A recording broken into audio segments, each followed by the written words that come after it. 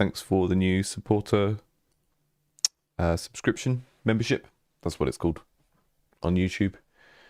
I will not start the stream properly for like 3 minutes because I have started a little bit early. Just put the stream alert on our Discord, so anyone who wants to come and hang out for a little bit for the duration or just pop in will know what we're doing. I'm going to put some music on because I splashed out this week on a music library license, and you can use it for streaming, and there's some pretty good stuff on here. So we're doing some atmospheric jazz today, and I think that's appropriate because I've got my black roll neck on, which lets people know I'm an artsy fartsy guy. We're gonna have some artsy fartsy music, and I will be probably in this stream getting into GameMaker. After all, this is the sponsored GameMaker stream where I work on my GameMaker game, and I will sort of demo the game a bit in 2 minutes when the stream starts officially, because I always start that way. But we do have some more kind of top level game design and sort of project management type things to do and talk about today. So I'm going to be getting a little bit more into that and a little bit less into directly implementing stuff. I will be implementing some things, but a lot of what I need to work on next requires a little bit of thinking outside of the engine. So we'll be doing that, I think. And we're going to see what the game feels like with some jazz. So I'm just going to turn the default background music off in the game. Don't worry, music folks, we haven't pivoted to jazz. We're not changing the whole soundtrack of the game. Oh, it's already defaulting to 0. That's good.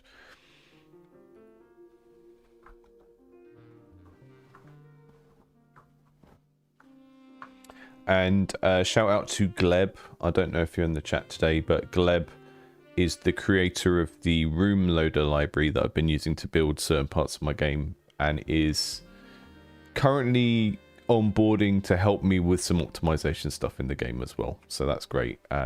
Not just going through and fixing the optimization in the game, but also like providing some tools to make it easier in future. So that's all really, really helpful.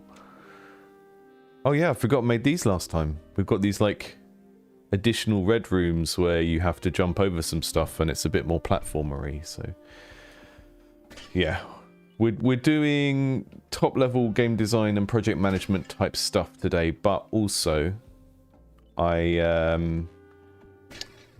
always start the stream by just playing the game for a bit, so that anyone who's just wandered in kind of knows what it is. So this is DirtWorld. I've been working on it since about June. It is like a mix of a platformer with a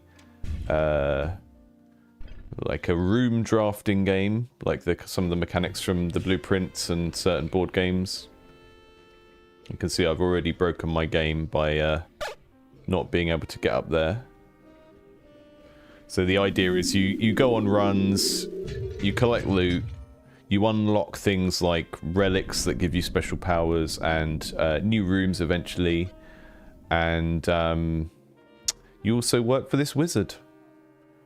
And this level is pretty much placeholder, but I'm going to try and flesh it out a little bit more before we go to alpha in December. What I mean by go to alpha, I mean I put a version of the game up that is intended to elicit sort of proper playtesting feedback. I put it on itch, it's free.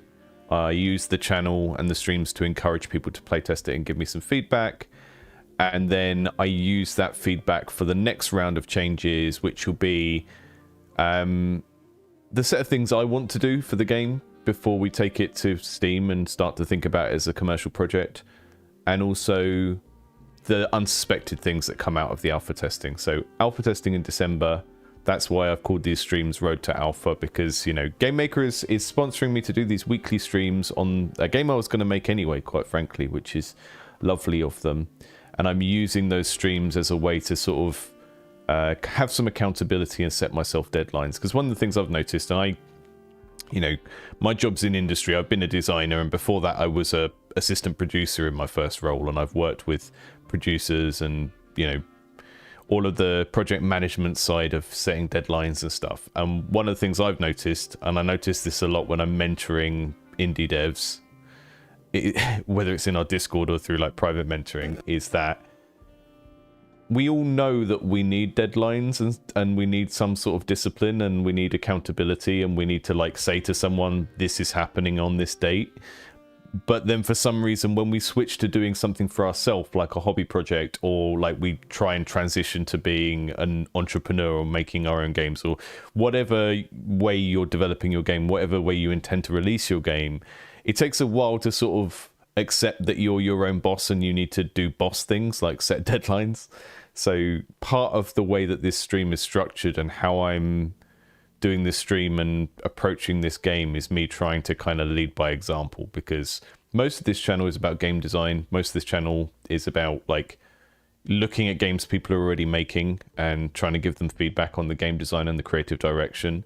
But sometimes people don't make the best choices around those things, and that is often because they aren't making these kind of production decisions of like, when am I going to finish this? What date is it going out? And that helps to scale and scope everything else in the game. If you say I'm releasing a playtesting build of this in 3 months time or 2 months time or a month's time, and here's like the must, should, could, won't kind of feature list of this game, then it becomes a lot easier to make every little decision about what should be in the game because you know what you're making.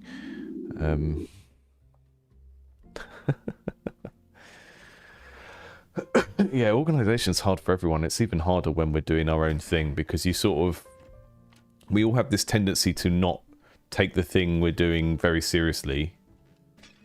Maybe too seriously in some ways and not seriously enough in other ways. The way I think of it is like, if I want to get this game to a point where I'm happy to release it and I'm happy to like put it on Steam, I don't know, next summertime, and it to go out into the world and like be something I'm asking lots of people to look at and play and sort of judge me on, then I want to make sure it's had a lot of kind of playtesting and feedback before that point. And in order to make that happen, I need to be organized, because it's like involves other people. See, we're already getting some slowdown. So this is what Gleb is helping me out with this week. But a lot of it is also coming from my custom lighting thing. So I'm going to switch that off. So if I need to do any playtesting later on in this session, we won't get eaten by our own lighting. There's like a script I wrote that is finding every block and then coloring it in different, depending on, sort of like layering it over itself with a different tint. That's what the game looks like without the lighting. I mean, you can still see the circles from the torches, right? There's still something you would consider lighting, but it's not doing all of the colored shading. And the colored shading also relates to the type of room, because you've got like green rooms, red rooms, grey rooms that are sort of different categories of thing. They get shaded in according to that as well. So there's some sort of like colored shading based on that.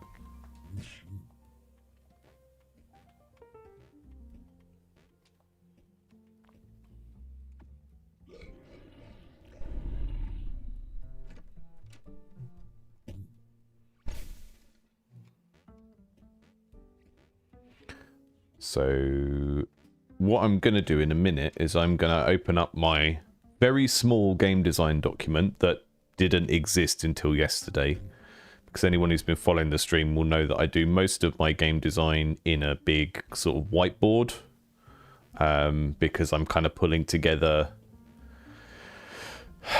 you know, ideas for mechanics and creative direction stuff about how things look, and I just find it easier to do that on a big open whiteboard. But because Gleb was joining the project and might need a quick reference for certain things, I did start making a Notion. So I'm going to look at that in a minute, and what we're going to get out of that is a sense of the next thing I need to work on. And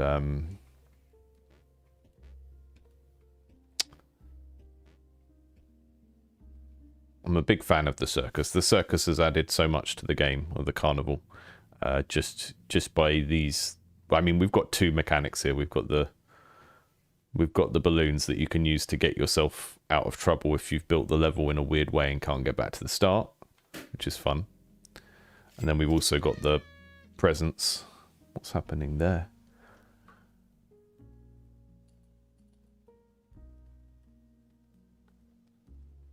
I know what's happening there.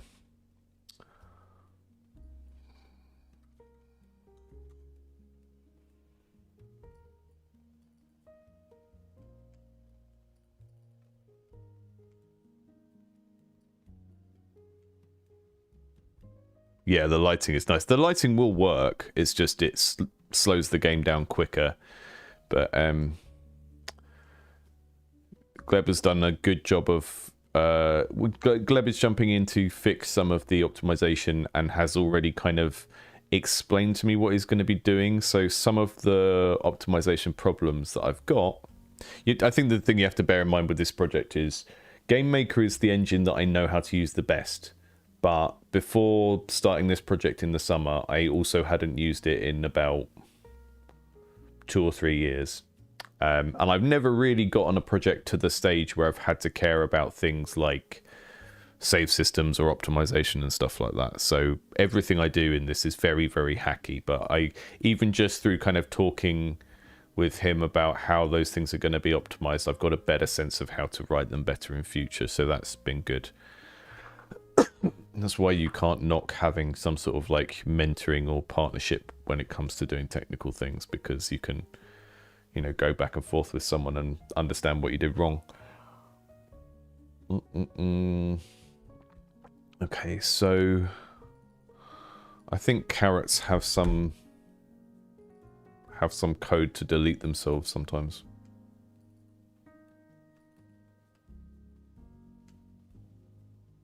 Maybe not. I think the problem with what was happening was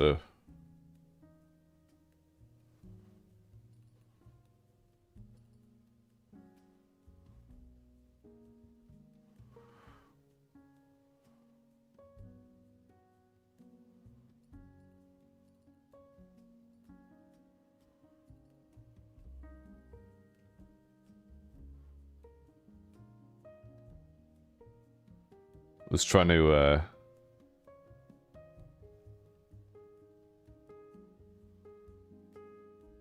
to spawn a carrot, because you buy those presents at the carnival and sometimes they've got something good in and sometimes they've got bombs in, and the carrot is kind of supposed to be the booby prize. You just get like a vegetable.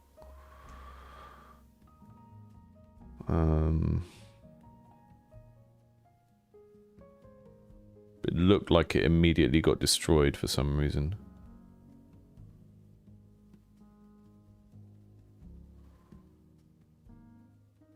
You know what, I can't spend too long debugging this today, so I'm just going to take that out and see if that fixes it for the immediate future.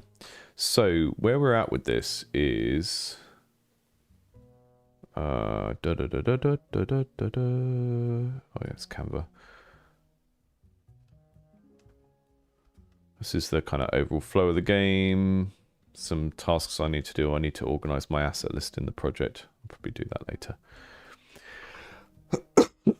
This is the kind of economy flow that we worked out last time, I think it was. I put that into this GDD. So at the end of time, the wizard Melric sits on his lonely throne. You are Lem, shaped of magical clay, and given the power to bend reality by rebuilding the lost fragments, by rebuilding small fragments of times past. That doesn't make sense, but I'll rewrite that later. And build rooms to gather treasures and other resources. The run ends on death or on leaving via the portal. This basically exists. So in terms of this part, we can go to alpha. We're happy with that bit. Core mechanics. Classic platforming with simple item manipulation, punch, carry, throw. That can always be better. But we've got that. blueprint-style room drafting based on board games like Castles of Mad King Ludwig and Carcassonne. Metroidvania-like levels which are built and destroyed over the course of a run. That's really kind of our sort of unique, our sort of USP of the game, really. Obviously, Blueprints has done it. I think we're going to see lots of these room drafting games now. I think it's a really... I've played a lot of them as tabletop games, and then seeing Blueprints do it so that you can, like, you know, there's a board game layer of you're putting these rooms in a sequence, and then there's the video game layer of you are inside it walking around. That's really, really interesting, and that's kind of why I started doing this project. But yeah, that's in there. We've got that. That works. And a lot of my experiments have been about trying to marry these two things together. So if we can build rooms and we can build this room over here and this room over here, what about the platforming and what we can do with the platforming and carrying objects around makes it meaningful to build these two rooms close together or these two rooms far apart. So as you do the kind of, you know, roguelikes are all about learning all of these items in a system and learning what they do and their relationships to each other. And then because we're combining the platforming with the blueprint style room drafting, we can make it so that once a player has learned how these objects interact, they can use that to strategically build the level, right? So at the start of the game, it might not be important to you which room goes next to each other because you don't know what's in them, you don't know what the things do. And as the game goes on, you get a better understanding of this room spawns this item, but I need that item to be in that room, right? So this is the relationship between those two things. And I think whenever you try and mix together two genres of games that you're interested in, you need to think about how those things interact and why you're doing that. You can start with the point of view of like, I'm mixing these things together because it's cool. But then at some point you have to like start to rationalize how those things mesh and where the join points are. I don't think I'm fully there yet. But the thing is that a lot of that is content design. So as I continue to move through the project, both up until the alpha in December and after that point, I can add more rooms, I can add more content, and it will always be designed around that principle of like, how does this make it interesting to put these two rooms close together versus further apart? Because if you have an item that you need to get in room A and take to room B, then all of the space between those rooms becomes like a meaningful challenge. So we're kind of doing build your own Metroidvania. You can, if you're clever about the building part, if you're lucky with the draw from the deck of rooms, then you can kind of build a level that's easier to play. We can build a level with no monsters in. We can build a level with less traps, all of that kind of stuff. We have a relics system like Slay the Spire, providing fun and unusual variations for each gameplay, each run, and another source of progression or achievement through gradual unlocks and reveals. This exists. There's not really much to do to make this work. All I have to do is add more content to it, and the relics themselves are pretty quick. I would say coming up with the idea of where are they? Let's go to my relics.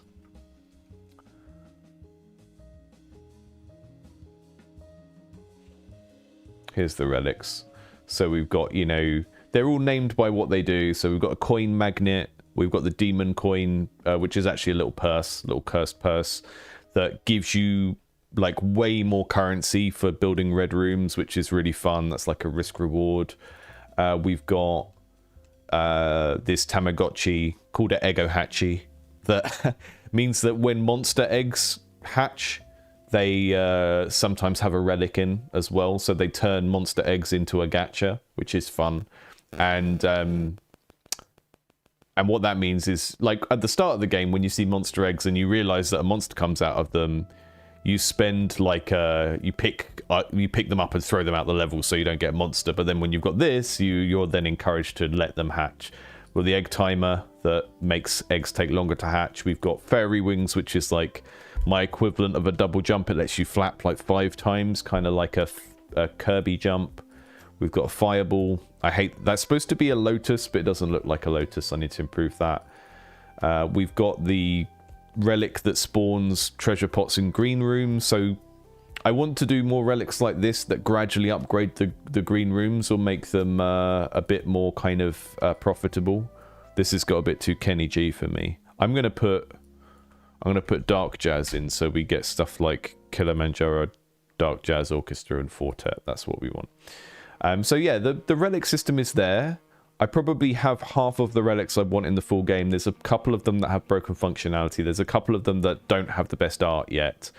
But I would say coming up with the idea for the relic and the art and the name of it is more difficult than the implementation. Most of those relics probably take less than an hour to implement in terms of just making them work in the game, because that kind of relic system where it is like introducing a game rule, when this happens, or when this happens instead, or this happens twice, is usually like one line of code, checking the inventory and then checking the thing. So the actual technical implementation of those style relics is not difficult. It is just coming up with the concept, making sure there's a good mnemonic for like what it's called and what it does. And Slay the Spire is an interesting example because it has lots of relics where it is not obvious what they do just from looking at them. And that kind of gives the game its kind of quirk and charm. Binding of Isaac has a similar creative approach there. So I think sometimes there's a benefit to being weird, but I try and make some of them self-explanatory, like the magnet, so it's not too overwhelming. And then we have our cooking mechanic. And this is like the most basic introduction of the, platforming around and building things in a particular order, because you're taking various things to a room to combine them. And again, that basically, I'm going to put that as green for alpha because there's not really much I need to add there. The way the game is currently built is there's a library of all of the food items. The game knows if you've taken Melrick a particular food, and it kind of ticks it off, and that means he won't give you a reward if you take it to him twice because he's picky like that. So yeah, that exists, and that kind of gives us another sort of long-term... Well, it's an interesting game loop because the way it works in the game economy is, okay, every 100 coins I get in a level, I get a crystal, which is like our long-term upgrade currency. And then if I take food to Melrick, the wizard, I also get crystals, but I get them in larger amounts. But each food can only be taken once. So the players that engage with the food part of the game will progress quicker initially, and then it will be harder and harder because some of these food items will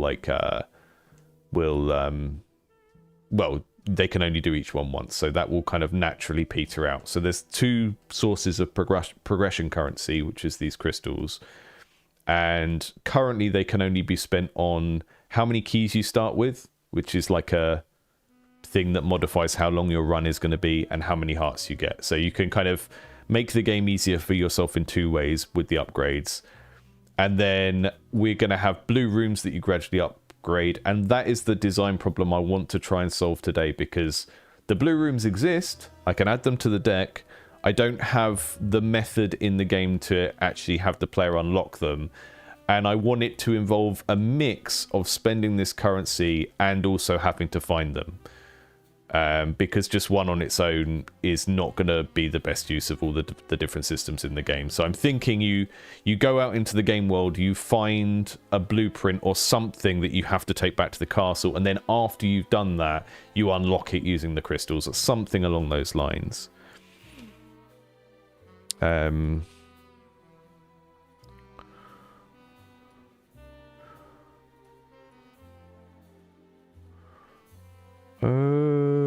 Are there other room drafting games like a genre? I don't know really.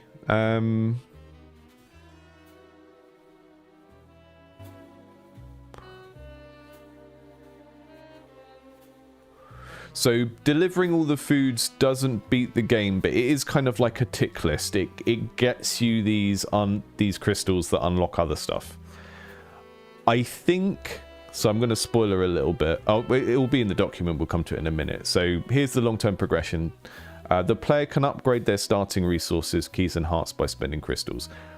That's almost green. I'm going to put it as yellow because at the moment the interaction where you do it isn't right. The player can earn crystals by collecting treasure and or bringing meals to Melrick, and that works. That all works. So I'll just do it in the game because it's funny. But you'll see what happens if you take him something he's already had. So if I go back to the castle. So you can see on this board, it's a bit hard to see because I've got this kind of brown filter on the castle, but you can see he's already had fruit and he's already had an egg. So if I go and get him a fruit or an egg, you'll see what happens when... Well, either way, actually, we'll just try and take him anything. So I'll take him a carrot, and then you'll see what normally happens. This is one of the benefits of having that kind of classic Mario, you can only carry one object type thing. So normally he'll give you a crystal, right? He's not very impressed by a carrot, so he's only giving me a crystal, whereas if I bake him a cake or something, he might give me 10. And then if I go and find something he's already had, I take him another carrot, right?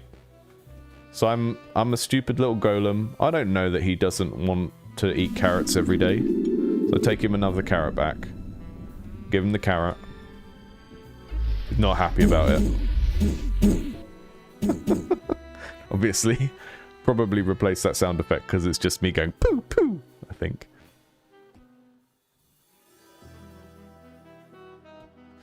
So, yeah, you have this gradually ticking stuff off, and that means that this board of food will have more items on it eventually. I think we kind of... I'm gonna actually put the number in now to declare the scope. So 1, 2, 3, 4, 5, 6, 7, 8.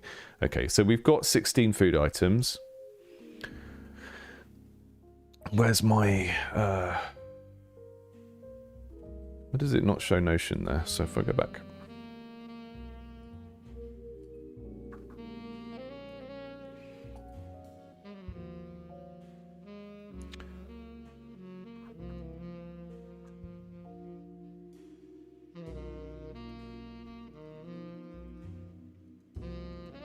Okay.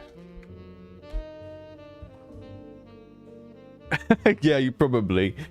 So the way the balloon... 70 said, can you escape through the throne room if you take a balloon back? Yes, possibly. The throne room hasn't really been built yet. It's just like a placeholder room. But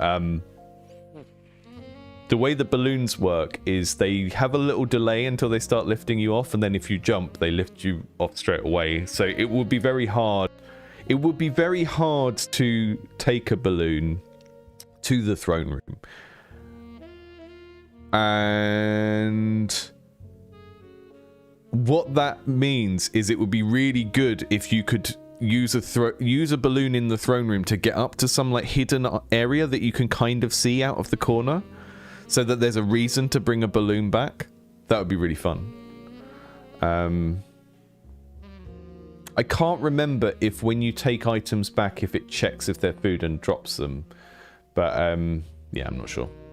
The player can gradually unlock new relics by finding present boxes. That doesn't exist yet, and I maybe don't care about it at the moment, because basically at the moment we have a pool of relics, and if there's a relic, you can always get it. There's nothing that's, like, locked at the start.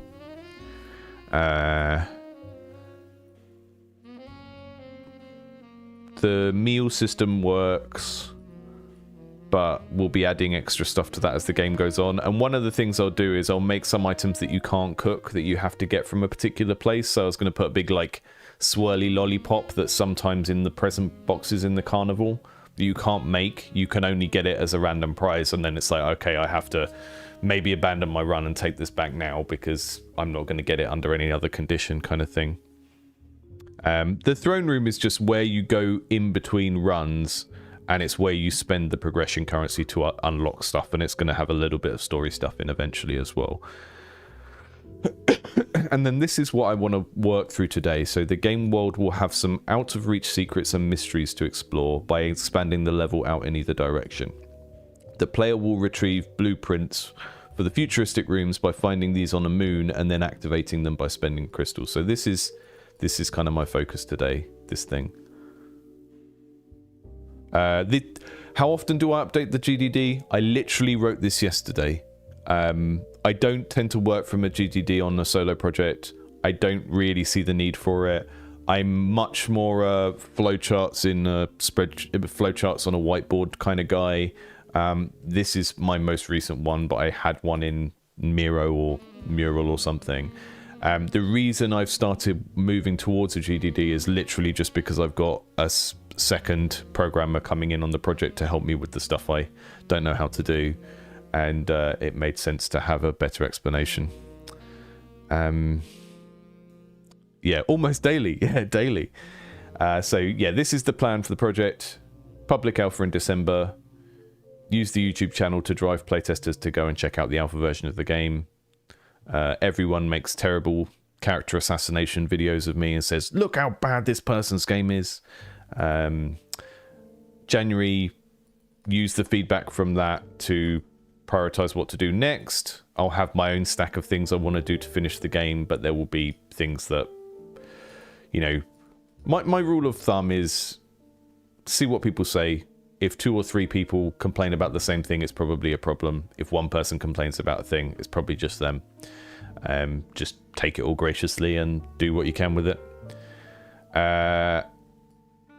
Aiming to go to a playtest on Steam, not a demo, in March, and then go from there. So, yeah.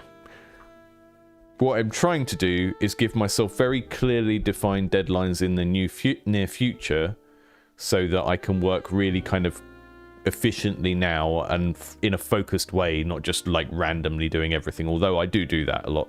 You know, I give myself days where I can just try stuff out. But by having this, I sort of know I have a North Star, so I know what I should be focused on now. And if we look at this list,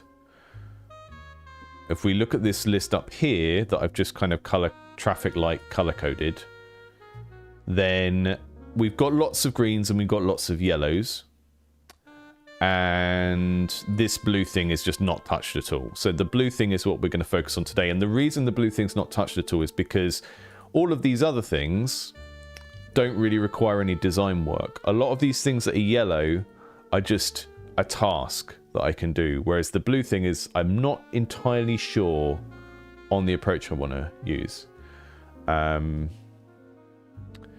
I do have one element of this here, so I have this thing called the secret spawner. And if I just set this to a low number, you'll see how it works. Yeah, Tim, I should aim for a suitable next fest, but I think I'll probably do that once I get, once I'm closer to that thing. So I have this, this moon that I can spawn, and I think this is going to be some part of our progression is to get over to this moon and either find something on it or smash into it by building into it like this.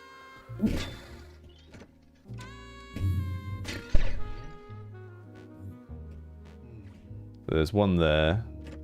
I think I set it up so it builds in both directions.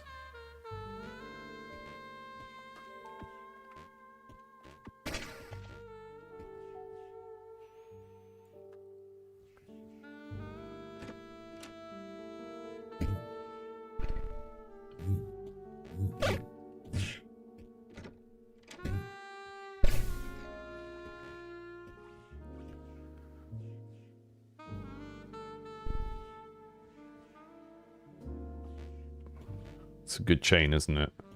Yeah, the yellow rope was too yellow, so I thought I'll just make it grey so it matches the rest of the environment. It's not got a very good climb animation, but it didn't have a climb animation at all a week or so ago, so...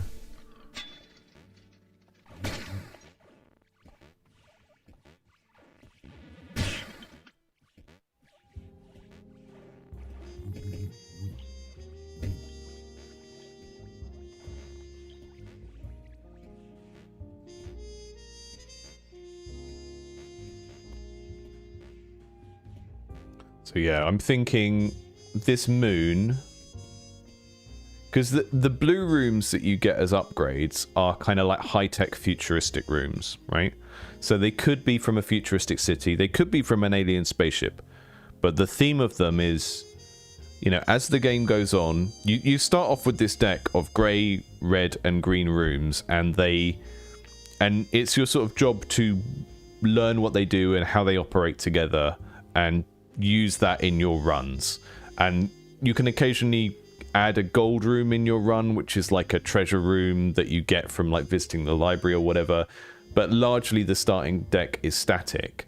And then as you progress through the game, you get these blue rooms, which are from kind of futuristic high-tech things, and they generally give you something that an earlier room did, but in an easier way or in a more efficient way. So they kind of add this almost incremental element of, now you can get relics quicker, you can get more powerful in your run quicker, or you can get coins quicker, you can sell things easier, all of those kind of things. So what I was thinking is maybe you find like a little kind of like a satellite type object on the moon, and then you have to carry that back through the level and take it back to the castle, and then that unlocks. So I would take that back through there.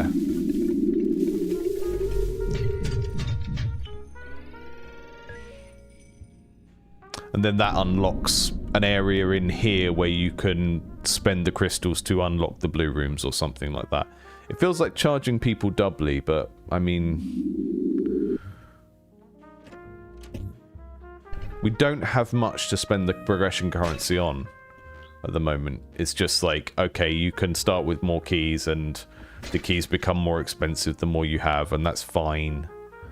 But I think, yeah, I think having some sort of little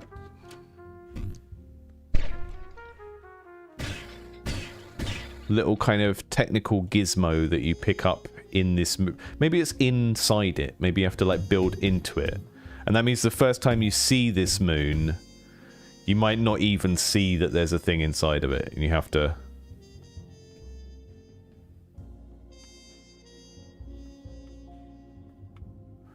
how many dev sessions have I done on this? Oh, I don't know. I mean, I've been working on it since June. I did a bunch of streams, but I mean, when I work on it in my free time, it's very much just, I don't do it every day because I've got kids and I do the channel and I have to edit videos and loads of other stuff as well. I'll have some weeks where I might work on the game for like 30 hours, and then I might have another week where I only work on it for 10. So I mean, the good thing is that the project is set up in a way now that it is, I've still got all of this stuff to do with the castle, and there's quite a lot of things to do there, and later on there will be interface stuff like, you know, like controller menus and stuff like that. But a lot of the systems in the game is quite easy to add content to now, and at the moment it's just like focus on what we need for that alpha release, and then after that point we'll start to put polish into things like menus and stuff, because you don't really need that for playtesting in a game like this where the menus are not actually part of the gameplay. I think if I was making like a strategy game or something where the menus were part of the gameplay, I would care about that for alpha, but I don't really care that I've only got this.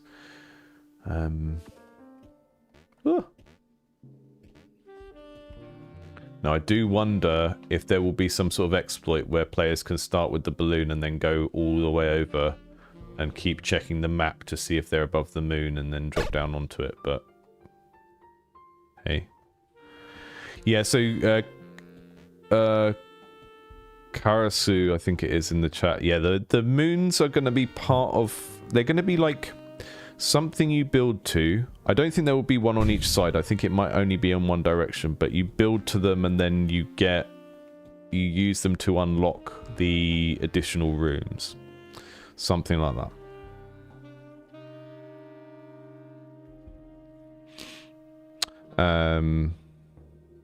Yeah, don't tell anyone the speedrun strat. So there will be a dead moon on the map which the player can retrieve a blueprint or satellite from.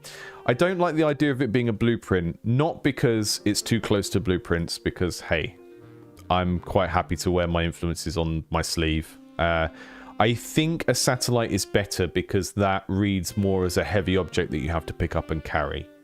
So I'm thinking like a little blue satellite thing with solar panels on it. It's just like generic gizmo. You pick it up, you take it back to the start, and then once we're in the castle, that changes something here, and then we can spend crystals to unlock the blue rooms. Maybe it's something you only have to do once. So if I go back, where's the castle?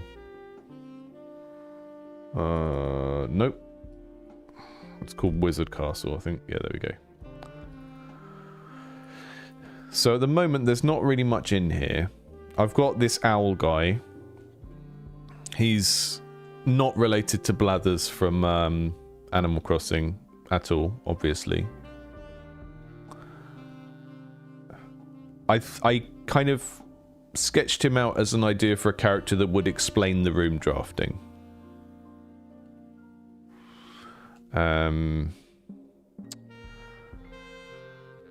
I think 70. I think we might have some things before you get to the moon, just to suggest there's something out there. So if you get close to the moon, maybe there are some asteroids and stuff. But at the moment, the theme of the game is like, this is really weird and dark, but this castle exists like at the end of time, and it's sort of like heat death of the universe. There is nothing, and the wizard has given you this magical power to like reconstruct bits of the past to sort of temporarily go out and get things for him while he's protected in this castle. So it's sort of like, you know, imagine like 80s dark fantasy films like Time Bandits and stuff. We're really kind of going in that direction. So the moon is almost like an anomaly because there shouldn't be anything out there. It's not supposed to be... We're not building in like outer space in a real world. We're building in a void. So the fact that there's anything out there at all should come as a surprise. And we're not going to tell the player. It's just going to be like... Maybe we create like a relic or like an object that you pick up and it starts beeping in the direction. It tells you where it is. And then that will create like a clue to go over there. So what I was thinking is... This guy...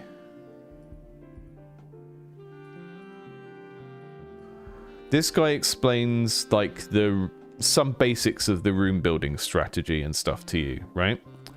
So maybe he has this little corner of the castle, and I'm gonna just draw this out rather than doing it in the editor.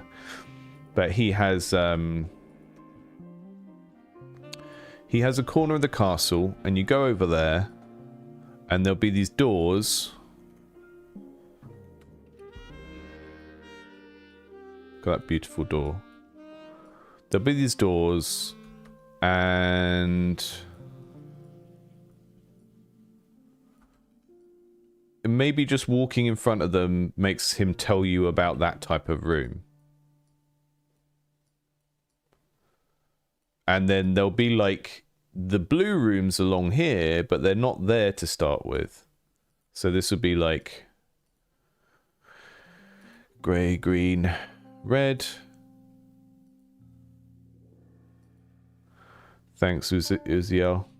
And then, yeah, you go in front of the doors and you get an explanation. Grey rooms are like this. They usually do this. Green rooms are like this. Red rooms, and that's like part of the tutorialization of the game, is when you're back in the castle, you can go over there and the little Owlgineer, he's an engineer owl, Owlgineer.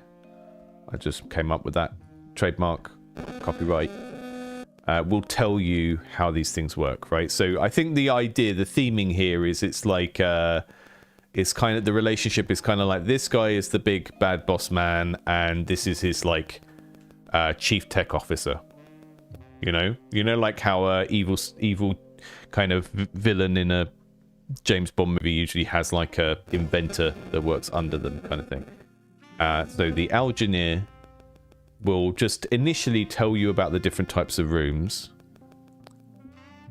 But then eventually, when you come back here with the satellite, it will open this other section where you can go to buy the other rooms. You can like upgrade and get the other rooms. So the only problem is, I mean, it's not really a problem. And like a lot of things in this game, what I'm doing is I define a space for stuff, like the amount of food that fits on that board, and then I go, right, that's the limit. So at the moment, this board fits 2 rows of 8 on it. It has 16 items.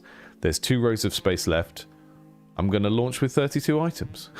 And that's it. That's defined. Let the graphics define it.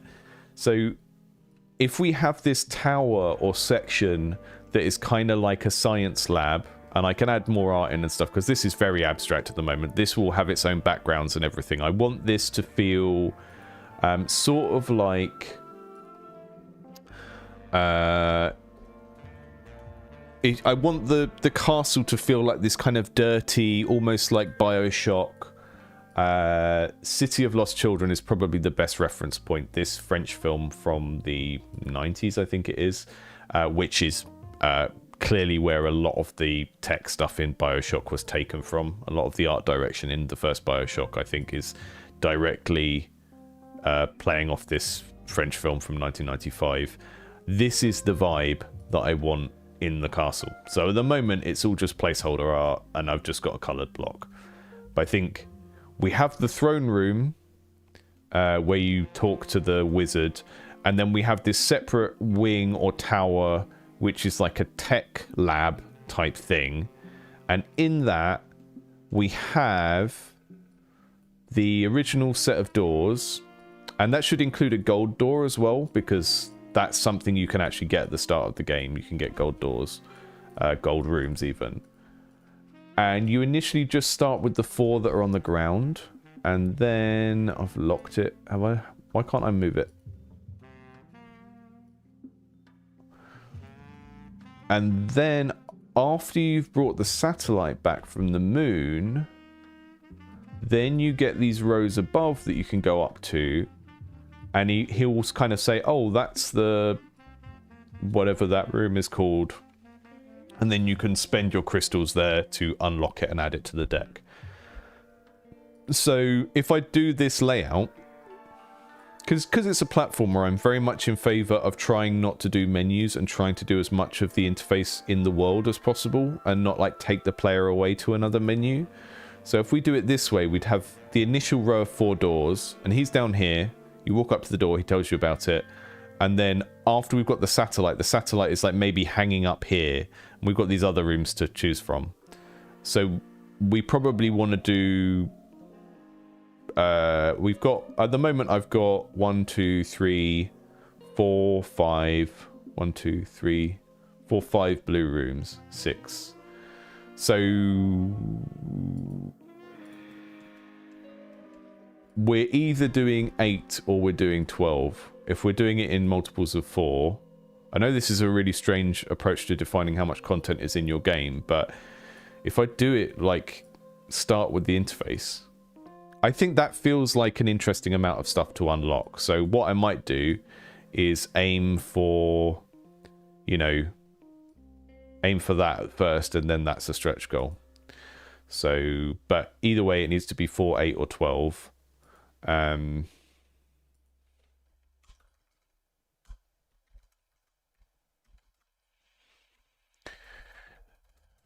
And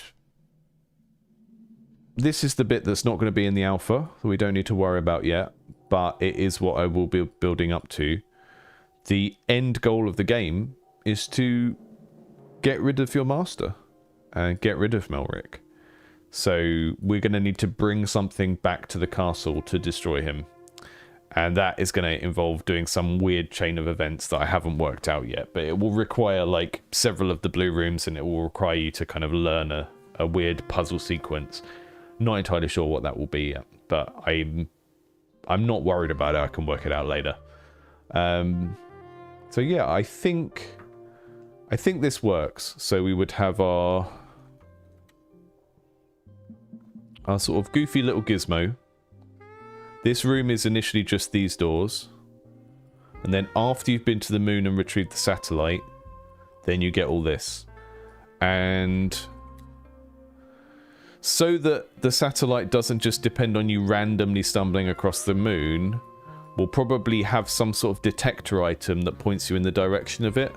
So when you initially pick that up, you think, huh, where is this showing me the way to?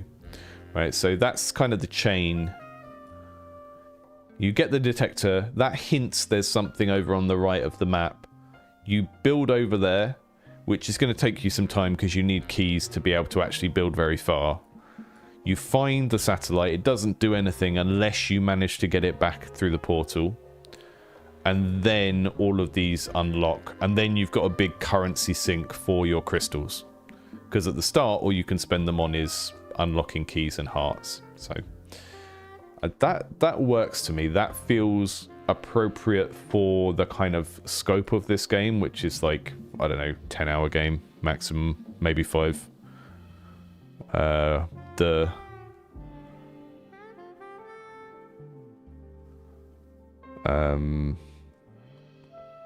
Yeah, so I'm just going to kind of map out some of this space. Task list for today then really is loosely lay out the interface bits in the castle. Make the satellite thing work. And we could even make it so that you could buy multiple of the same blue room, so you could like fill the deck up with a particular thing. But yeah, bringing him a nuke is a good one. So I haven't really talked much about the story. There isn't a massive story, but one of the thematic things in the game is going to be that this guy is a massive bully, and whenever you come back and talk to him, he's just really horrible to you. So even though he's your boss and he's kind of like telling you what to do, the end goal of the game is to, like, you know, end the game by just blowing his castle up. I think having a sort of antagonistic quest giver works very well in run-based games, because you're constantly trying and failing. So having the game then have a sort of thematic ha ha ha ha, aren't you rubbish thing going on in it is then fun, because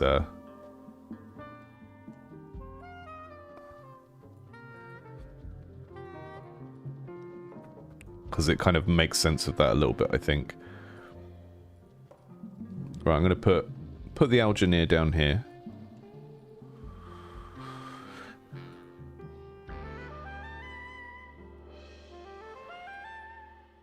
It's gone Kenny G again. Why does it keep going Kenny G on me? Where's the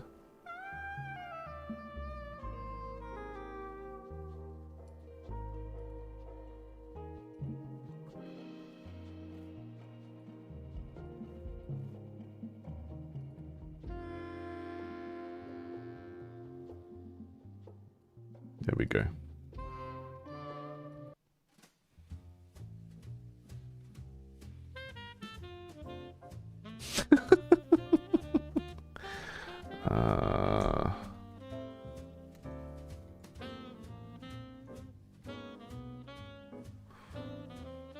Lurking in the shadows. That sounds good. Yeah, so I will just really just try and work out how things are spaced out for this.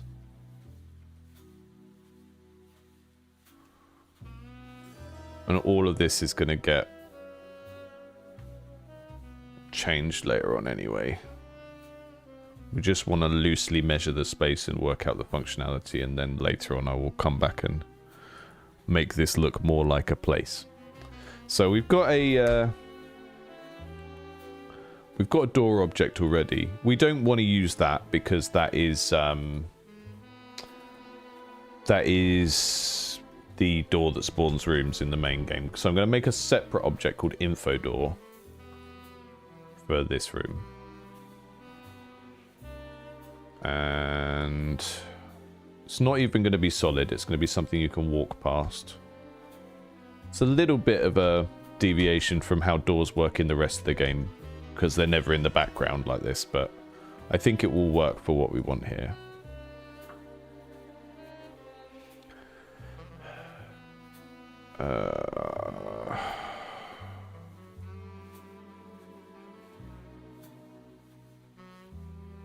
So we put them on the passables layer because that means they're under the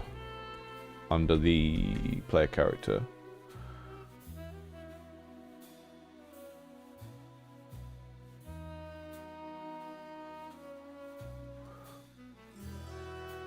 Do we have enough space to do that?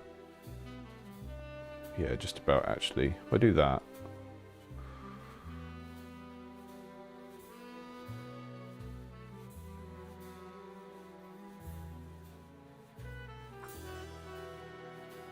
So grey, green, red, gold.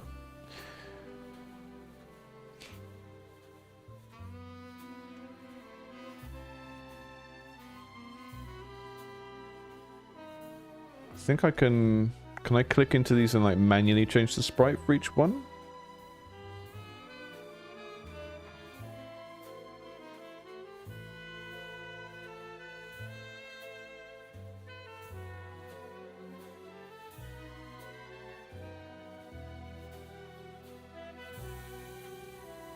Wait, can they have different creation code?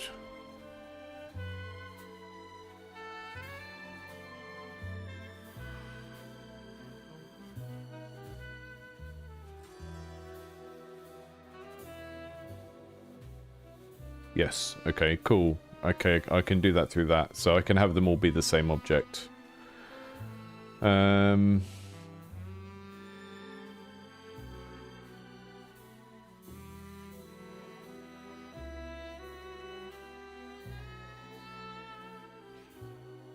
And I think what will happen is you walk past them and then he says something. And so you know it's him speaking. I'll draw him from the side so he sort of turns around to talk to you. I think that's probably a cheap and easy way of achieving that. Because all the other characters just sort of talk to you when you walk in front of them.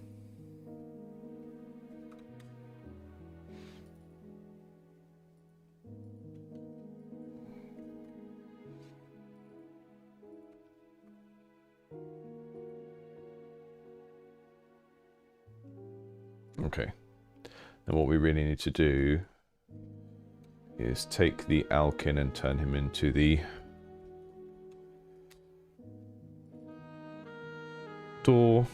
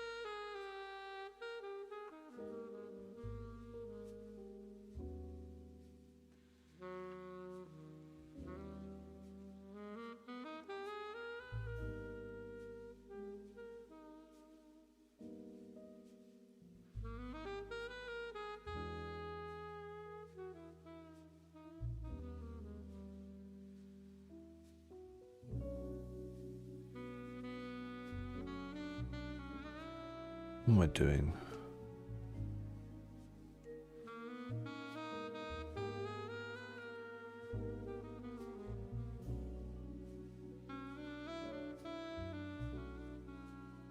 Oh, I see, yeah.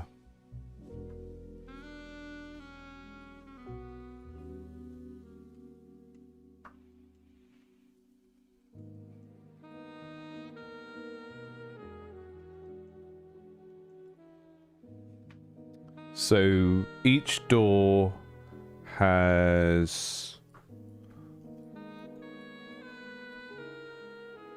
a sprite variable and a string, and that means that I can just have, I can edit them in the room, because I don't want to have like a bunch of these in the all different ones.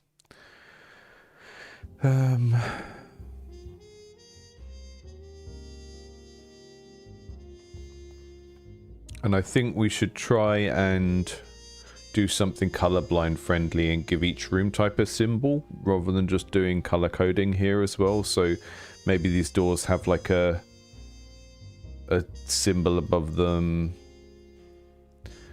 So what I'm going to do there is go to the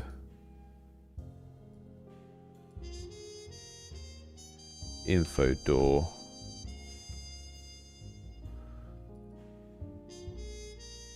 Maybe we just use the same sprite sheet for the whole thing. So actually, then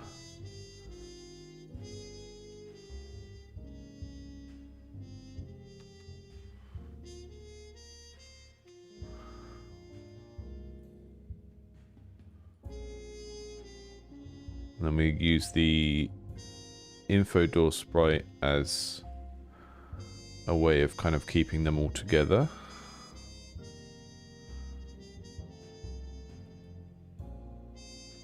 So these doors aren't actually for walking into, they just tell you what the doors in the main game do. They're like a sort of information thing. They can be a bit different, they don't need to be exactly the same.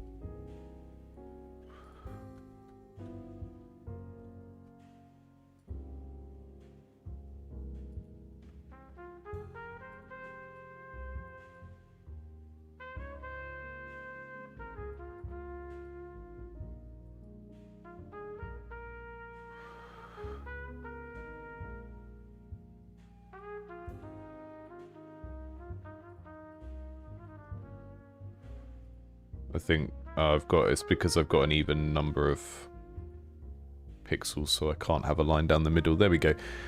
That is what an info door will look like, but then I'm going to extend this upwards so that we've got space to put a symbol, and I'm also going to make the frame this kind of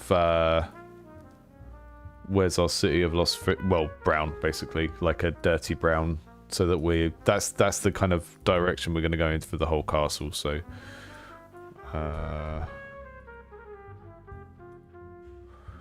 so I can quickly do some color swaps here. I know it's a bit confusing to have doors that you don't go through, but I think people will get it reasonably fast. So I'm not too worried about that. So let's do some color swaps here to get this to the same colors that we're supposed to have in the rest of the place. Just like really gross. I want the castle to be unpleasant. I want the game to be this like vibrant, enjoyable space to be in, and then the actual castle to be a bit oppressive because we're kind of essentially working as a bad guy's henchman. So we'll have like a grey room, green room, and they'll have like a little symbol above the door, and that will give you a little bit of a clue as to what they do, and also provide a little bit of colorblind, a little bit of redundancy, so colorblind people can access the thing. I mean, the colors aren't absolutely essential to be able to play the game. They're more thematic, but I think having some sort of redundancy there would be helpful. So let me just see what that looks like in the game. Just make this so it doesn't have any speed.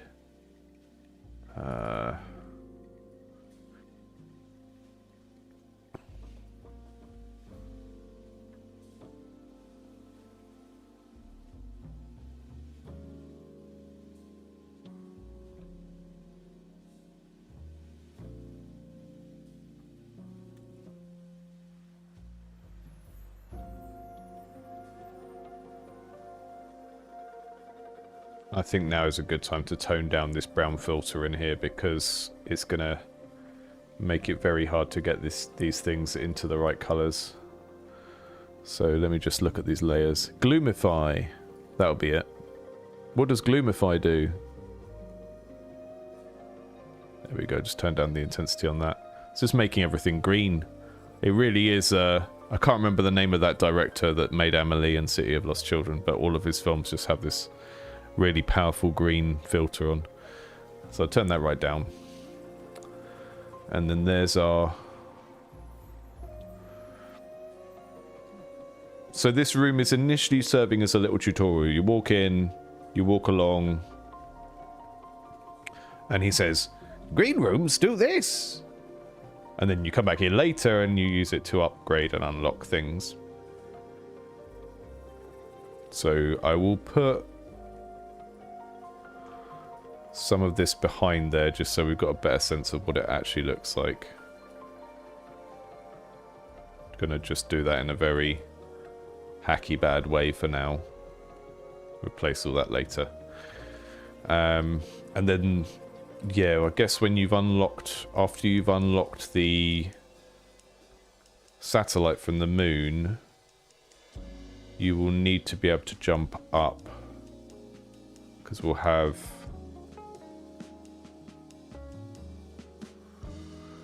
We'll have this other layer of these up here.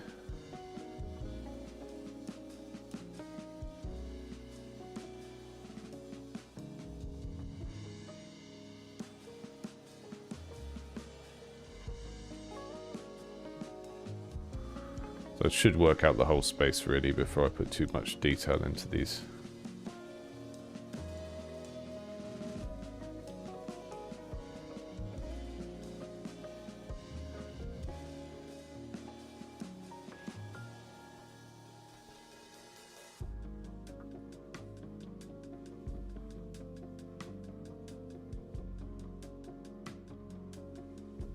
That spacing feels alright. He doesn't have to be exactly there. I mean, he could even kind of fly up and down. I should do that. It's a great thing about designing a game space based on function. It's like, worry later on about making it all look cool. Just get the...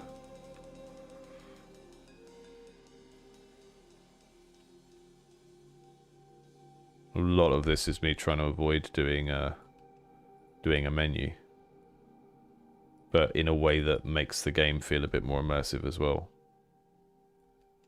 I'm trying to pair up my constraints with what will be more interesting for the game. Right, so that won't work because we can't just jump straight up, so we would need a little jump puzzle to get up it somehow. I mean, we could just have the sort of not very good interstitial stage of doing this, or we could have a chain, I guess. That's what we got them for, isn't it? Forgot about that.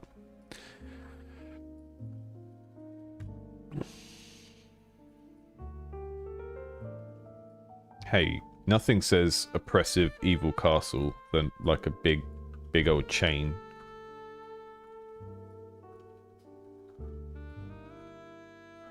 So maybe instead of having these like flat out appear after the satellite, maybe they are like all dark and gloomy or something.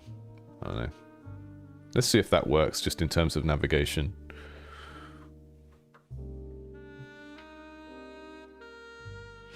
Yeah.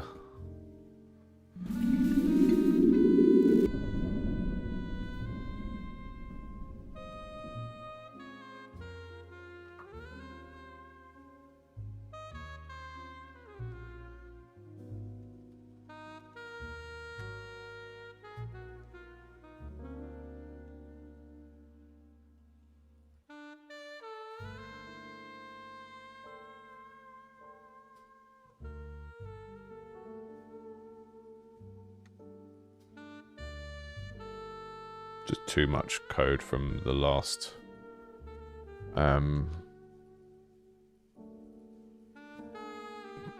the thing I copied from. We don't need that either.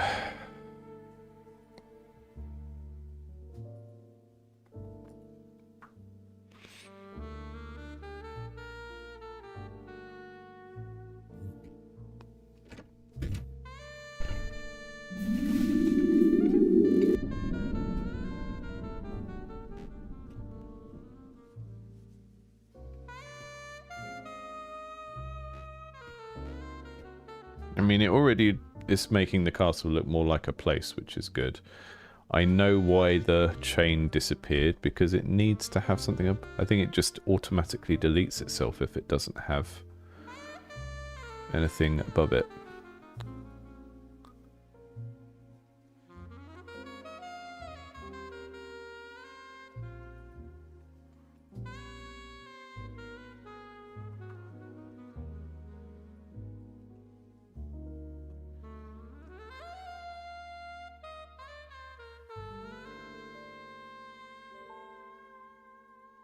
Right, what is going on with this grid? What is going on with you, grid? You're not gridding the way I need you to grid. Just gridding all wrong.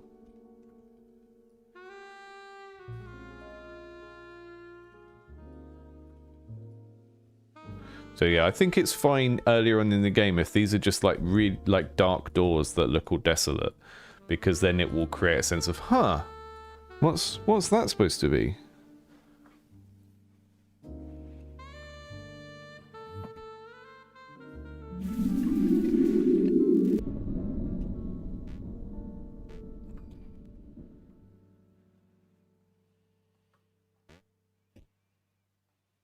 So that's just the text box coming up for each of these things. They're right on top of each other because they have an overlapping range. So I'm going to fix that and make that work, because that's annoying. And then we'll get on to making the sprites for them.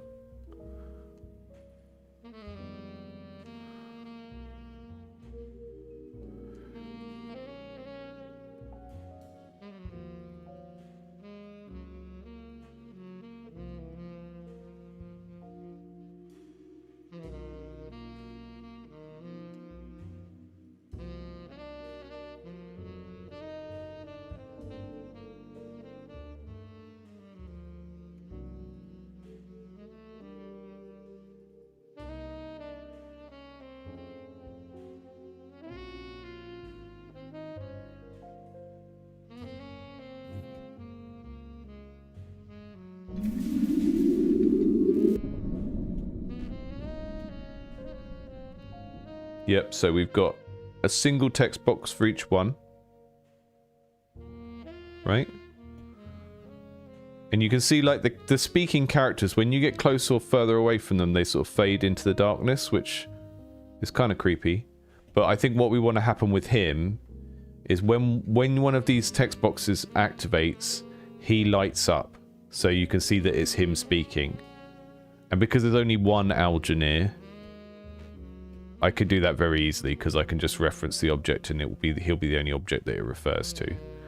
And then maybe we'll also have a sideways sprite for him, so whenever you walk in front of one of these doors, he turns to the right and it looks like he's the one talking to you, rather than the door itself talking to you, which is actually what's happening, you know, programmatically, but we don't care about that.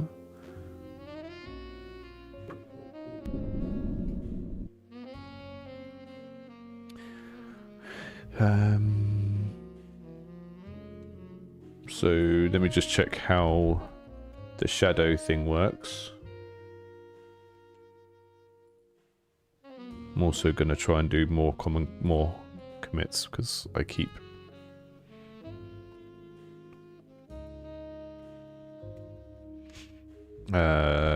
info doors can be approached in Wizard Castle.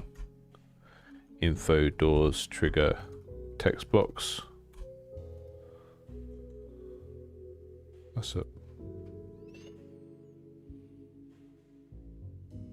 I need to try get into the habit of committing like every hour or something. I was talking to Gleb yesterday and he was telling me that, like, yeah, my commits are just too rare. I sort of treat them like patch notes rather than as regularly as you should do, really. Okay, Mr. Alkin. Shadow is... How does shadow work? If the distance to the player is greater than 100, then lerp the shadow to 1. Okay, so what we want to do is set his shadow variable using the info doors.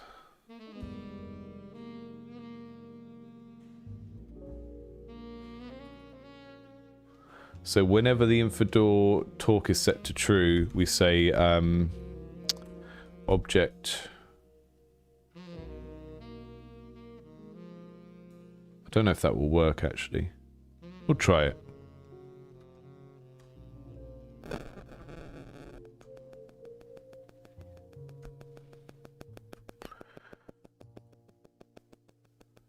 No, actually we'll do.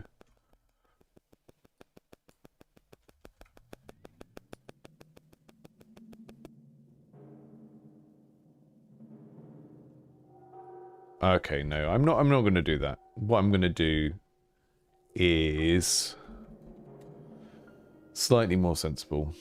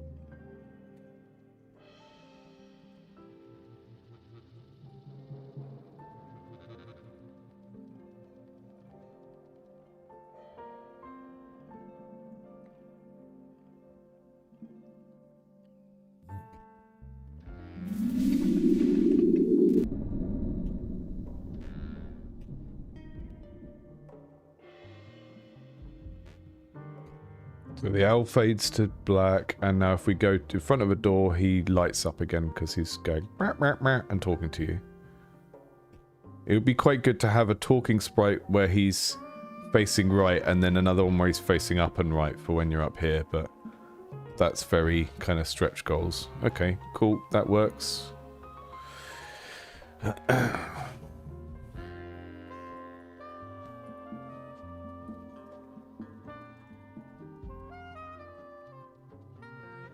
Alkin becomes unshadowed when he's explaining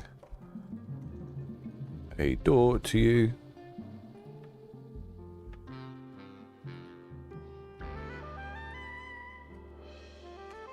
Right, do some sprite work now.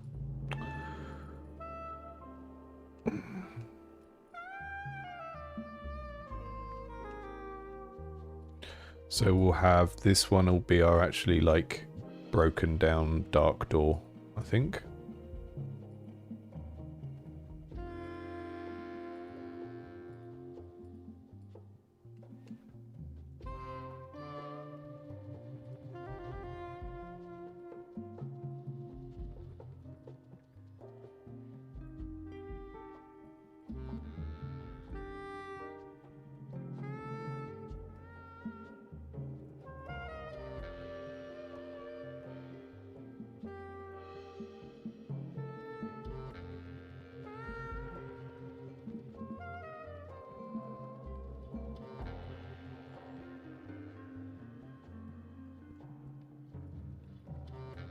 I'm going to leave the grey rooms because I'm finding it hard to think of what that would be.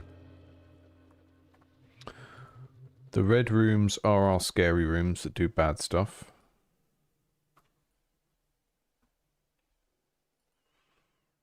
Maybe like this kind of thing.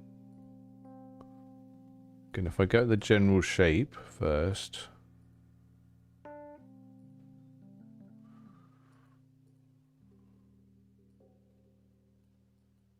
No, grey is never really grey. It's always a slightly off purple.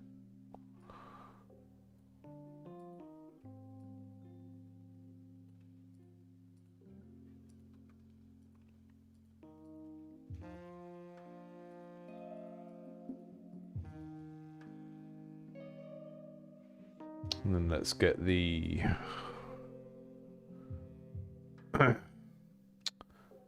we get those to respond to the data we give them in the level editor thing. So sprite frame,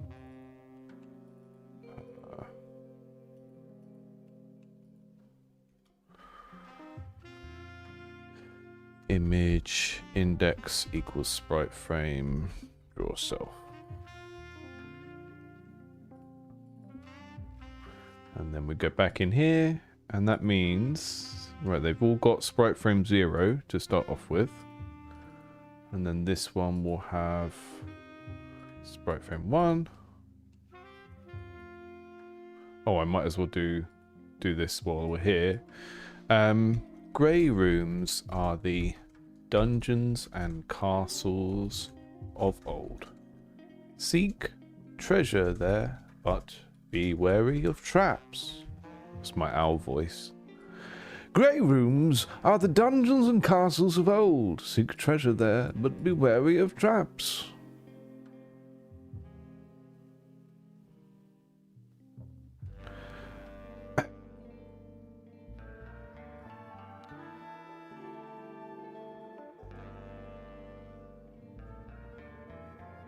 On Alera, I will talk about your query in a minute. I'm just gonna finish the next couple of tasks and then I'll talk about that, because it might be, I mean, it's the sort of thing that's helpful to talk about for lots of people, so I will talk about that issue of scope and how to... A small game is dependent on what you can achieve in a given time frame, and that depends on your own set of skills and your own history with your tools. That's it. That's the answer. No, I'll give you a better answer in a minute. Did I put... No, I didn't. Okay, they don't need speech marks, do they? No. It's a string. It's going to just print out the way it is. Okay, green rooms are... So the whole deal with green rooms is they don't do much on their own.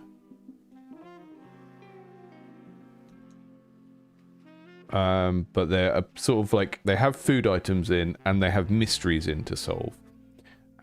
Green rooms are overgrown with verdant plant life. Explore them to discover their mysteries. That will do for now. That will do.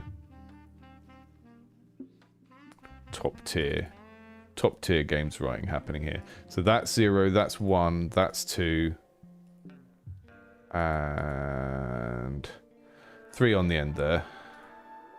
And that should determine their sprites. Gold rooms can only be discovered by finding a map.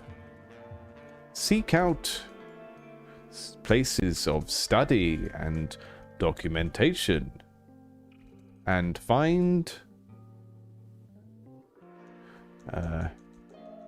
documentation if you hope to find them. Doesn't really tell you why you'd want to find them. Gold rooms, I'm just going to call them precious gold rooms, and that should... Precious golden rooms. Precious golden rooms can be discovered by finding a map. Discovered only by finding a map. Seek out places of study and documentation if you hope to find them. But this is me trying to put helper tutorial content in the game in a way that the player has to go and access it itself, rather than me like pausing the game and going like giving them a step-by-step about parts of the game that they should be sort of experimenting with.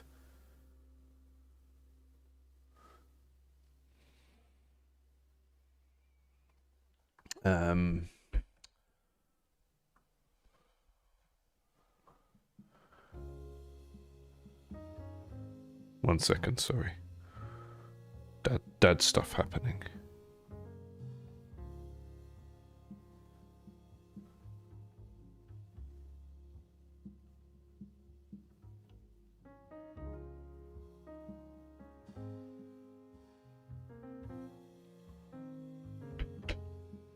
Let's just see if those work.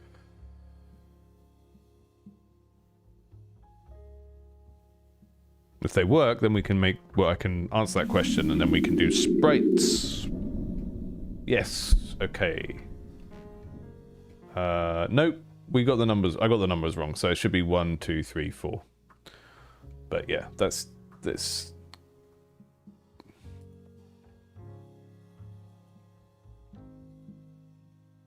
Oh, actually.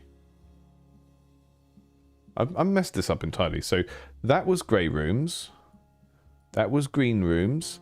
That was gold rooms.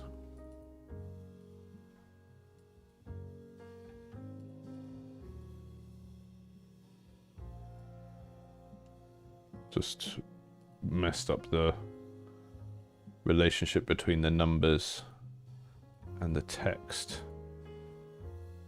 Green rooms, red rooms.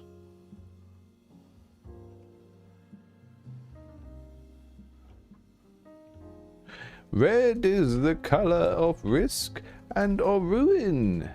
Be wary of these rooms, lest you meet your doom. And then I'm going to deliberately discourage the player from building red rooms, but they will naturally learn that there is a strategy where you can deliberately build them for profit. So very similar to Enslaved the Spire, where you have builds based around like taking on lots of status effects or curses. Kind of same sort of principle there. So grey rooms are the dungeon and castles of the world. Yeah. Green rooms are overgrown with verdant plant life. Red is the colour of risk and of ruin. Precious golden rooms. Right, it works. Yeah, it works. It works. It works. It works. And then up here, we'll have all the rooms you can unlock later on in the game. Onalera said, let's get to your question. Is this me working on a small game? I would not say that this is a small game. I would say this is a medium game. But what does it mean for a game to be a small game? Every time you boot up Godot or Unity, you have the urge to make like an open world RPG survival, whatever. And you can't stick with a small game. So there are a few reasons why people can't stick with small games. One of them is that you get all of your aspirations from large games, and you don't play enough small games. So someone recommended a site in our Discord the other day. There's a podcast called The Short Game, and there's also a website called How Long to Beat, and you can look for games that are only 2 or 3 hours long, and then you can use them as a reference point for games that are shorter. Because the reason why a lot of people can't take the advice to make smaller games is you don't actually have a good reference point for what a good small game is. Like, I have some favorite small games. I really like Minute.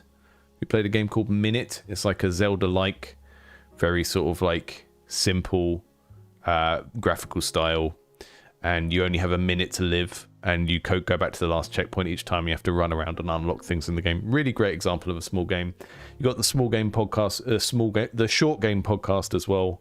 Really good reference point, but often people just can't bring themselves to try and work on a smaller game because you bring in all these reference points from AAA games and you don't play enough small games in the first place. The reason people give you the advice to make a small game is that is how you make a thing of a higher quality, right? So if you're doing game development predominantly as a learning hobby, you could just make whatever the hell you want. No one cares. Just make whatever you want. If you are doing game development because you actually want to finish games and you want to make games for other people to play, right? Whether that is commercially driven or not, you want to make games that are for other people to play, that are enjoyable for them to engage with, then it's a better idea to make smaller games. And the reason for that is if you make something with 5 parts rather than something with 10 parts, you can spend more time on each of the individual small parts of that thing and get them to a higher level of quality, right? So game development is iterative. You make a thing or you make a part of a thing, and then you come back and remake it later or tweak it later. The jazz has gone all Kenny G again. How do I make it stop? You come back later and you redo things over and over again, right? So every part of your game is going to be of a higher level of quality at launch time if you have iterated on it more times, right? And this isn't just polish. This isn't like, oh, you go through at the end and you polish everything. It's like, no. Every area of your game needs to be play tested, like thought out again, thought out in relation to each other. And the more times you go through that iterative process of redoing things, the better it's all going to be, right? The bigger your game is and the more elements it has, the harder it is for you to iterate on all of those elements over and over again. So the advice to make smaller games is only relevant if you are trying to make games to release them. If you're trying to make games to release them, then it's really, really important. And my advice is, when you're learning, just do whatever the hell you want, find out what you enjoy doing, and then when you get to the point when you are trying to make games for other people, then stop, take stock of what you're good at doing and what you enjoy doing, and make a small game that is just about that, right? So an example of ways to think of ideas for small games are to take like a bigger game and just do a fraction of the kind of focus of that. So if you think of games that have lots of categories of content in, like an RPG, okay, what happens to an RPG if you can only be a wizard, or if you can only be a thief, a rogue or something, or if you can only be a knight? What happens to an RPG if you're the shopkeeper rather than the adventurer? You have to come up with game ideas that limit the scope of the game. Otherwise, everything you make is going to be a bad version of a big game, right? If all of your ideas are always just coming from AAA or coming from studios that have 30 people working at them, all of your game ideas aren't going to be something you can deliver to any sort of quality that anyone else is going to care about or want to play, right? So, I wouldn't even say... Like, nothing I'm saying there is... It's not even opinion, it's fact, right? And I wouldn't say that about many things, but it's just, like, pure, simple economics of time, that if you make a smaller thing with 6 months of your time, it is going to come out better than if you use that 6 months of your time to try and build a thing that is twice as big, right? That is just...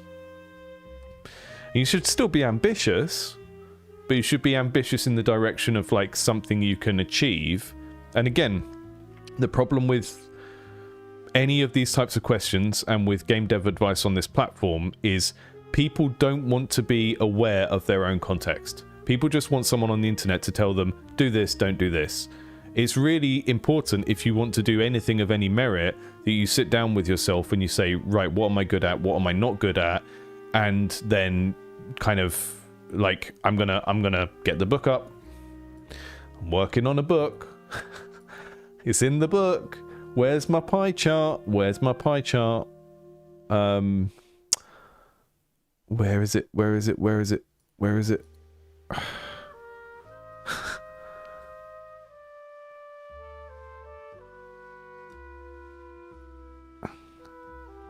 You have a learning stage, and then you have a stage where you go from making stuff to learn to making it for other people, right? And I would always recommend, when you're creating in order to learn, you should be creating projects that are mostly about exploring new skills and partly about practicing old skills, right? Because if every project you jump into is just you trying to do a bunch of new stuff, you're never going to feel competent, because nothing in that project is something you've done before. It's all totally new. But you're gonna like focus more on skills that you don't have and you want to learn. But when you get to the point where you're making games for other people, the vast majority of the project should be based on skills that you already have. People don't like to hear this. People just want this to be the same thing. They want to do a learning project and then it magically turns into something for other people. You can do that. People luck out. People do that all the time. But if you want to approach things systematically, I would say determine whether what you're making is a learning project or meant for release. If it's meant for release, cut it down to things you know that you can already do, right? And fundamentally, it's not reasonable to expect people to want to buy something off you that is the product of you messing around learning something. And the reason I think that is true is if you extrapolate it to any other medium that is not games, you quickly see how that's the case, right? You would not walk into a restaurant and buy food off of someone who has just learned to cook a week ago and is just messing around. You would not do the same with film. You would not do the same with music or anything like that. So the make big games, make small games thing, it's all contextual. It's all down to like who you are, where you're at, what you already know how to do. But just remember that game design is about the quality of the thing you give to the player. It is about trying to make a player or a certain type of player happy. And if you're still at the stage where everything you do is driven by like your learning, then you're probably not at the stage where you need to be making things for other people yet, and you can just make whatever you want and follow your own interests. But those are seeing those as they're not distinct stages. It will be a gradual transition from one to the other, but trying to separate out those ideas of like, when am I making something in order to learn from it versus when am I making something in order to sell it to people is something that lots and lots of people in this community would benefit from doing and from being honest with themselves about. He says, sat there making his first attempt at a commercial game in 30 years of making games. Someone always asks the question that gets the rant, but this stuff always gets me fired up. The book will be ready in a couple of months.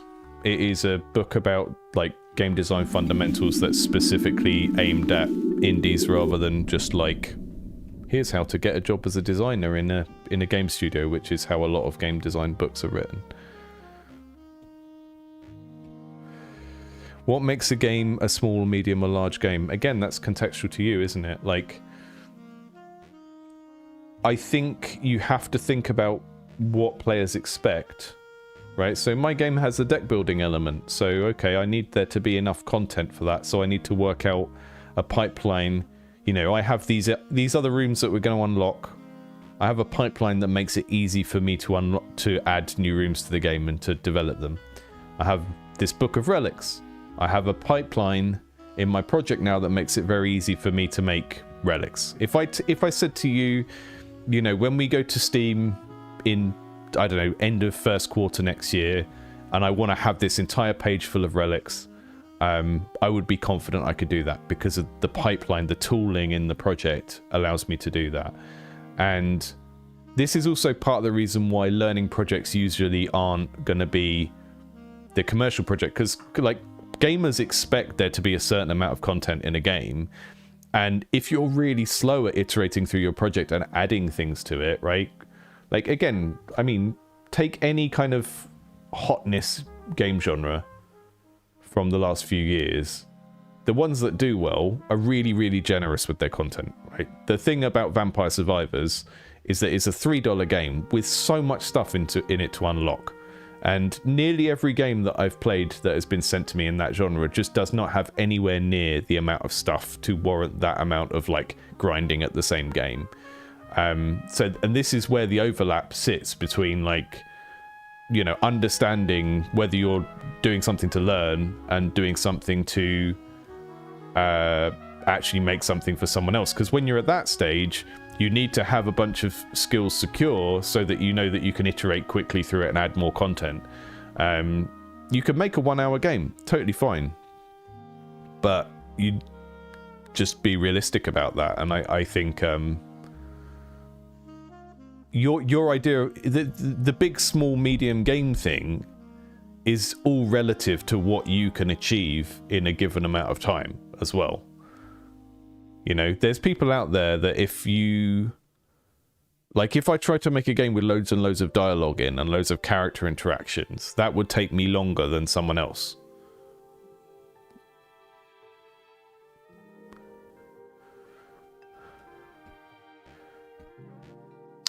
The cake. Yeah, don't worry. They're not going to be blobs. They're going to be icons above the doors. I'm going to fix that in a minute. But we're just testing the functionality first.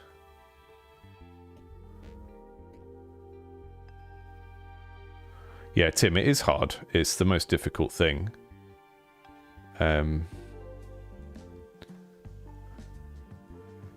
It's really difficult. While we're here, I'm gonna make these blocks brown because I want to start getting the look of the castle closer to what we're doing. So,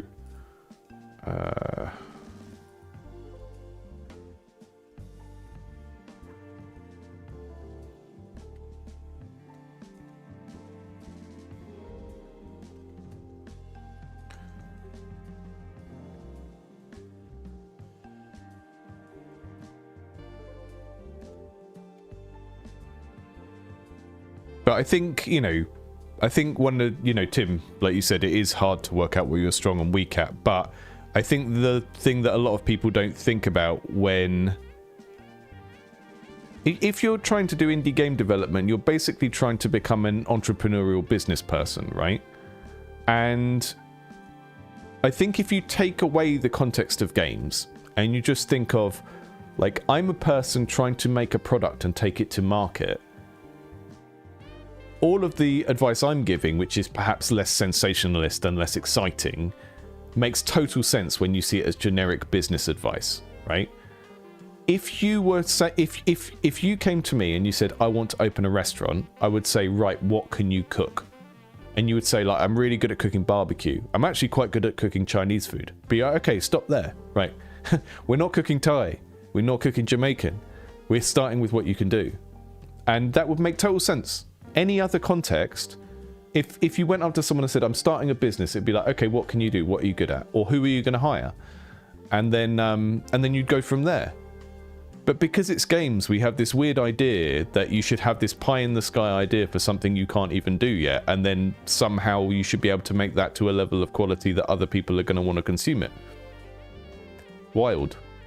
I don't think it's that hard to know what you are good at. I think we generally get good at what we enjoy. I don't enjoy programming interfaces. There's other people that love programming interfaces and don't like doing in-world interactions.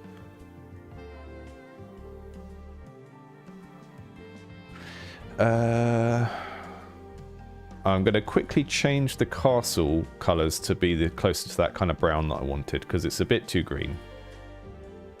And we want it to look more City of Lost Children kind of vibes.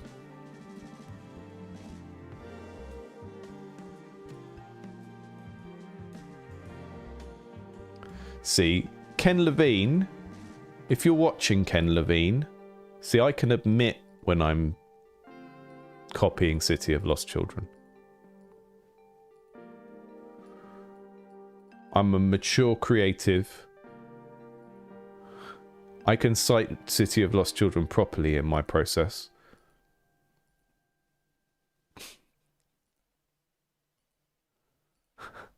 That's going to be really confusing to anyone who missed that part of the stream, but hey.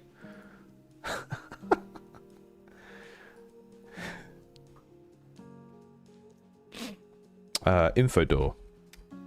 Right, so these aren't going to have blobs around above them, don't worry. They're not going to be Mr. Blobby doors. They're going to have an icon, because we don't want to just rely on colour, because that won't be colourblind friendly. We want to give a thematic icon to each of these. Before we do that, I'm going to make this little frame above it, almost like it's a little window, like a little magical portal window showing you the place that it goes to. I'm just going to make this try and look like one thing. It's kind of like a Teletubby or something at the moment. Like a Teletubby head popping out the top.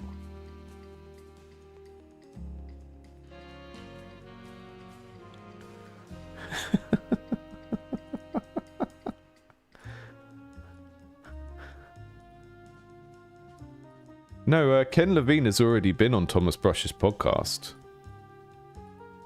I know that because I was sickened by it, because instead of it being titled, you know, interview with legendary game director who you should already know, you know, instead of it have, basically it didn't even have his name in the title of the video. Which is a sickening indictment of this space right now. I'm just going to say it. I'm just going to say that sort of thing really annoys me. He's just a guy that made a lot of money. That's all that matters. That's the hook. Ken Levine is just a guy that sold lots of copies or took a long time to make a game. The hook is always just how many copies did you sell, or how long did it take to make your game. That's it. That's all that the kind of game dev programmer contingent is interested in.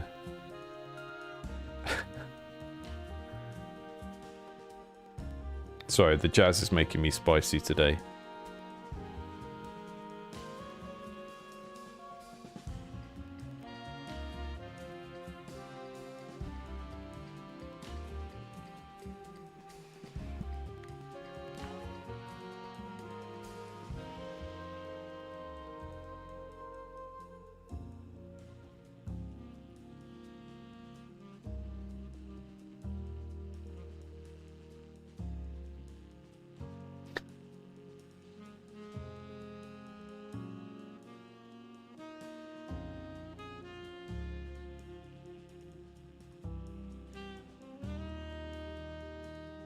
Game mechanics, advanced game design.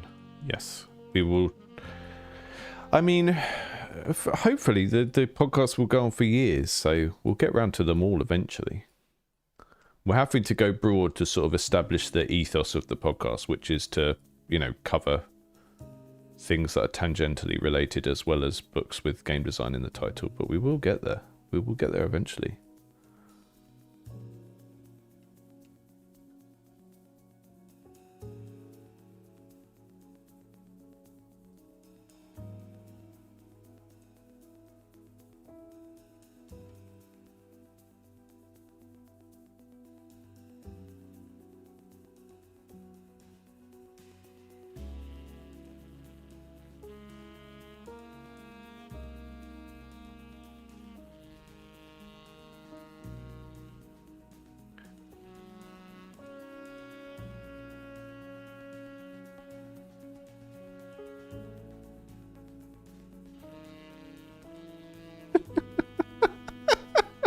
Tim. That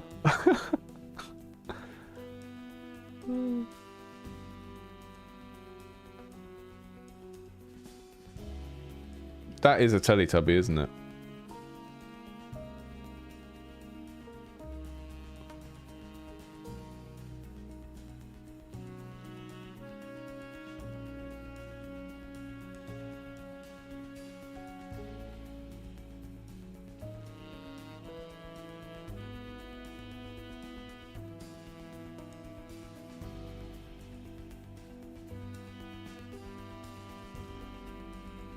Okay, so the red, I think what we're going to do here is try and get the texture from somewhere else if we can.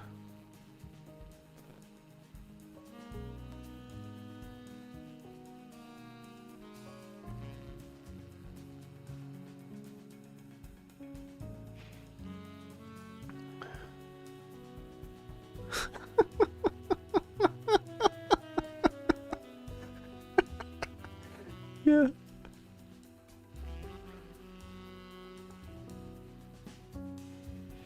I really like the thing with so if you tried to train an AI to do game design based on just like video footage, it would get a very different idea of what the game is about versus what the intentions were, right? Because like the video culture around Skyrim is very different from like the intentions of the game, perhaps. It's kind of like that. Don't know if you've ever seen that episode of Black Mirror where the woman's partner dies and then he's cloned from his social media, and then there's just like it's almost perfect, but then there's like aspects of his personality that just weren't shared, so that it's like not an appropriate reconstruction kind of thing.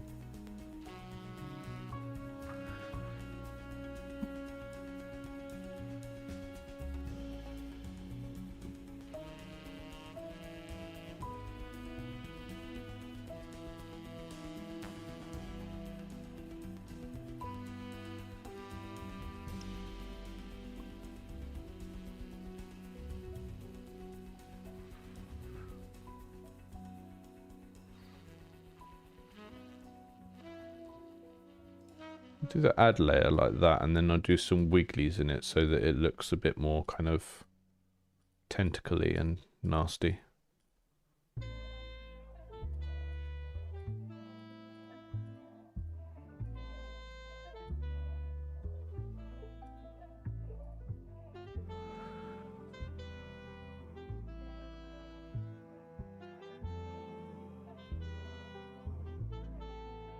Have we got any other fellow GameMaker users in the chat? I know we had a new version. I haven't had any problems with it. I haven't had any real reason to look at what the new features are yet. Just that classic problem of being like deep into a project, so when a new version comes out, you're just like, all I care about is don't break my stuff.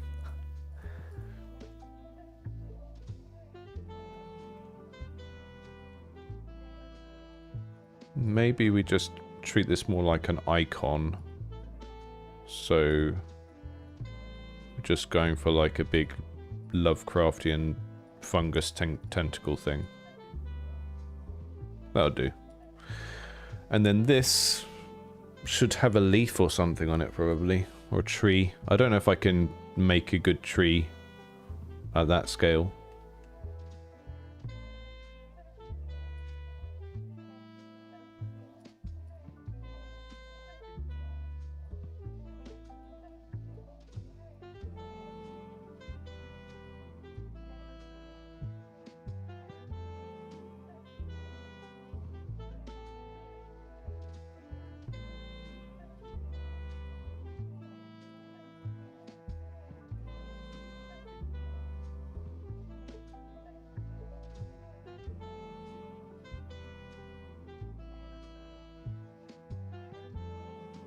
Maybe what I'll do...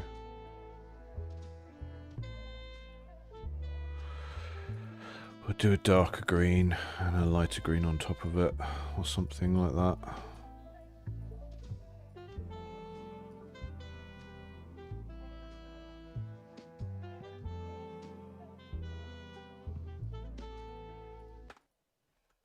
As always, a lot of this stuff is just going to be trying to get something good enough for now. Not perfect, but that, you know, to a level where I wouldn't be upset if I forgot to do it again later and left it in.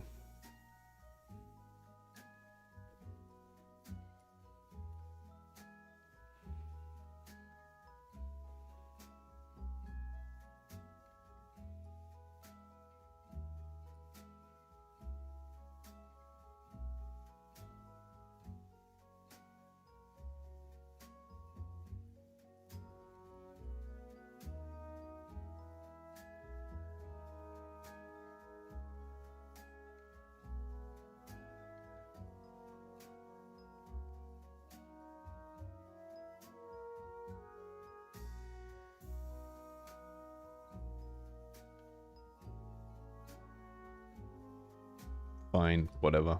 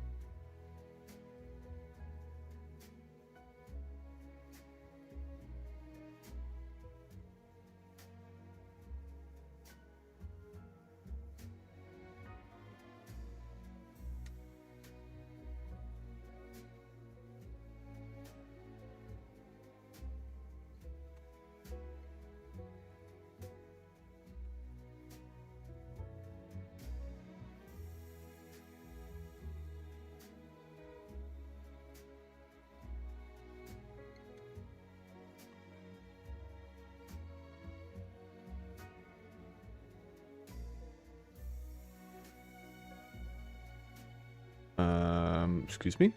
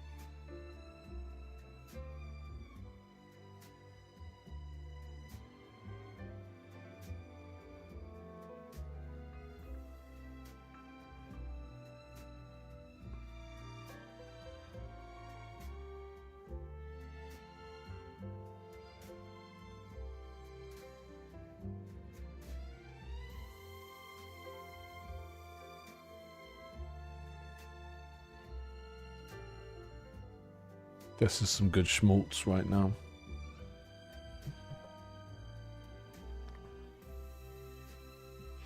Hey, GT World. These aren't perfect, but I think they'll do the job for now.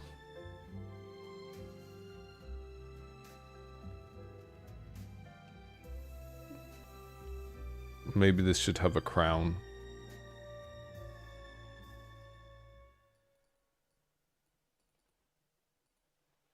We're sort of doing the opposite of what Blueprints does with its content structure, because we're starting off with medieval stuff and then going towards modern stuff.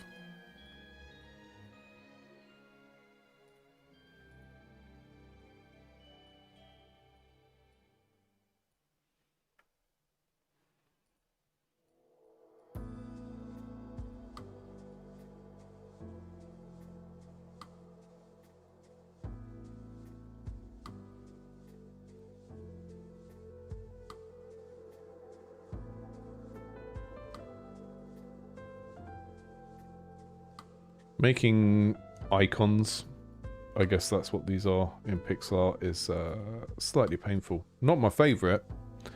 Not my favorite activity.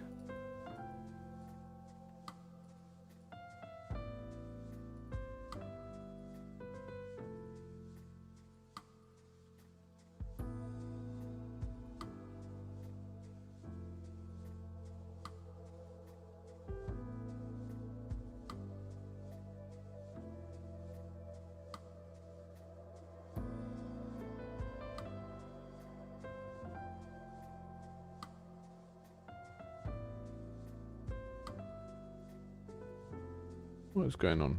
It's not doing what I'd expect.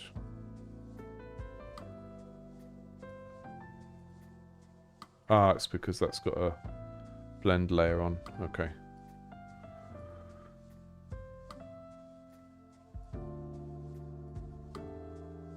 There we go.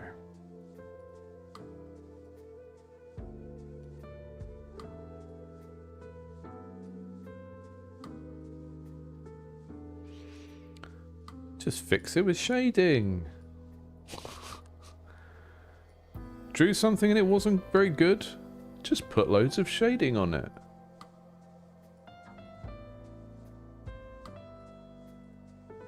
Not actual advice. Don't do that.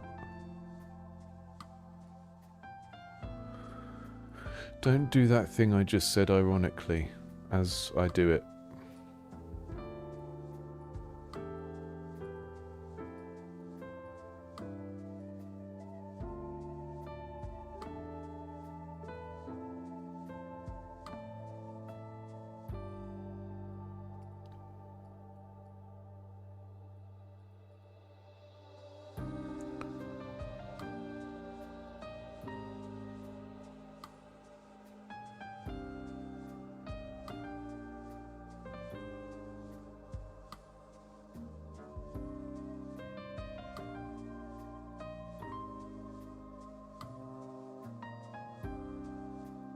Okay. That looks kind of aspirational, I guess. That's what we're going for there. Maybe we take this one down a level.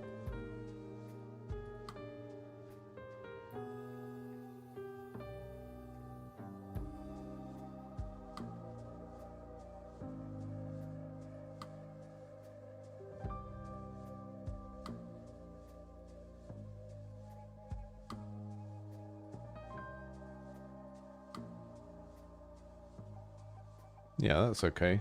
And then might do a similar thing on this one. So get rid of that. And then go back here.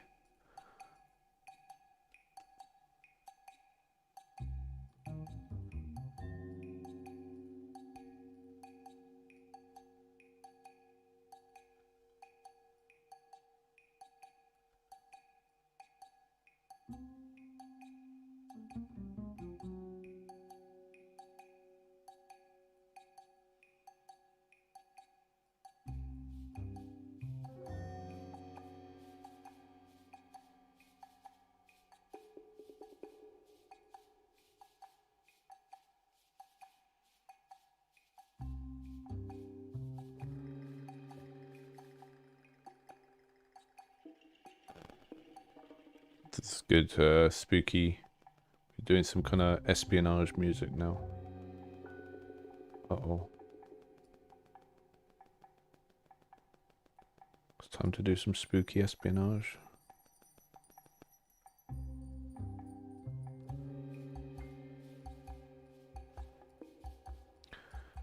I keep forgetting that the kind of whole style of this game is sort of grungy and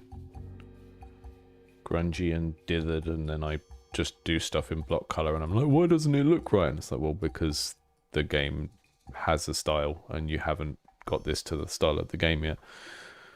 Oh.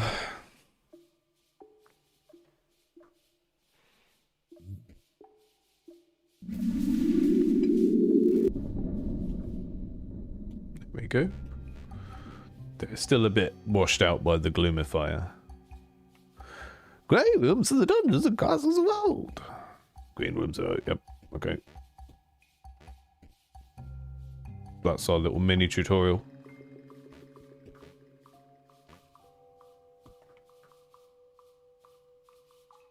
It's a little bit worrying that there's a block of TNT here.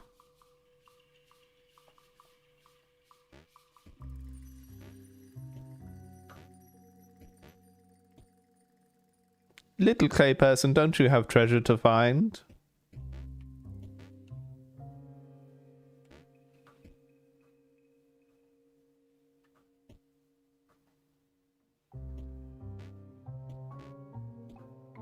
So these will be the... We'll have the... these will be where you can kind of purchase the blue rooms, I guess, after you bring back the satellite.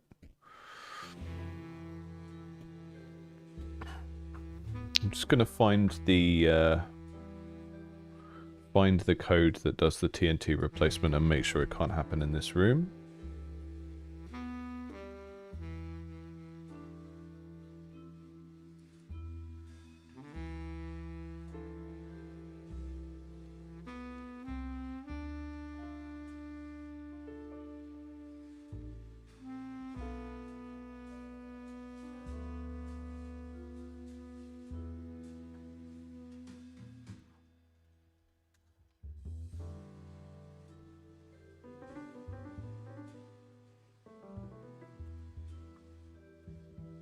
We don't want TNT in the main castle.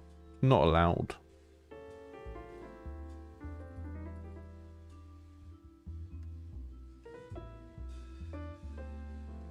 So I think the blue rooms are going to have to each have their own symbol for this to work, which is fine. I mean, they're like...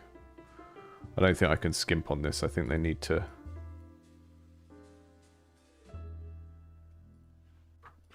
But it does mean that there's like a... what do you call it? Like a dependency here.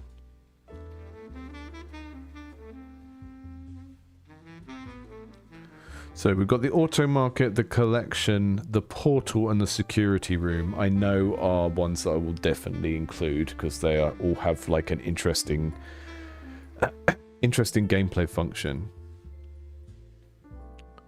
So I'm going to make a generic background for blue.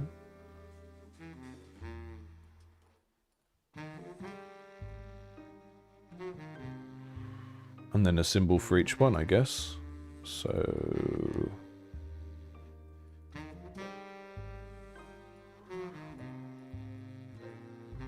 the security one is easy because I have a security card. Key card.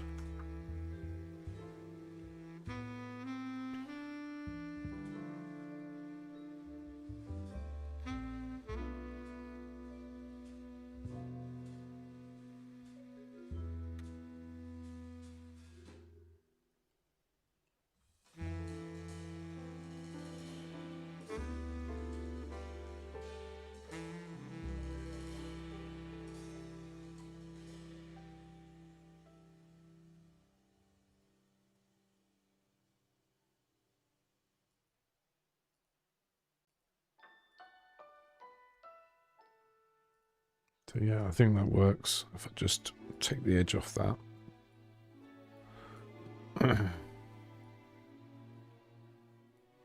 Maybe squish it down a pixel so we can do that. Okay. That's the security room. We've got one that gives you a portal, like a secondary portal, which is quite good. We've got the auto market is like just for selling stuff. Maybe I put a $sign on that one. Move this down here because I'm going to use those to do the $sign.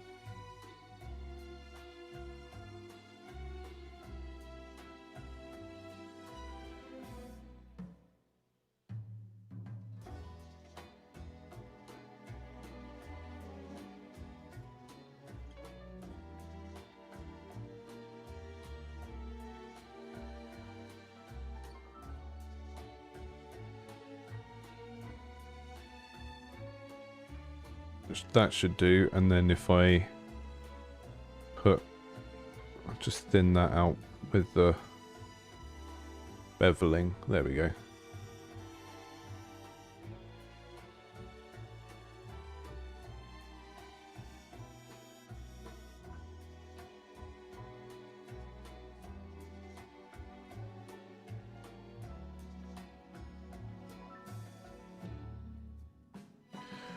So that'll be the auto market, which is sort of the way that you sell items in the game is the green room, the merchant in, and you take them items and throw the items at them, and then they give you coins.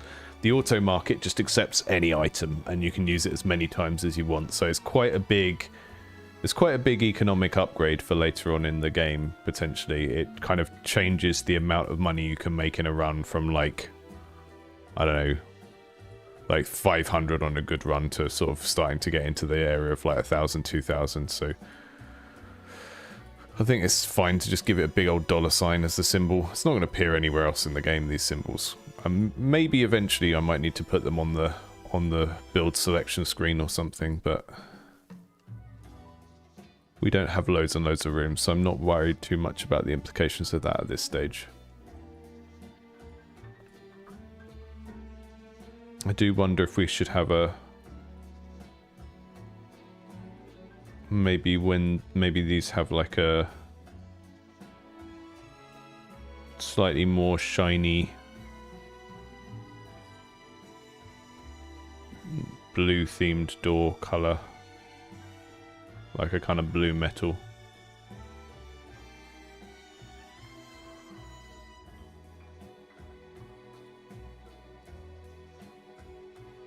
do do do.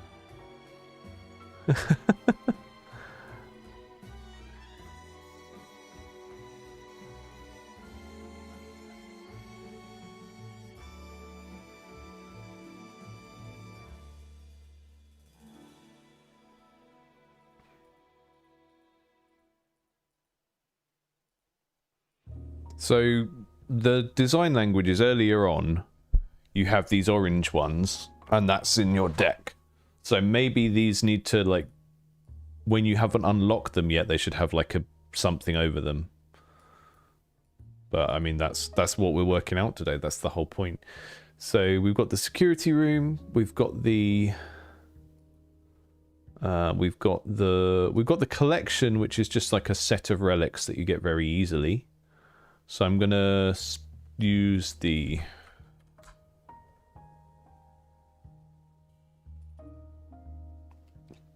this for that probably, because I use that on the map for when a relic is going to spawn in a room. So it makes sense for that to be our language here for a room with a random relic in it. I mean, what would be even better? It's a room with 2 relics in, so we should really have like that as our symbol, but that's too big, so I'm going to just manually scrunch this down. That's the technical term, manual scrunching.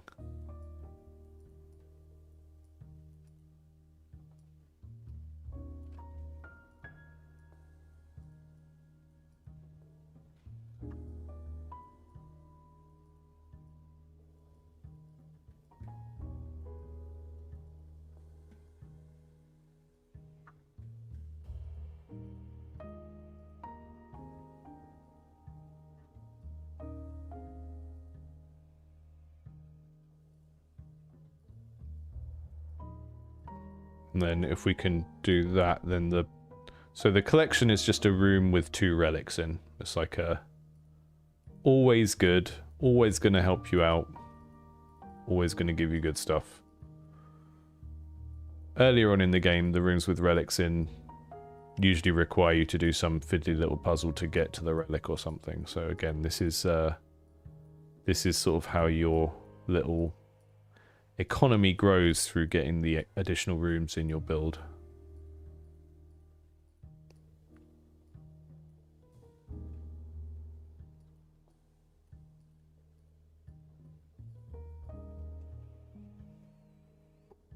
And then the other one was the portal. Now the problem with the portal is I can't just copy this monstrosity into that icon. But maybe I'll do like the visual effects for the portal are always this kind of swirly green stuff. So maybe we can do like a just like a sort of bright green spiral as the portal icon or something like that.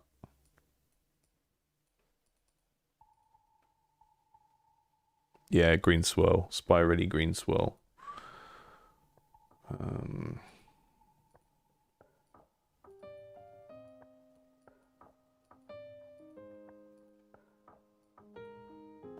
It's the portal's got a little lion above it, which Melrick also has on his belt.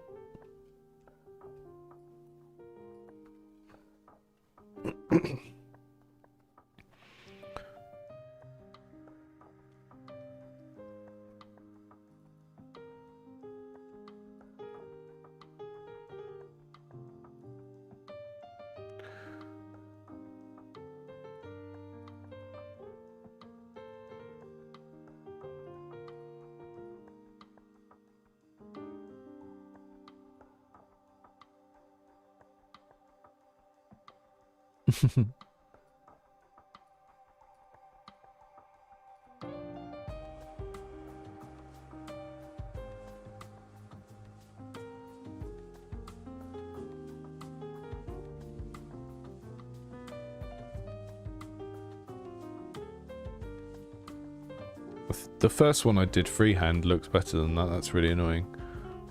Oh.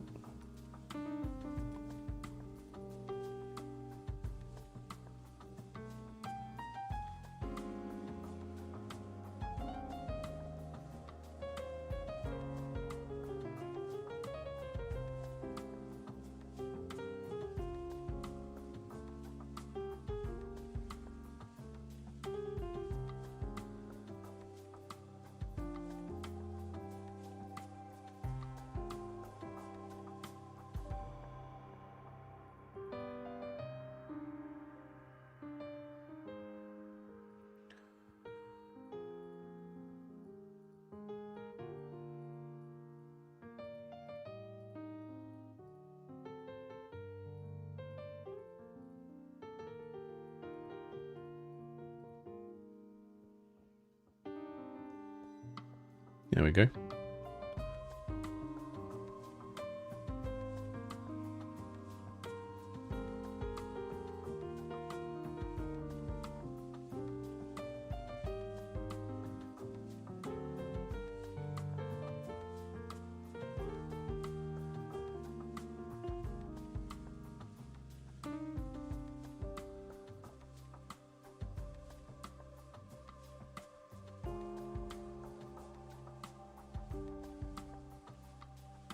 So that is frames 5 to 8. 0, 1, 2, 3, 4, 5, 6, 7, 8. Yeah. I'm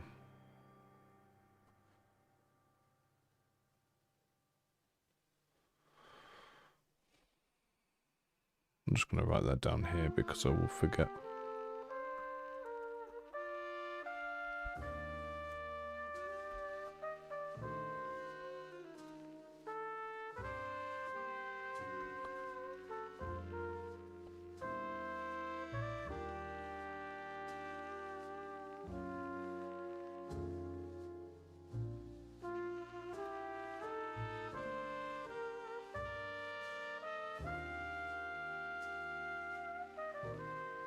Collection, auto market, portal security. Just putting it in the order that makes more sense to unlock it in the game. Yeah, the leaf is looking a bit sorry. Let's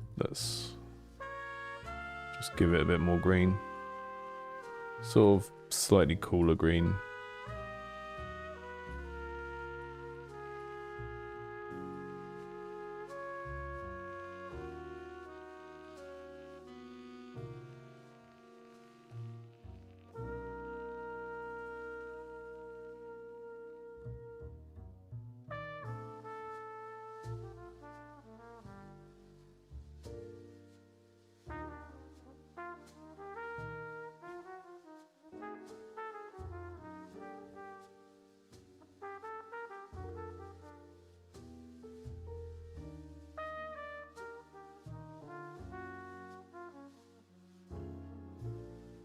Oh yeah, Vanko, the reason I'm trying to memorize the frames is in a minute when I put them in the room, I need to like plug it in to something else.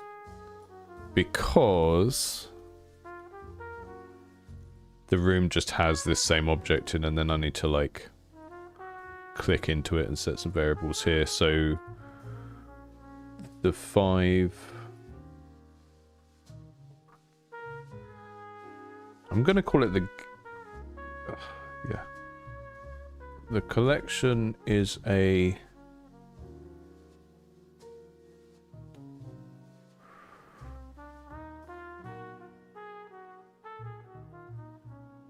Ooh, I've just had an idea.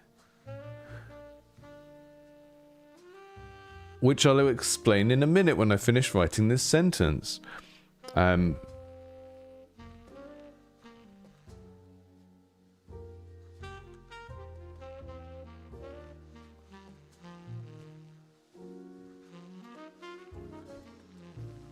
The collection is a place where wealthy people keep their relics. Quite wasteful, really. Okay. Okay. So, I explained earlier in the stream about this kind of... I have a bit of a It's not a problem. I mean, it's a good kind of problem. It's just like part of designing a game. But we have this currency that you earn that is crystals, which is like our meta game currency, and you use it for doing your permanent upgrades, like your keys and your hearts and stuff. And then I also wanted to use it to unlock these extra rooms. But what if all of the blue rooms become unlocked when you find the satellite? That's a kind of checkpoint in the game. You've learned the basics of the game, you've managed to build out to the moon, you find the satellite, you bring it back, you unlock all these rooms. Rather than it being like, oh, you pay 50 crystals and now you've always got the security, what if, or the security room, or any of these blue rooms, what if what actually happens is each time you want to add it to your deck before a run, you pay like 3 crystals or something. So every run you have the option of jumping over here and like putting specific rooms in your deck, but you don't always use all of them. So you are doing like a little deck building, deck construction thing before the start of the deck, and that way you can also have a reason to be able to add like 5 of the same thing, because maybe it costs 5 and then the next one costs 7 and the next one costs 9 or whatever. That could be quite fun. And then a really fun thing about that is we don't have like a stable deck that you're building up over the entire course of the game. It's just like, oh, I come back here and I've got 20 crystals. What should I use them on my next run? Should I buy more keys, or should I put 4 of this in my deck? I think that's quite neat. So they would have like a little cost above them, and you're not paying to have them forever, you're just paying to have them for that run. And then the better that you get at the game, the kind of more crystals you're going to come back with, and the more of these you can add in one go. I think it could make the game quite rage-inducing if you spent crystals on these things and then you go in and you die immediately, but I mean, it's always going to be a kind of slightly unforgiving niche kind of edge case. The whole game is going to be niche anyway, so I can kind of make slightly weird, nasty decisions like that because it's the same sort of people that like things like Noita and stuff like that. 6 is the auto market. The auto market is where the future folk went to sell their wares. It put the forest people out of business. We're doing Stardew Valley now. None of this text will stay in the game in its current form. I mean, it will, because I'll forget, but it's not my intention. 7. Sometimes it pays the portal. An extra portal. Sometimes it pays to have more than one way to get home.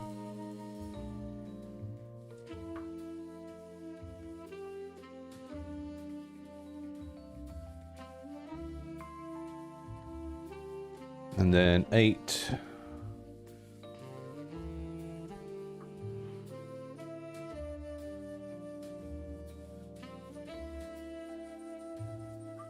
Security.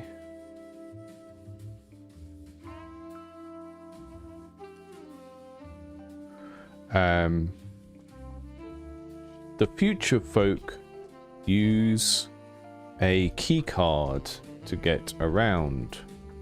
You can swipe one from the security station.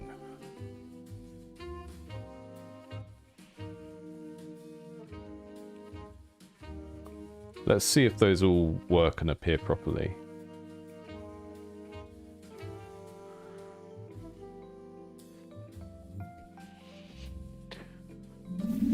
Thank you, Vanco. Yeah, I think just the thing about this project that's interesting is, even though it's like a very weird and experimental game, I do have a reasonably good idea of what the entire kind of finished project would look like, right? It's like I think that's what drives me forward, and that's what makes it relatively easy to keep going. There aren't many points where I get stuck because I can kind of see what the end package of this is. There might be some like little blurry areas where it's like, oh, I know I need 8 of these rooms or relics or whatever, but I just don't know what some of them are yet. But that's a very easy to solve problem. It's like local. It's not like a big, broad, I don't really know what the thing I'm making is type problem.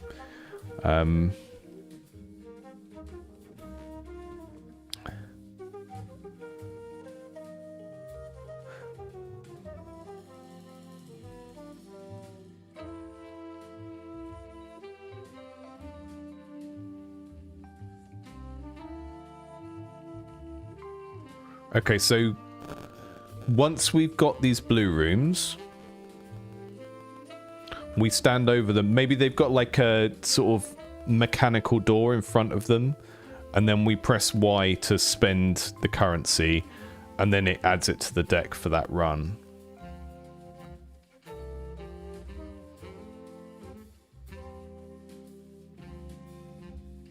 That works.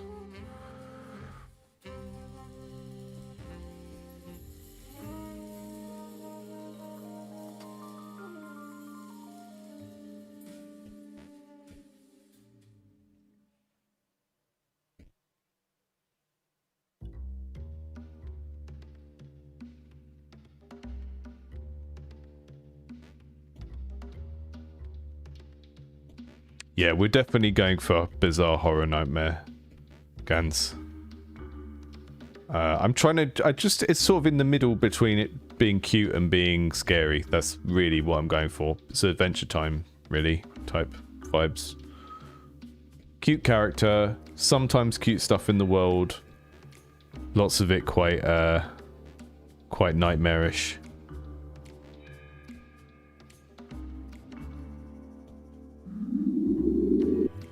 So when we start the game, we just have those 4 rooms there to give you information.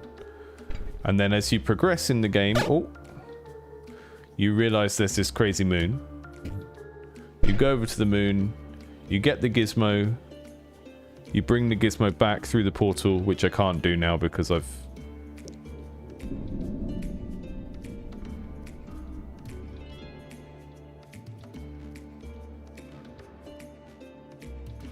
Yeah, I mean, you're never going to start with a full vision for the thing, but you do have to lock one in at some point, you know? You have the prototype, you go, okay, this prototype could go this way or it could go that way, and then you need some way of answering that. And for me, that would be when you get thematic and you start to think about art, right? So you start making mood boards and like testing out little graphic design things, and you go, okay, we've got this fishing mechanic, and we can either make a colourful, friendly fishing game, or we can make a spooky horror fishing game. Let's say that's the fork in the road. I think as soon as you lock one of those things in, and you've got every layer of the game, you've got the mechanics, it's a fishing game, you've got the general vibe of the game, oh, it's a spooky fishing game, then it just makes it so much easier to make all the other decisions. And I think people flounder when they haven't just locked in enough. You don't have to lock it in right from the beginning, but some of it is some of it's critical path type stuff. So if you know about critical path theory, or whatever you'd call it, critical path method, it is like, what's the bare minimum amount of steps a project has to go through to get to the end? And for me, it's like, at every stage of a project, what are the unknowns that I need to define at this stage? So, for example, with this project, there's loads of stuff I've added in the last couple of months, which I always knew I was going to put in. But I didn't do it in the first few months, because I knew the game needed to have this type of treasure and bombs that you throw and stuff. So I focused on the thing that helped me answer the most pressing questions. Like, does this central thing in the game work? And then you backlog anything that is like, anything that you know the game should have, right, that is a given. Like, you absolutely know that your game will have that thing in it at some point. You backlog that, and you don't focus on that at the start. Because at the start, you should always be focusing on answering your questions about, like, you know, the top level questions. Does my idea work mechanically? What's the theme? What's the art style? What's the appeal of the character? All of those things. And anything that you already know the answer to, you don't do. early on. Because what people tend to do is they sit down and they just work their way through a list of tasks that they think they need to do to finish a game, and they're not the actual tasks that help them to understand whether that game needs to be made. We've got some sort of like Twin Peaks jazz now. This is perfect. This is what the music should be like when you're in the castle. It should be like creepy like Twin Peaks jazz.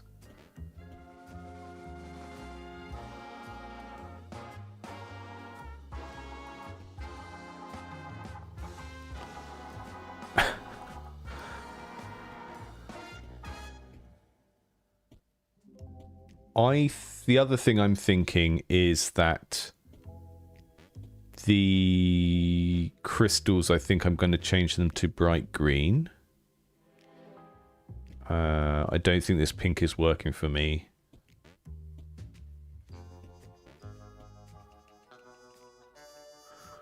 So I'm going to look at the way that I do my relic shop as well.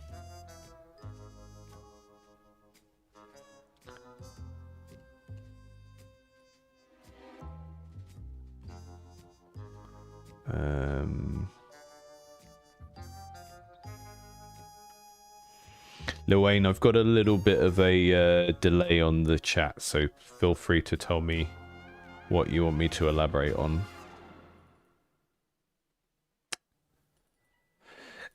Because I don't know.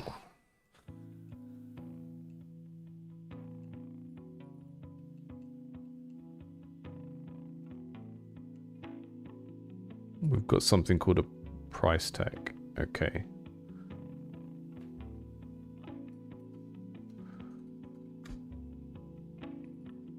I'm going to quickly make these stanky bright green. Because I want to relate these to the process of going through the portal, because the portal is all kind of coded to be this green color as well. So we're going to just try and make a consistent color language of what the resources mean and do.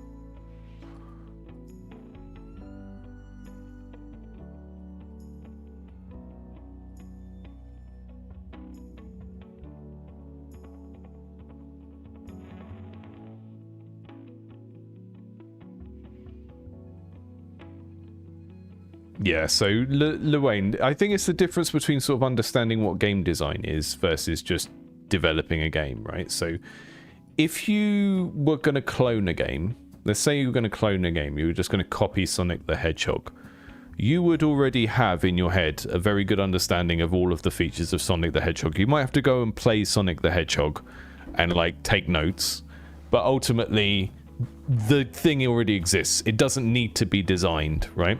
So based on that, you can just make a big list of all the things in Sonic the Hedgehog and gradually work your way through them. But when you're actually designing a game, which is making the kind of decisions behind what the game is, you need to work in a way that you are always focusing on solving the unknown, the mysteries of that game, right? So for example, with this game, I'm combining platforming and like kind of level building, room drafting mechanics. That's a weird combination of things. So earlier on in the process, rather than putting in stuff that I knew I was going to do at some point, instead I focused on every interaction between those two things, right? So say you're going to mix together a horror game and a cooking game, right? All of your early explorations with your prototype should be, how do we fit these things together? Because that's your design problem. Your design problem is anything that is like, is this even going to work, right? Anything that's already solved, like say you're making your horror cooking game, there's certain things that are already solved. You already have cooking mechanics from other games you can use. You already know how to scare people. What you don't know is how to make those things work together. So your prototype would be exploring how the horror and the cooking fit together.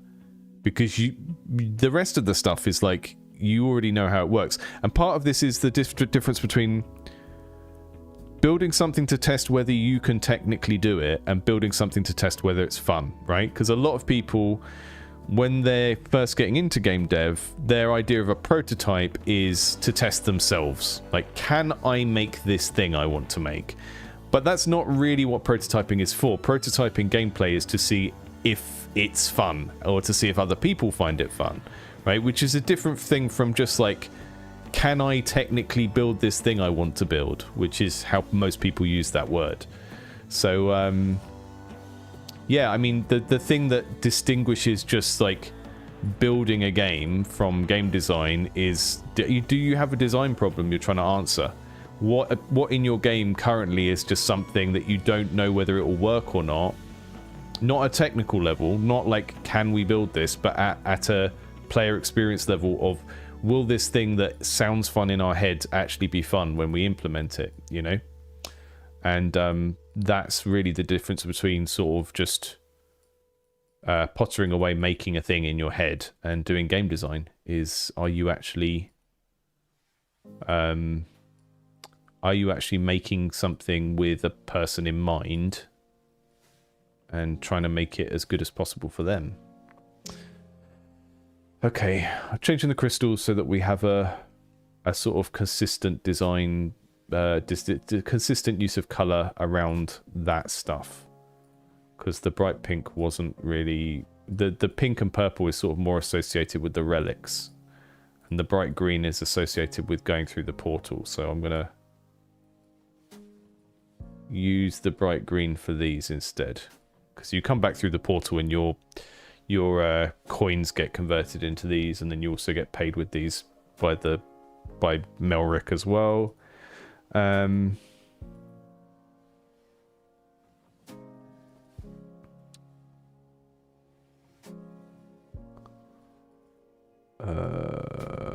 Darken this down a little bit. Sorry, this isn't a good use of stream time today, but it's quite enjoyable. I quite like making a thing look a little bit more shiny. It's really hard to make a shine sit on top of neon green though. You have to really, you have to use white or it just won't show up.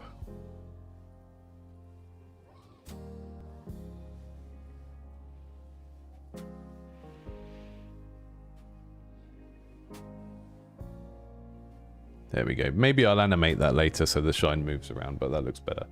Okay, so... we're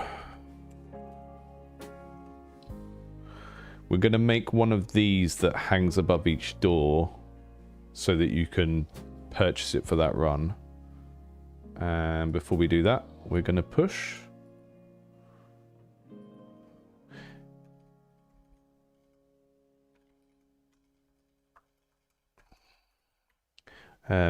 info doors now have initial sprites and descriptions up to first 4 blue rooms. And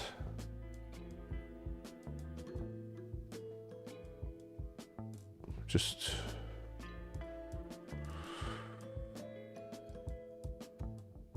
so we've got this info door. And then we want an overlay for when you haven't purchased it. So it's kind of like these orange... The orange wooden doors basically tell you that that's in your deck. Or that that's available.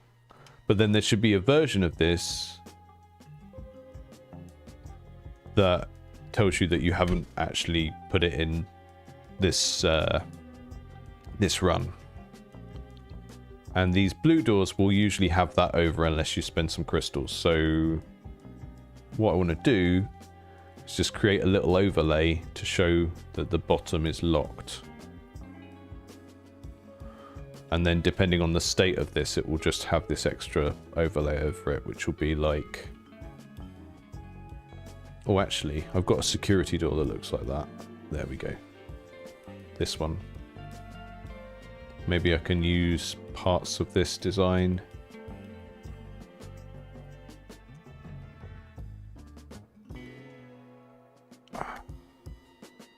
not very good design though, to be fair. Let's try it anyway.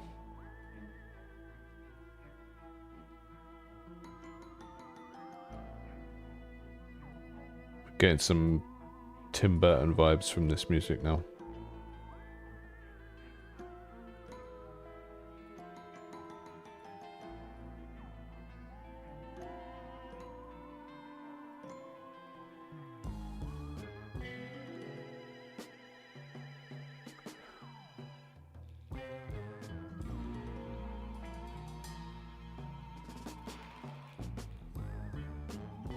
I think actually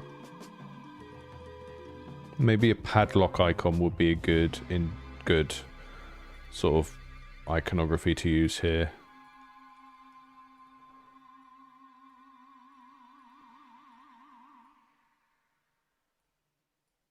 Yeah, let's just focus on making it kind of communicate the right thing. Make it pretty later.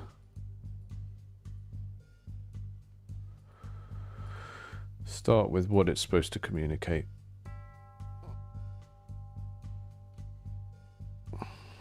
How are you doing, Soda?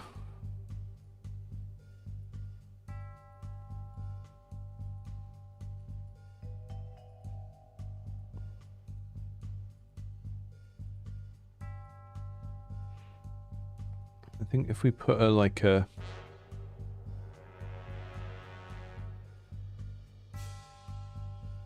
sort of padlock symbol on this.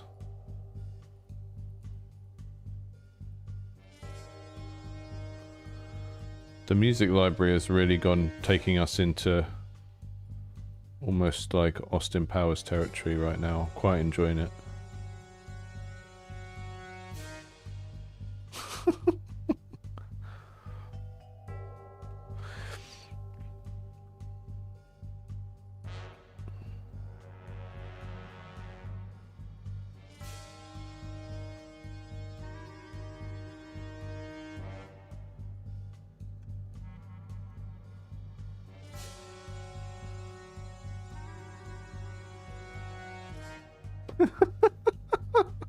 So we're getting MIDI jazz now. Oh, Etienne Roussel, what are you like? Yeah, padlock is nice and clear. My game is so weird. I think when you're making a weird game, you need to cut people some slack and sometimes just use the obvious thing.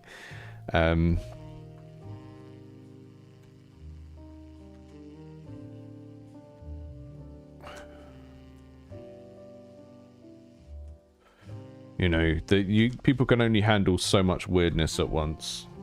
I've been told that I need to... There we go.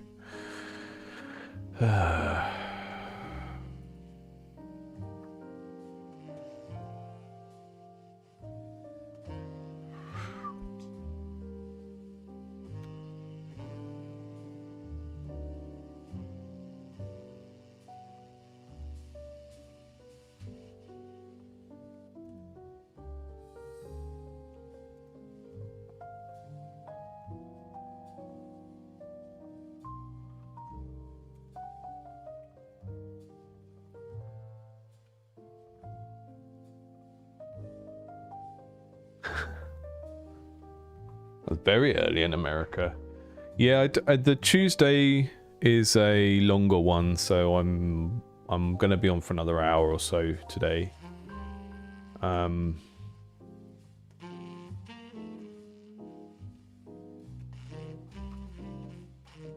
Tomorrow we've got our community fortnightly test, which is where I test people's games who are in our Discord. So either people that have submitted their games before or people that are patron community supporters. I've moved that till later tomorrow just to see if we get a different set of people in, and then on Thursday I'll be back to 10 GMT. I actually made a... I'm gonna put this up and take a break just for 5 minutes, and I will be right back. But yeah, that's the times this week.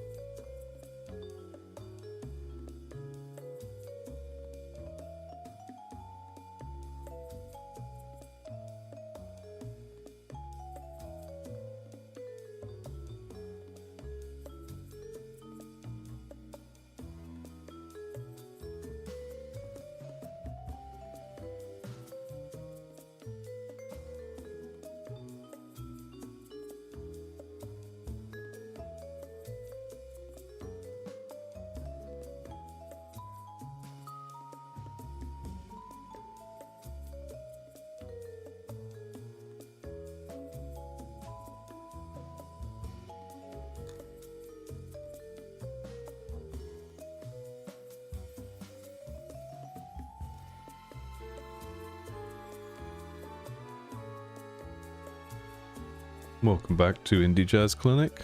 Is it still jazz or is it... Yeah. I said that before I put my headphones on. I thought it might have randomly gone to something else.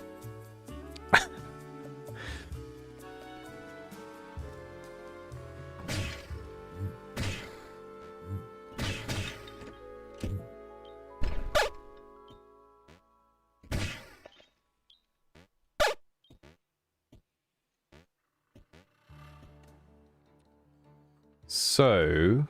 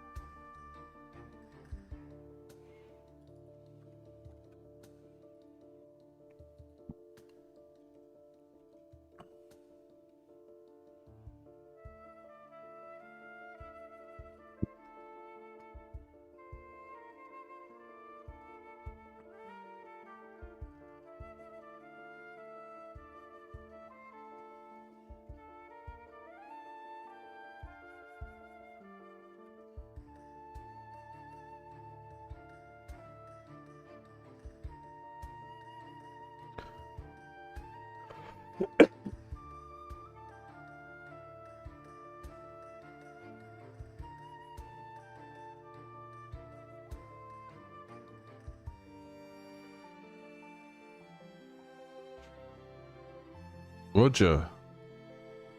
I was earlier. I'm all out of wisdom nuggets for now. A lot of them really just come down to make good stuff, don't make bad stuff. Big beats are the best, get high all the time.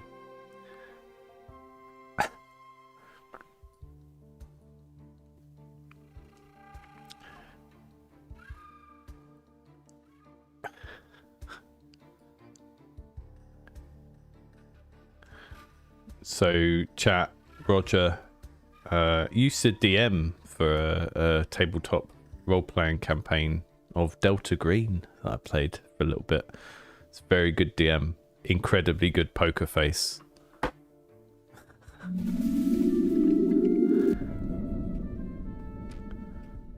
Right, yeah, this is what we want. Okay, so if the player hasn't discovered the satellite, then we only get this row of 4 explainers at the bottom. And then if the player's got the satellite, then they don't appear above. Or maybe we do if...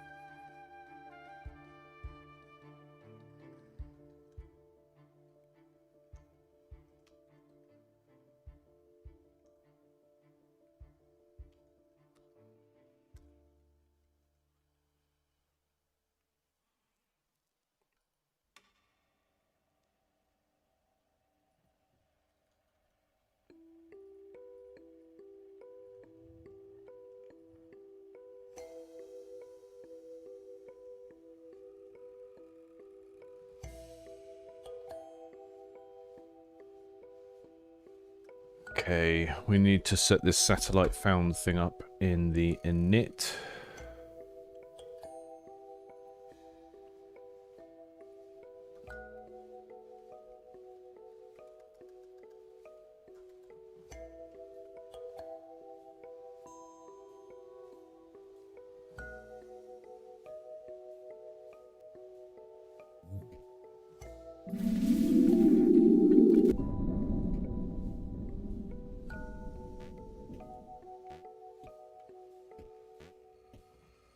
Right, they don't have any text, those empty ones. These ones up here we'll sort later. So these just empty holes in the walls. And then these ones Owly tells us about. He'll eventually turn his head when he talks so that we can actually see that that's him speaking and not just some random text. And then we go out into the game, we retrieve the satellite, and I will just hack it here. And then all of the blue rooms become available. It does make me think, though, we could have like a really interesting interaction chain here where we have blue rooms that you get from doing one thing, and, you know, another set of rooms up here that you do from getting from doing another thing. So,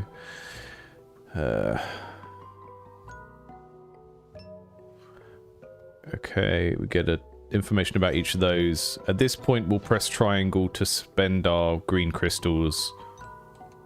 That little overlay will go away. It will get added to the deck, and then when we do a run, we will have that room in our deck. Which is a bit like, it's a bit like putting a wager down, because when you do the run, if that room doesn't even come up or you die before you got it, you wasted your money, you wasted your crystals. But I'm okay with that. I'm okay with it being a little bit harsh. Some sort of level of kind of cruelty in this game. Okay, that works. We need the purchase aspect to work now. The info door is quickly stopping being an info door and being a it does everything door. And crystal cost.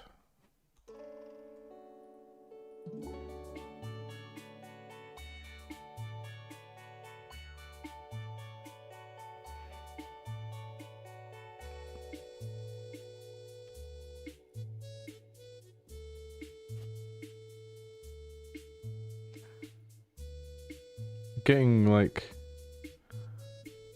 we've gone into like Pokemon Jazz World now. It's just like Final Fantasy background music.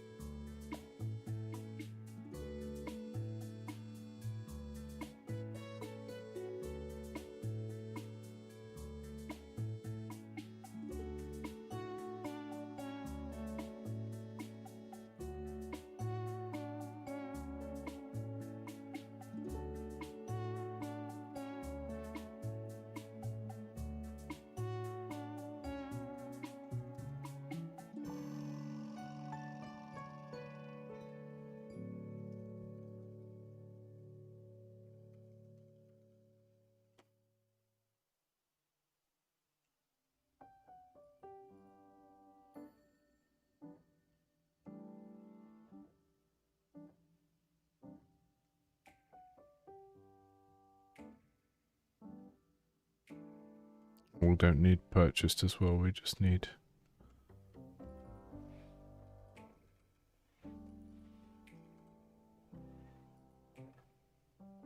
Okay, actually this all goes in the same place.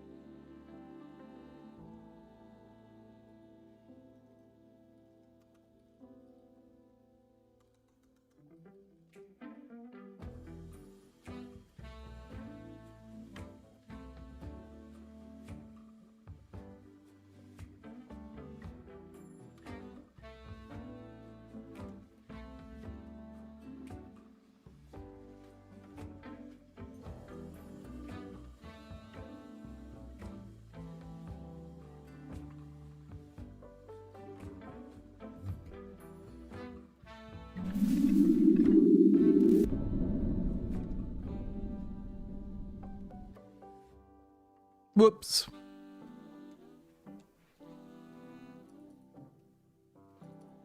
Oh, is it called something else? What's it called? I thought it was called that. It's probably got some terrible legacy name though.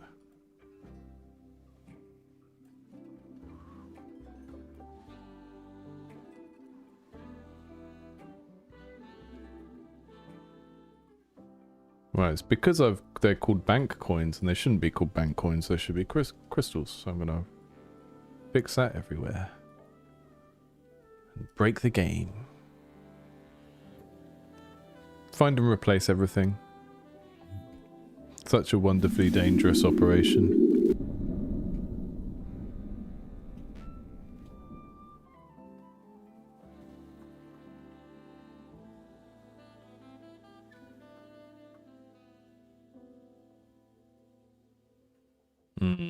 Okay.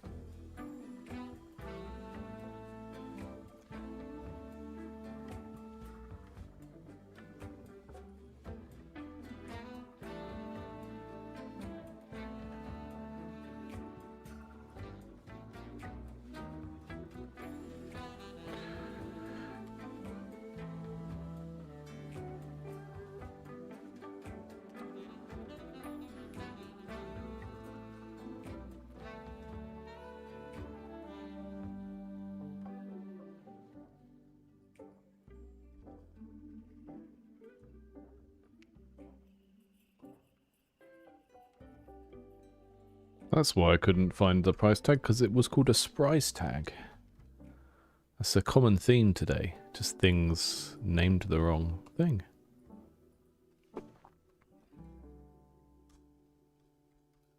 B-box right X. Okay.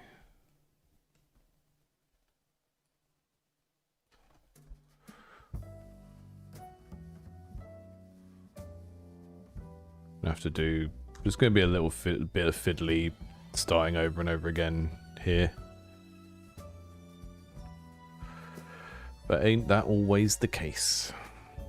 But particularly with pixel-specific UI type things.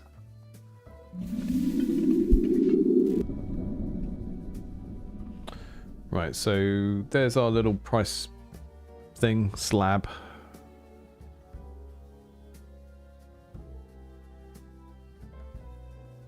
Maybe... Oh, I'll put them right above. I'll put them above the actual icon. That will be fine.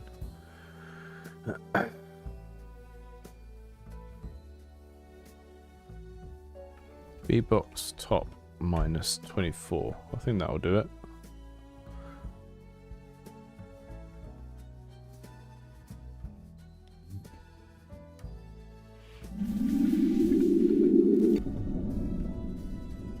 Bit too high. We can bring that down 12, I think.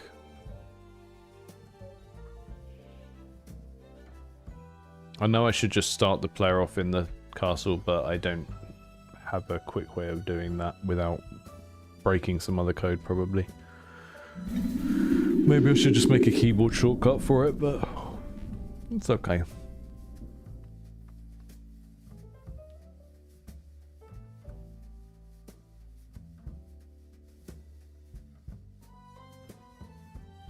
Right, we make a color of that fits this room. Make sure it's got the green crystal drawn onto it as well, and then get the text lined up properly, and then I'll implement the stuff to actually purchase it. So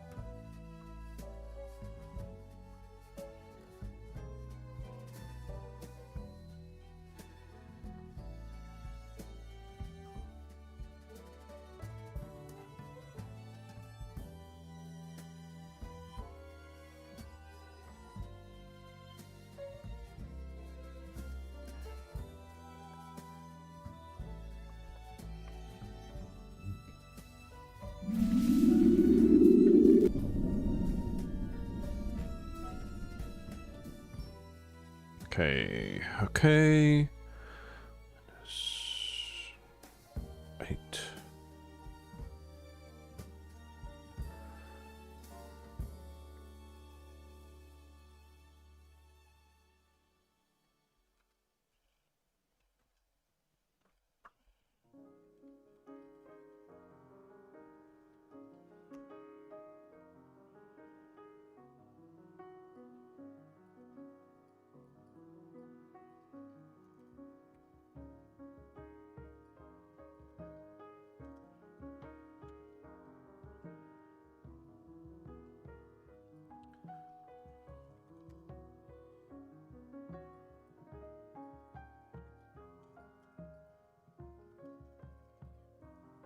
Hi Brent, you good?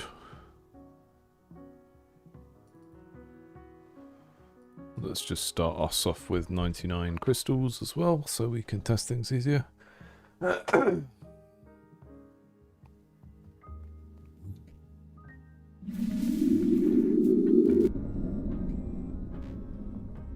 Okay, it works. It's not lined up well.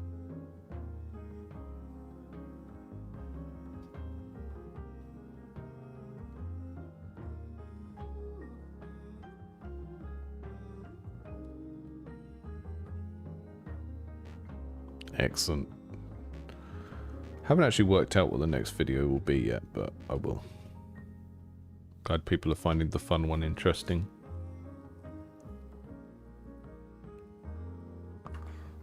I'm quite happy to go into those sort of slightly more academic definitions of things rather than just sort of chasing topics other people might do. Nothing wrong with topics other people might do, it's just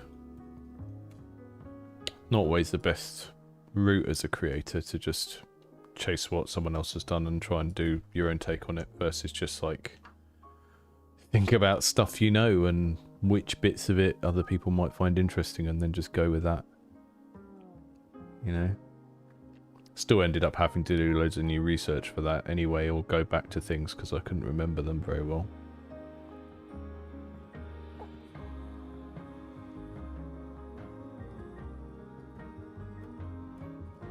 Right, we're gonna... This is getting very schmaltzy now.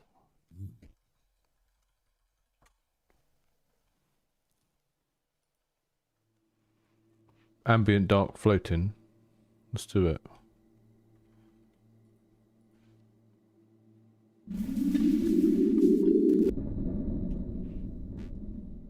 Okay, that's okay for now. That positioning looks alright to me. So, an extra portal, sometimes it pays to have more than one way to get home.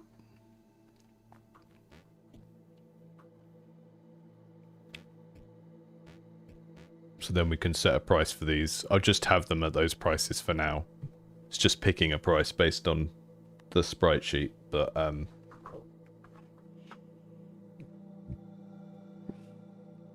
so the way the game economy will work is upgrading your keys and your life is like permanent. That was funny. Don't know what's going on there. Upgrading your keys and your life is permanent, and that means that they're each more expensive. So at some point that will become prohibitively expensive and it will be better to buy these. So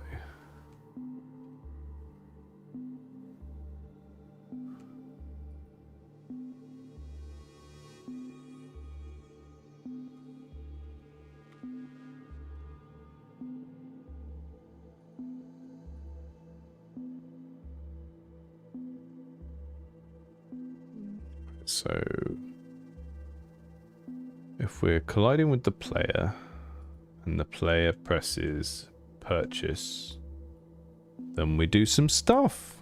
That's how that works, isn't it?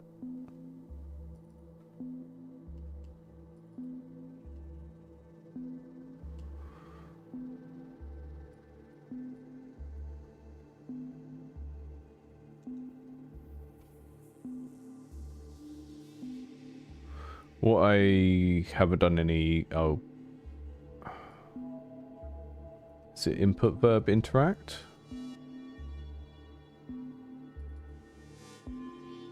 No. No. Which one is it?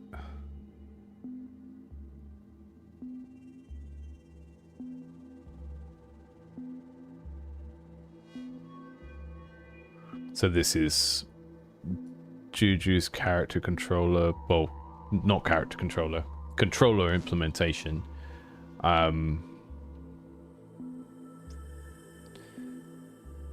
That I know how it works, but I occasionally forget because I don't use it very often. Okay, back, open.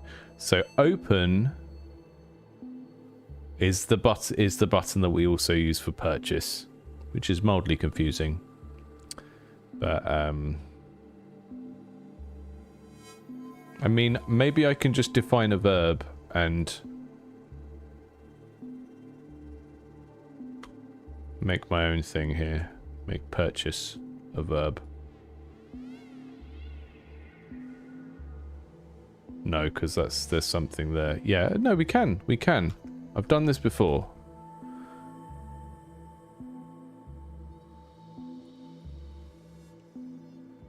I have done this before.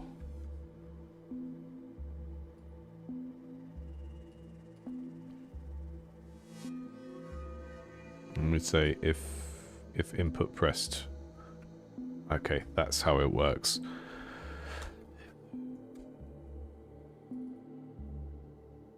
Right, if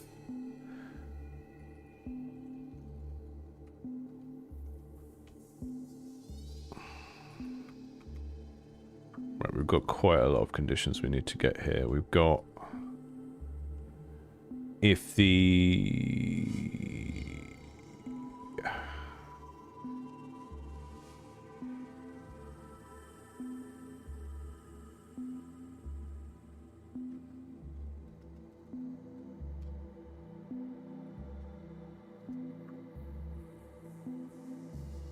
right, so if this is a blue room, which is image index over 4, and the satellite has been found, and locked equals true, and crystal cost is less than global dot crystals, less than or equal to global. Yeah, that's it. And then we do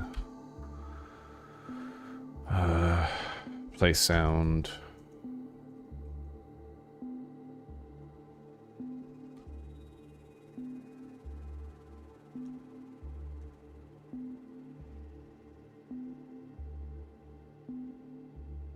Is it shop? Buy item. Play sound, buy item. Doesn't loop. 1 times global .sfx 0 0. Yes. And then locked equals false. And then we need to add the room to the deck based on which of these it is. And I know there's probably an easier way to do that than the way I'm going to do it, but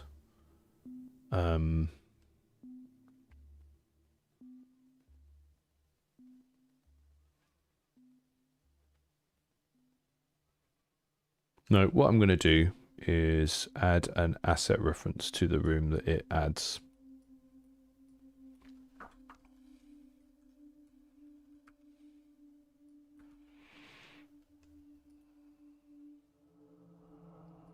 And then I'll go back to my, what's it called?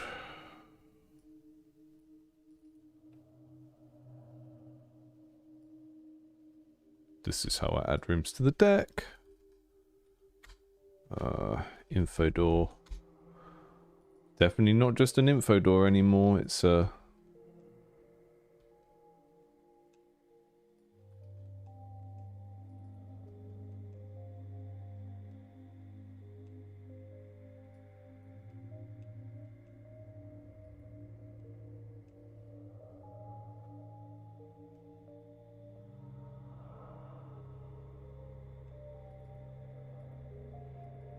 one thing I do need to do is when we finish the run, it gets taken back out again. And I'm not sure if that's really actually how things work at this stage, but that's okay.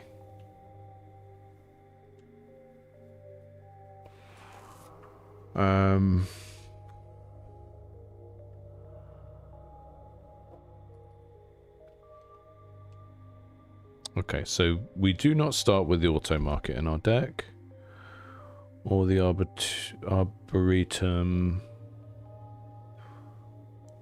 Or we definitely don't start with a collection. Or the high rise.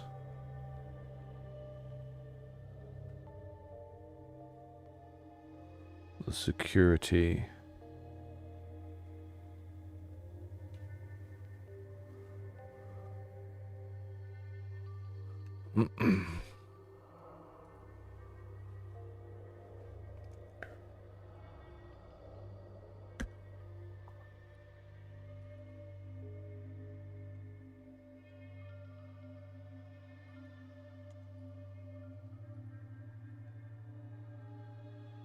Right, and then we go back to the castle. And right, that is the security room.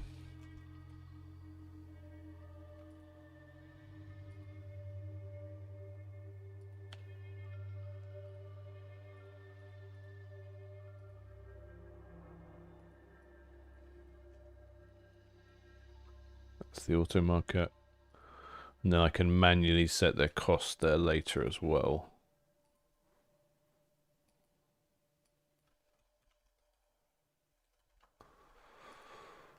Cool.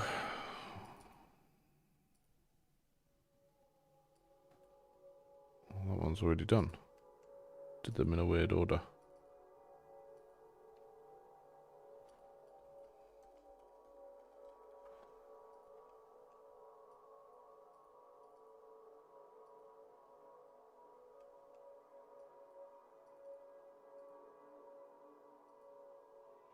Security, auto market, portal, collection. Yeah, that's all of them done.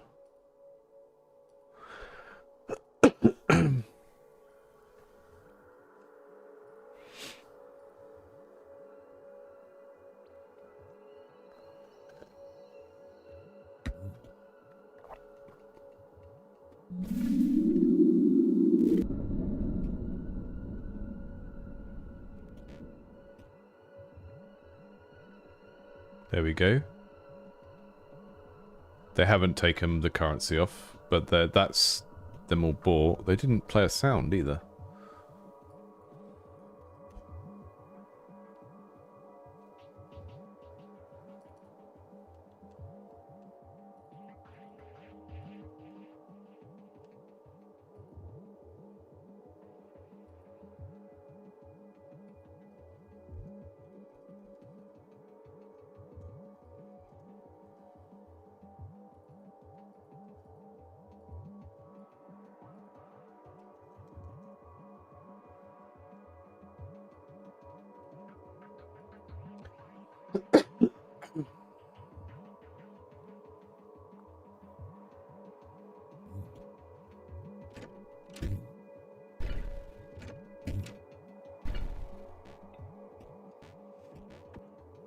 Right, this has been a pretty good session because I know we started with some design stuff where I had stuff in the game that I hadn't really made a decision about yet, and I feel like the way of doing things that we've ended up with might have been better than the things I initially planned, which basically means instead of saving up loads and loads of currency and buying something that you have permanently, we're spending much less to get it each run, which means you're making more choices because at the start of each run you're choosing what's in your deck, which I think is going to be much more interesting for the way this game is set up.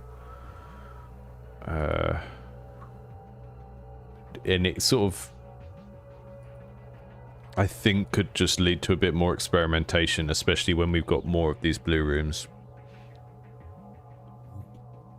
And then because you don't get the thing permanently, then we've got a deeper sink for the currency because you can just keep spending it. Okay, so that has purchased those. If I go back into a run, we should see them show up now.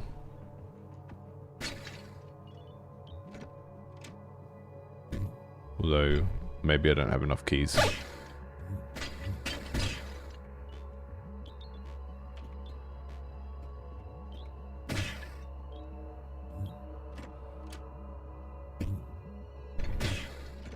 Why do I have so many landfills?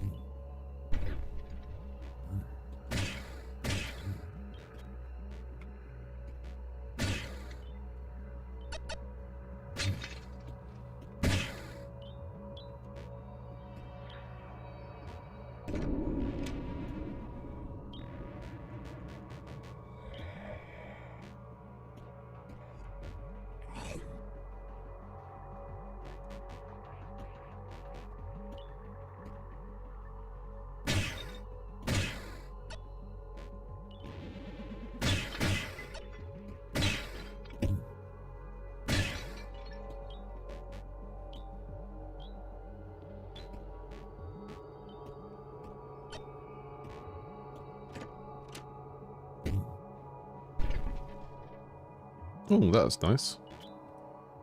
Sometimes treasure just falls on your head.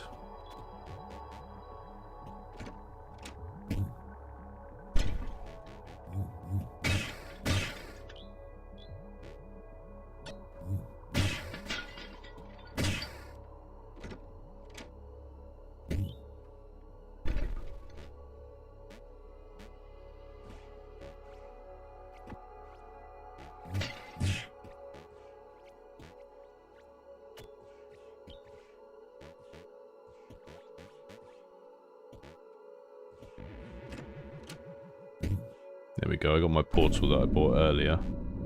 So we know it's working.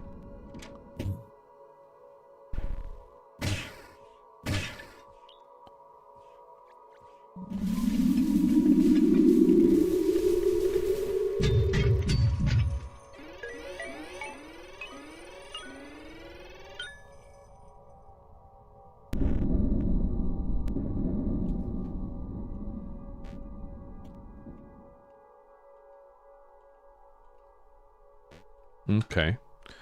So I think,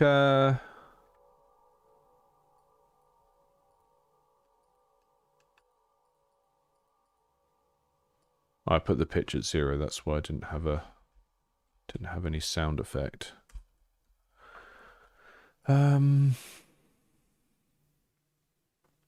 brain is starting to slow down. I need to finish soon or do some art or something else.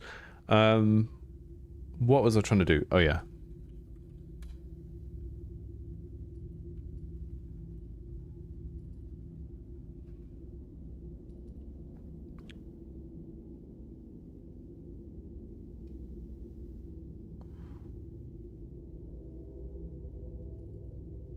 So room deck list is okay.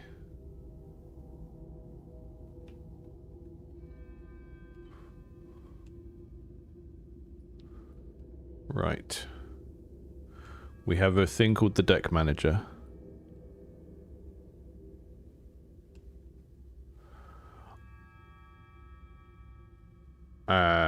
Friedman. Slots and daggers, no. Although I'm currently sort of in the process of collecting case studies for my book. So rather than doing an interview, I'll probably just read something he said elsewhere. I'm not really set up very well for interviewing on this channel. I would like to do it eventually, but I just feel like I can see that everyone is jumping to doing interview podcasts, and I'm not entirely sure how I would want to do it in my way. So there might be a point where I move to doing interviews at some point, but I would want a particular way of doing that, and I'm not sure what the format is yet. And I think the work of getting developers I genuinely want to talk to, rather than it being like a YouTuber circle jerk type thing, is quite a lot of additional work. So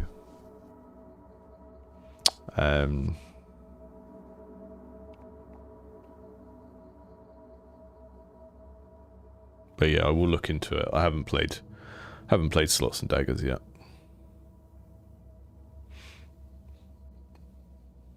Very wary of just infinitely recreating the same interviews and interview questions as well, I think.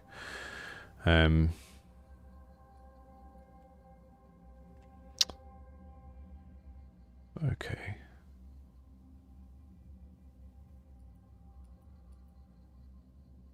How do we add one list to another?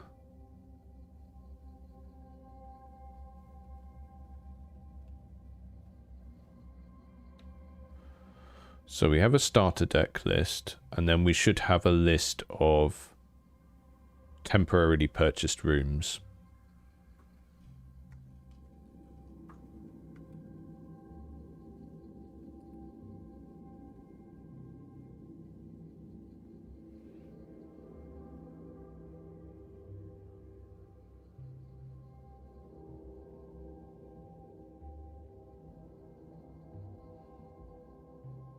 There's got to be an easier way than iterating through the whole list and adding each item separately.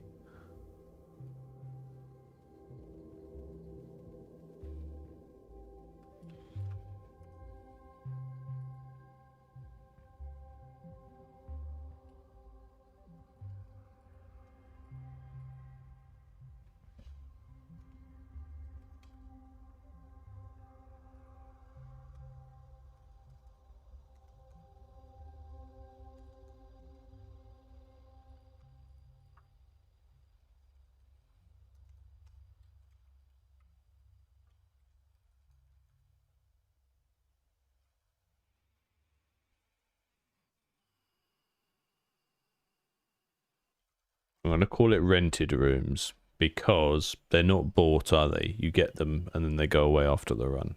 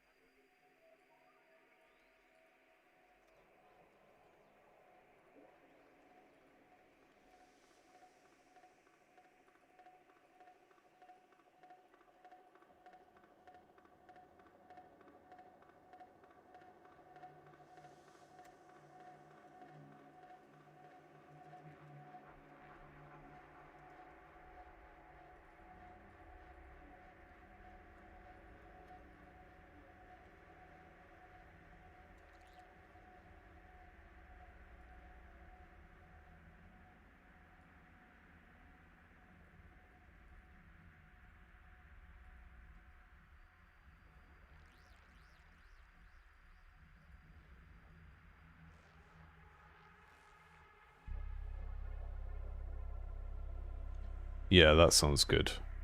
Because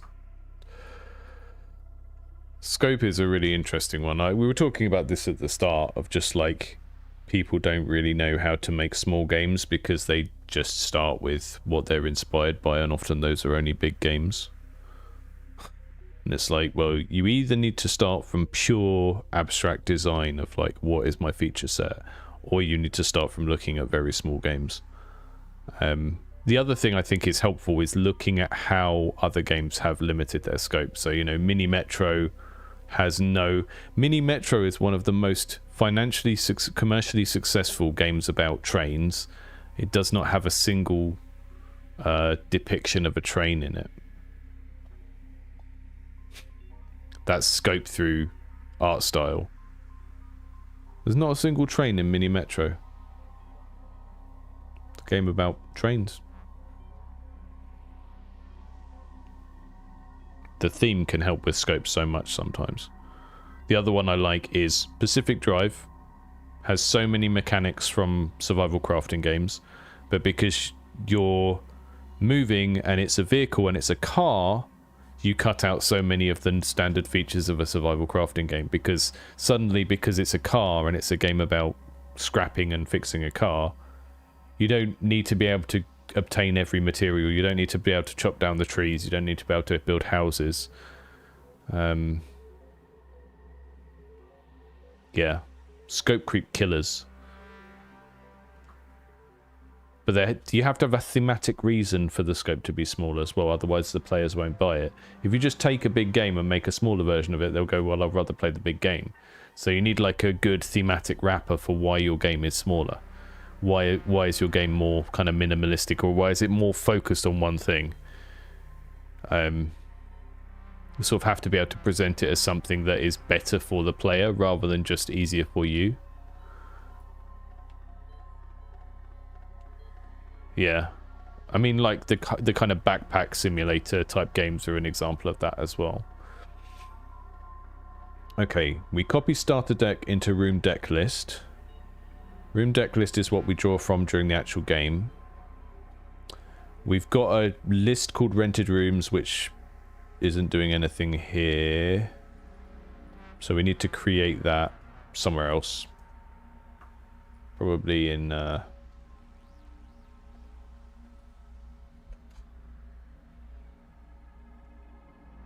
probably in init player resources.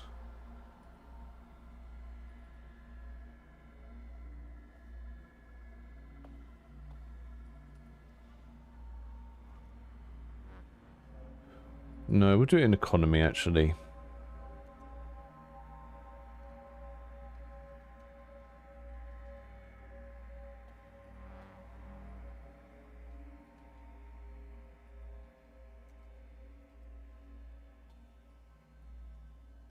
Yeah, I really like the thing in Dredge as well, that it's like there's a whole world, there's characters you could talk to and stuff, but you're just controlling a boat.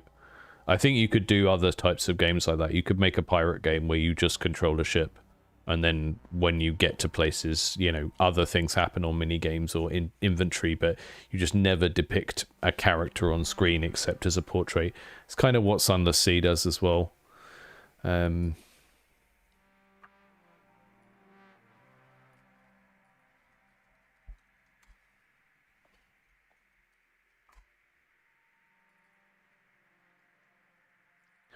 So when this is bought, we don't add it to starter deck, we add it to rented rooms. And then we can clear the rented rooms list when we enter the... Yeah. When we enter the castle.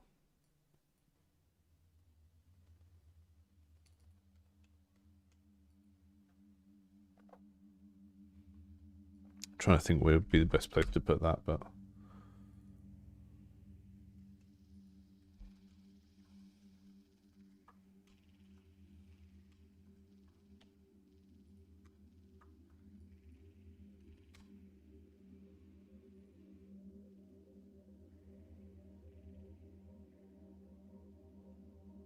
I kept getting the landfill last time. Yeah, I've got 8 landfills.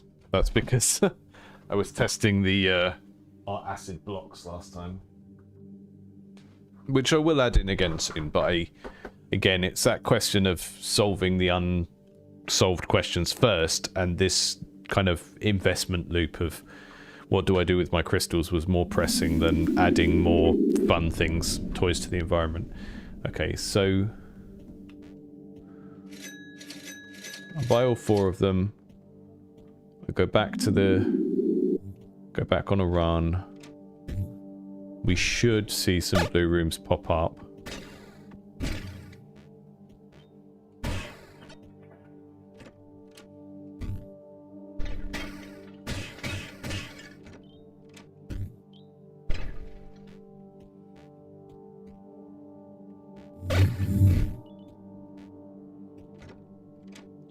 There we go, we got the collection. So that's one of the blue rooms that we just purchased. I go in there, I get some relics. If I've got the key card from the security room, I can just walk straight through there. But I can't, so I have to find a way around.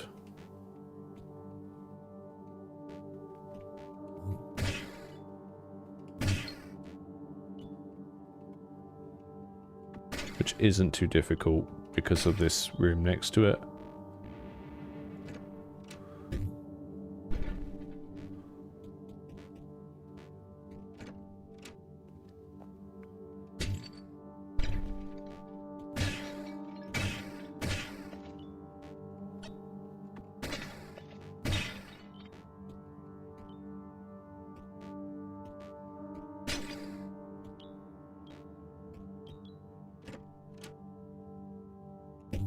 Build the auto marker in the moon. That's cool.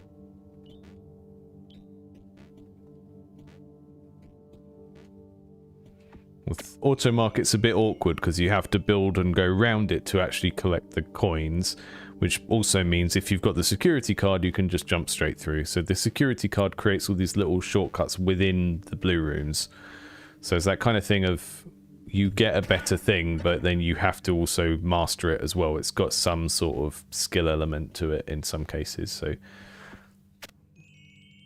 Or at least, if not necessarily a skill element, but kind of having to build and synergize the things together, like you've been doing for the whole game, but just in a slightly new context, so...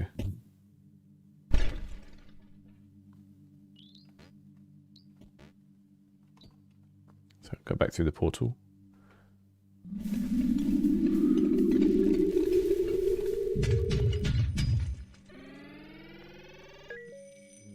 Okay, I will take your advice about slowing down some of the stuff on that screen as well, but I will probably not do it immediately. Okay, so this time I haven't added any to the deck.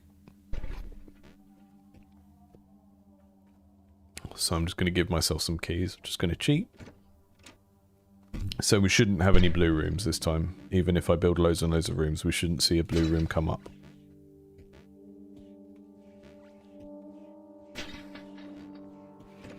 That was satisfying.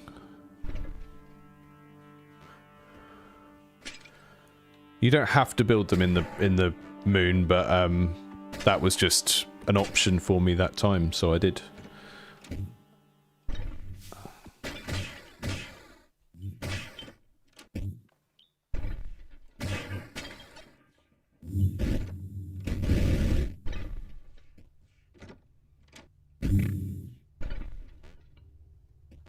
It's really, really helpful doing these streams and having, like, people to think out loud at. Because I think where we've ended up with in terms of this feature, or this system, is actually a lot better than the kind of things I had in my head at the start of the day. Because we've now got a perpetual currency sink for those green crystals, rather than, like, 8 things you can spend to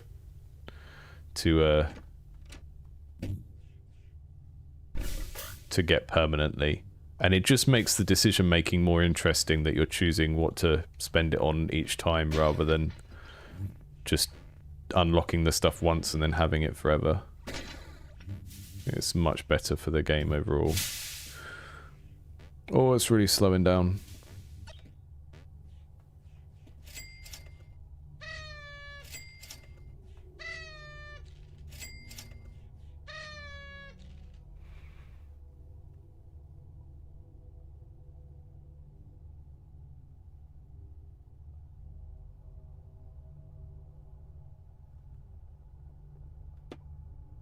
thought we fixed that earlier.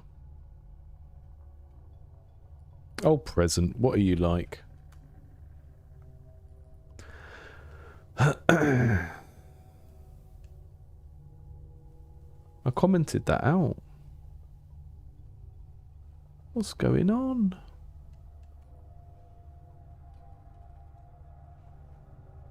Ah, here we go.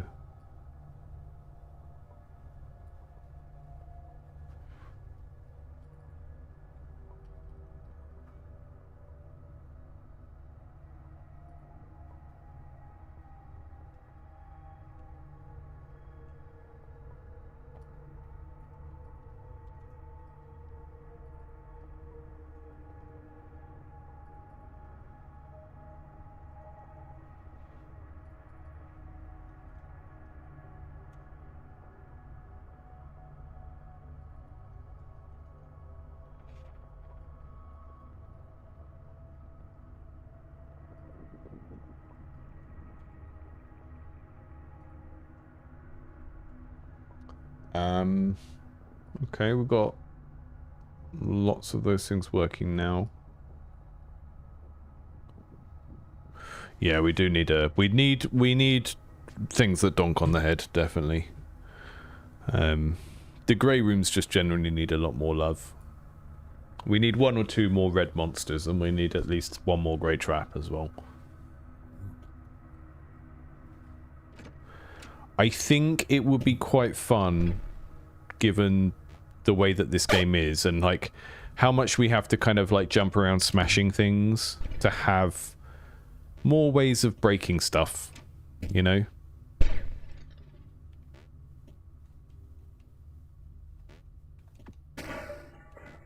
You know, we've got fire, so maybe we should have flamethrower traps. We've got loads of jars around, so maybe we should have things that roll around and smash things for you by accident, all of that kind of stuff.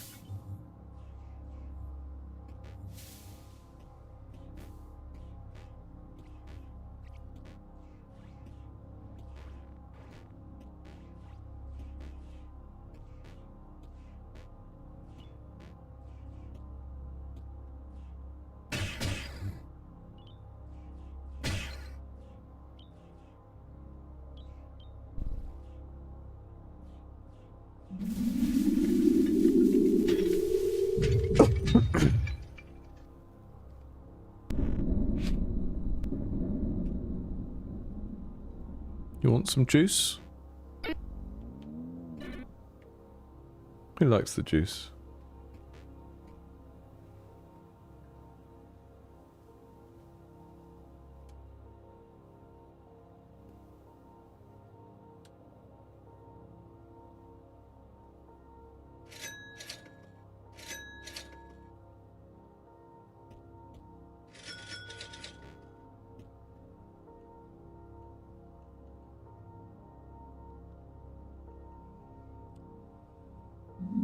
Those computer screens that give you keys and stuff currently don't need you to press a button, so I'm going to fix that in a minute, because I've been meaning to do that for a long time.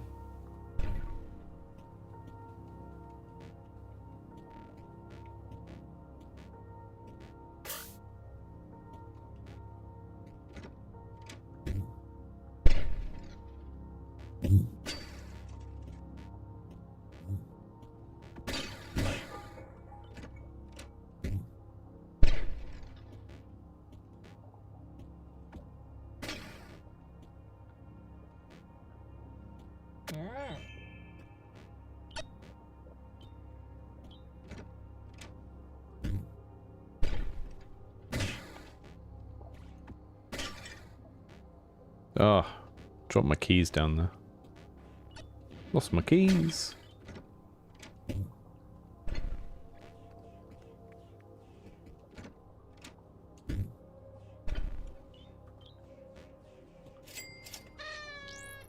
Oh, lovely.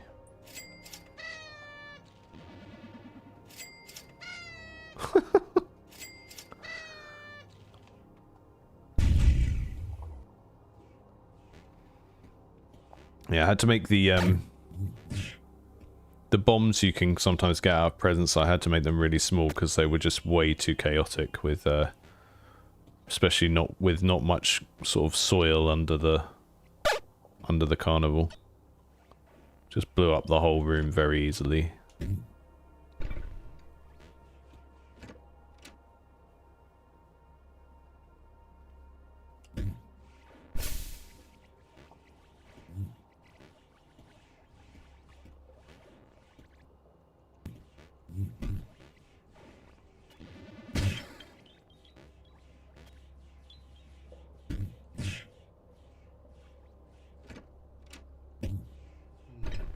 Can I get back?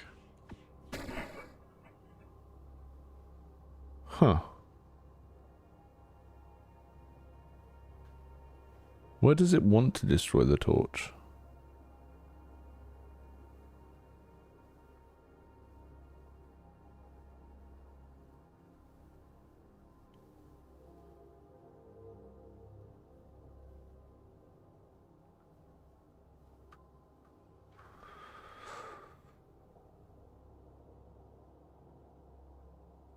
Okay.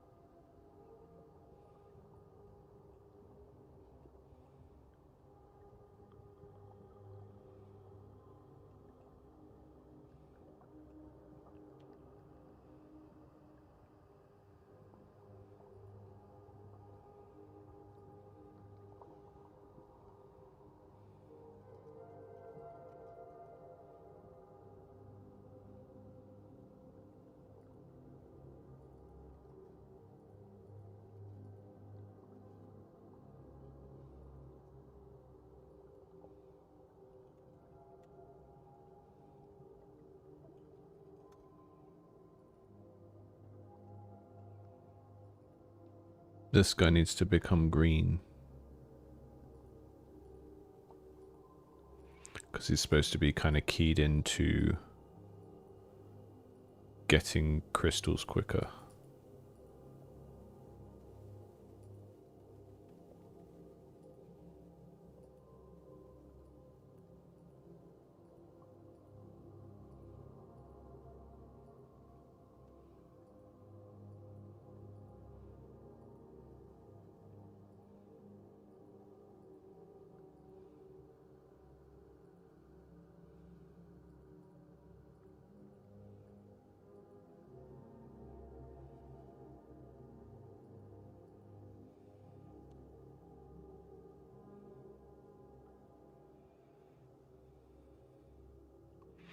The mushrooms that make you jump are often a bit of a hazard anyway, because if you jump, if they bounce you too high and you go in the wrong direction, you take full damage.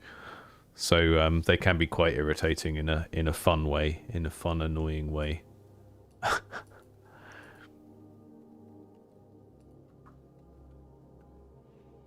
Right, what was I doing? Okay, yeah. What are those computer things called? Screen? Right, I'm gonna have to do some organizing here because I can't find, there's loads of things I can't find, so.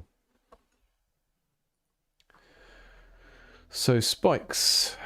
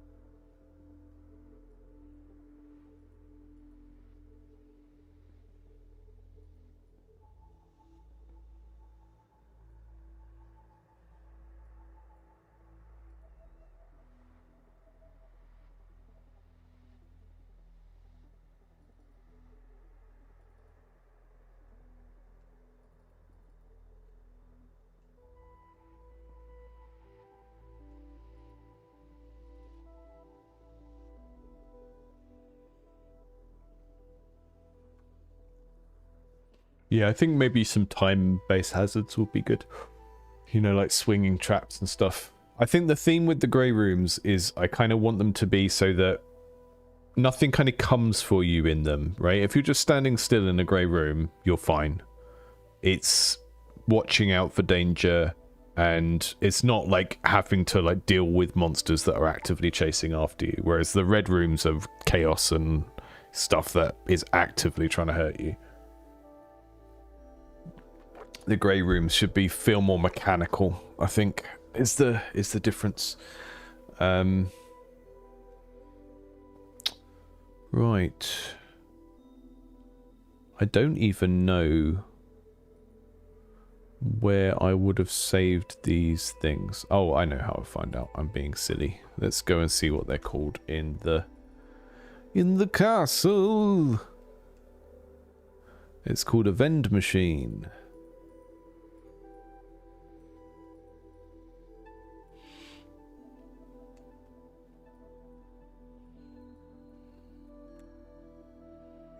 Okay, so we go back to info door.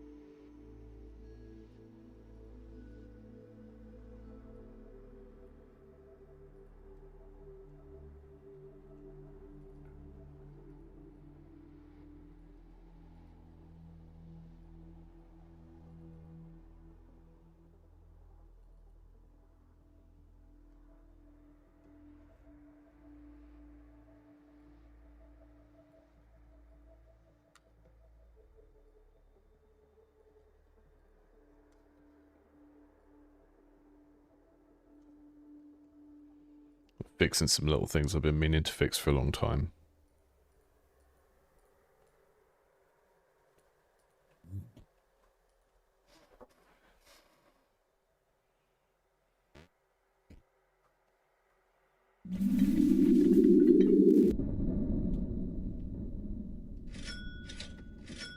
Okay, we can... Text is probably too small on these, actually.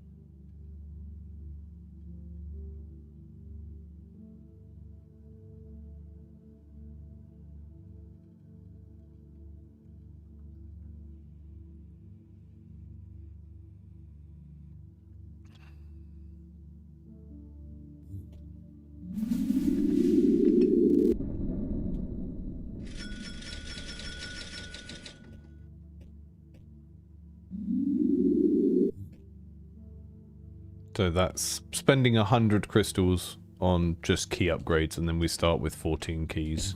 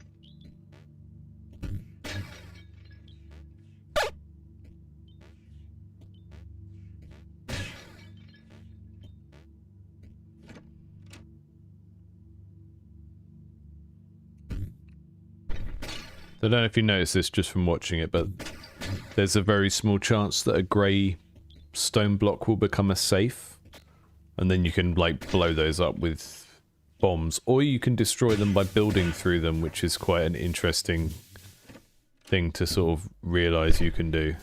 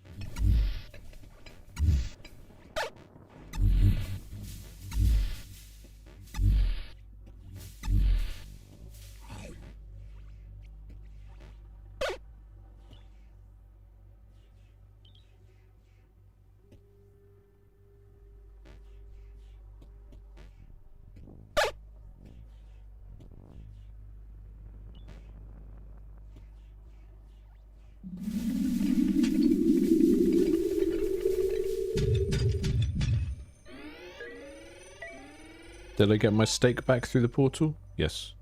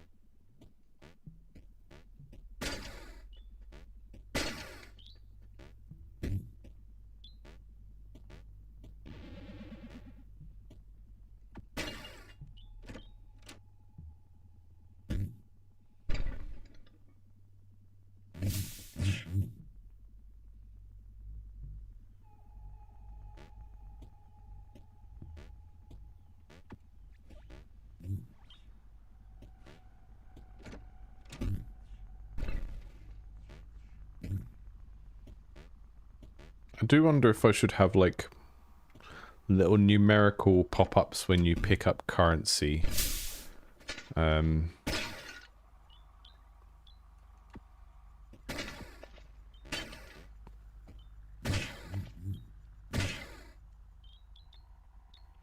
Thing is, it's such a big part of what you're doing in the moment-to-moment of the game. I don't know. What are you buying? What are you selling? I kind of want to shrink the relic seller down. I think they're a bit too big. Intimidating. Why are you so big? Or maybe they should have 4 arms.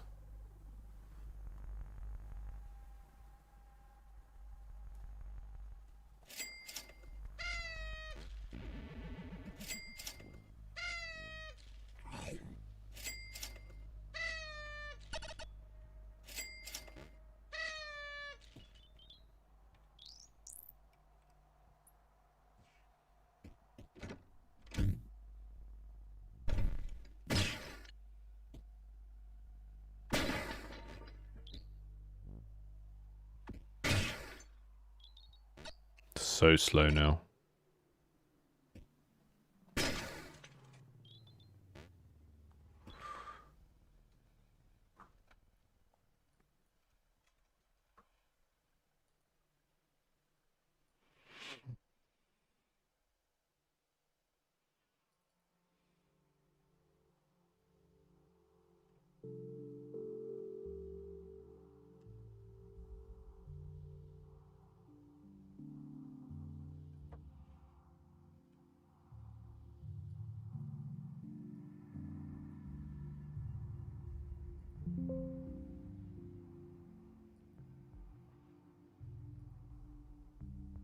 So you can... This bit is now a thing, so we can make that green now.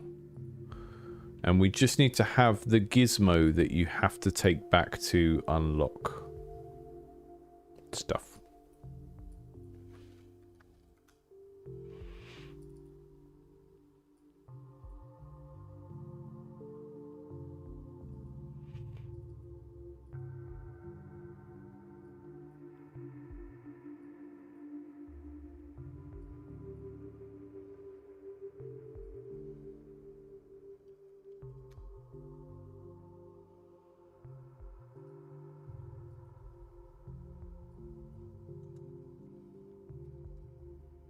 We're going to make a satellite object, which doesn't need any of this stuff. And then we're going to make a tracker object for tracking the satellite.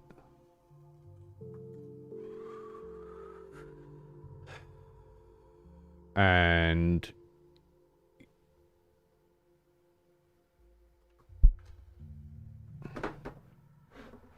yeah, so I made the space helmet because initially you could go outside the level and you would freeze eventually. And I took that out because it felt quite punitive. It's quite fun to go outside the level and run along the top of the level. So I'm not sure. But yeah, we do have a space helmet. At the moment, it's just basically a gas mask.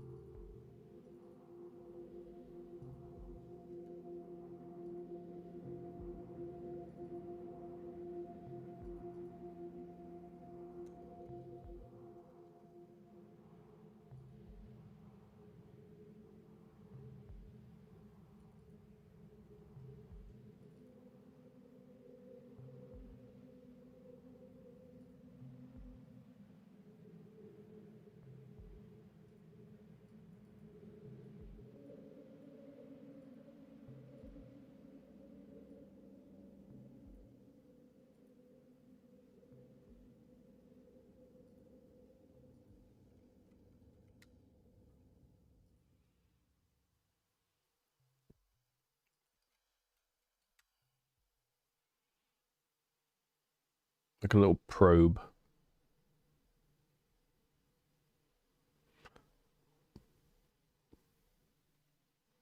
Some sort of gizmo. Look at this guy.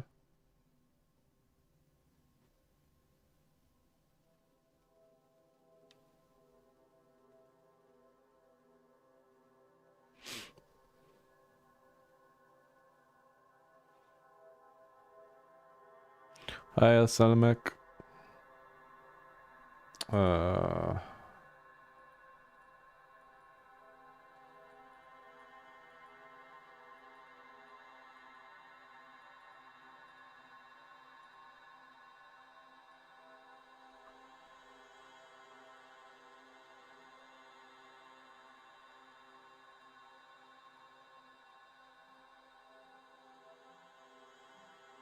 I think we're going for like a box with a satellite dish on the top. That's kind of space gizmo enough, I think, for us here.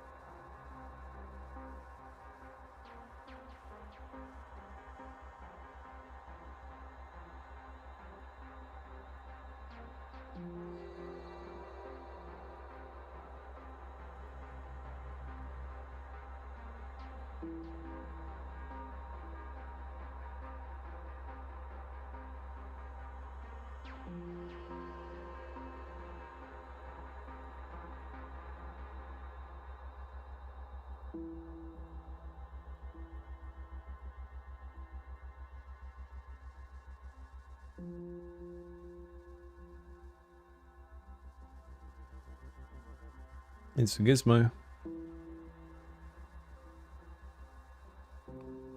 Sometimes you just floating around in the void and you find a gizmo. That's just a thing.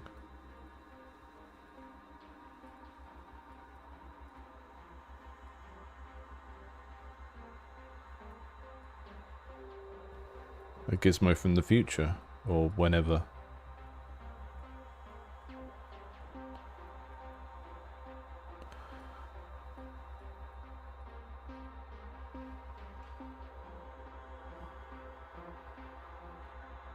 Yeah, we need some...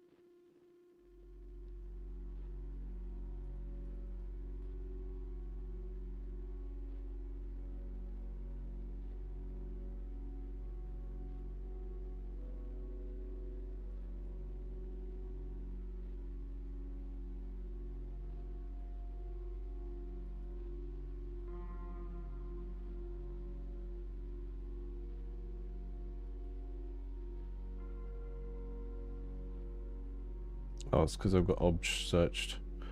That's funny.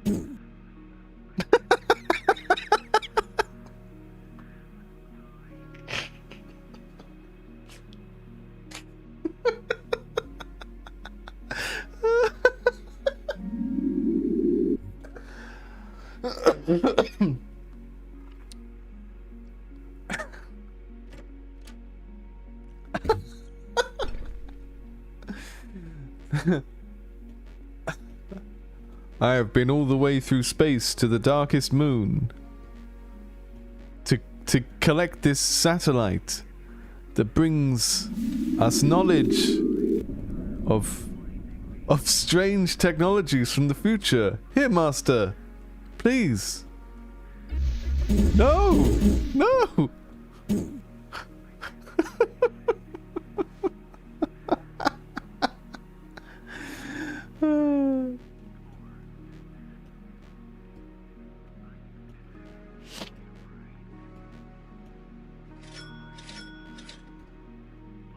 That's all he cares about.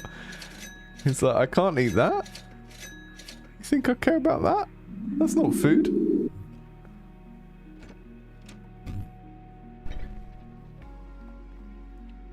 Also means we could have more than one use for the satellite as well.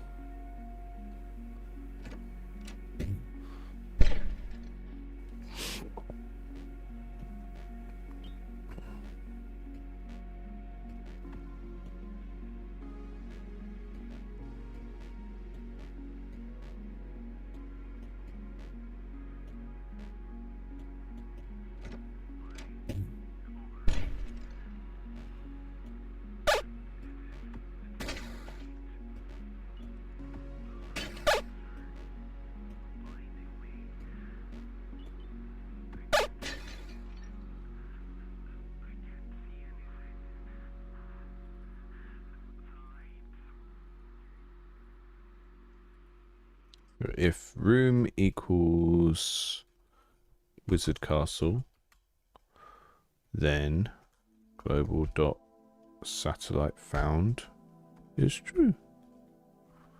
And that's where we'd have a story moment where the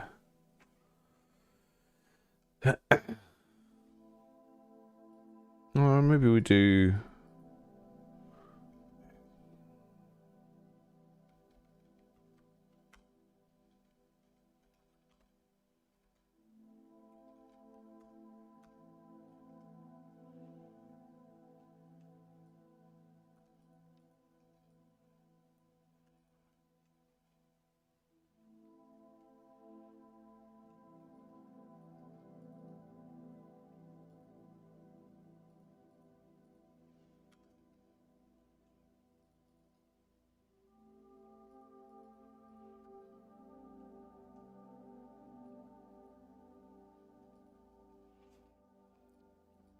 So there's some code so that when you bring objects back with you,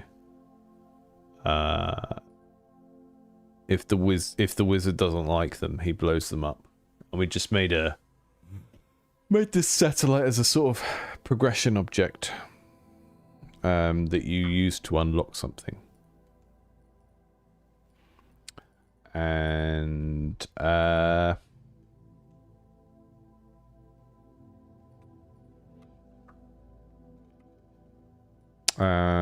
so we take it back to the castle, we unlock the next part of the game.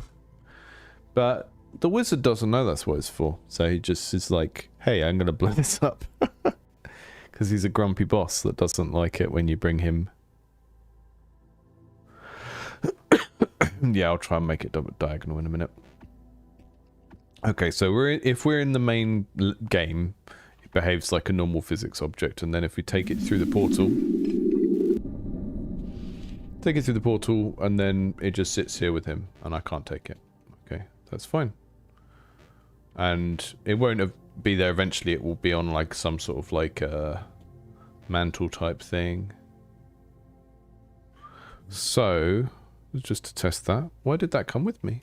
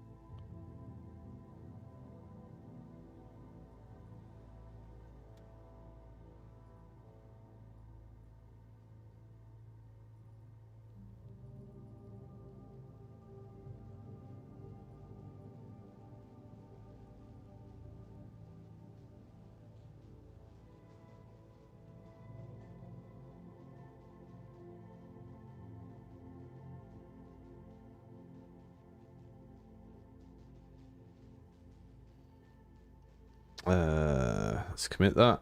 Okay.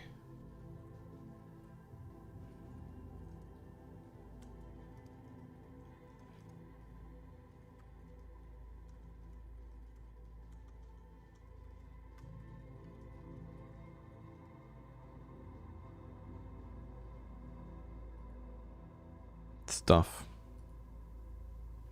Stuff is a good technical word.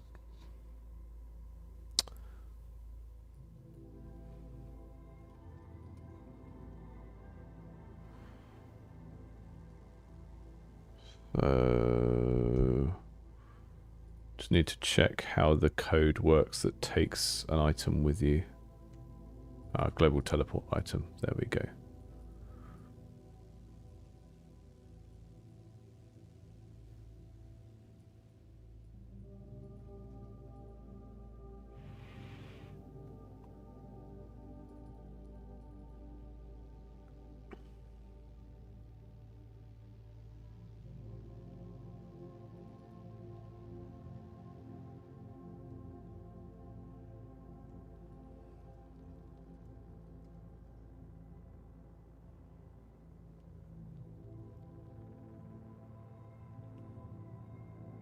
Okay, I don't need to cover that. That's not going to happen in the main game. Let's go back to that sprite. Maybe we can make it a bit more jaunty.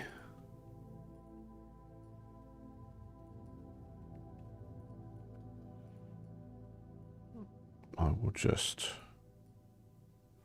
rotate it that way and then I will clean that up afterwards.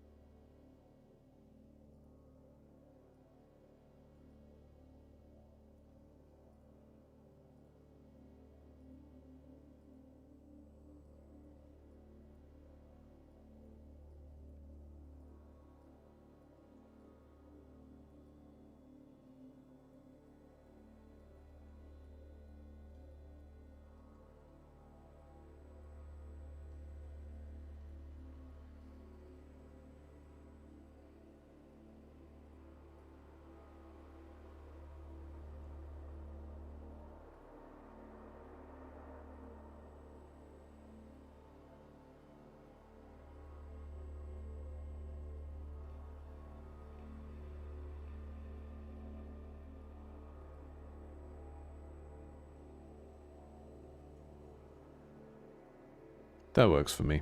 And then what we want to happen is for it to happen in here. So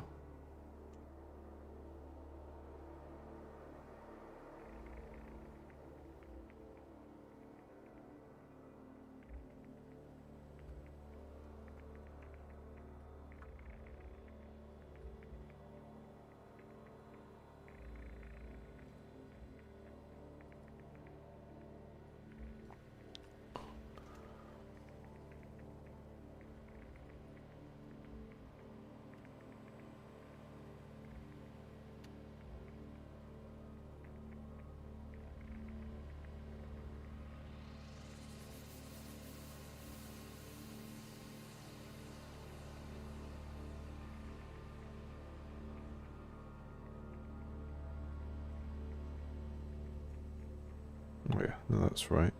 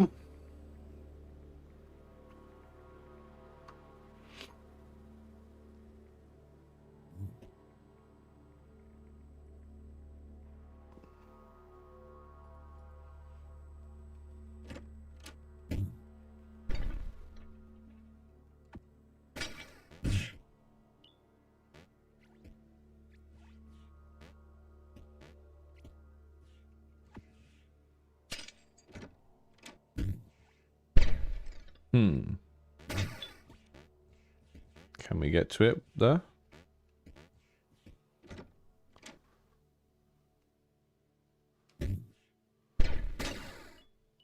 Just about get to it. Oh.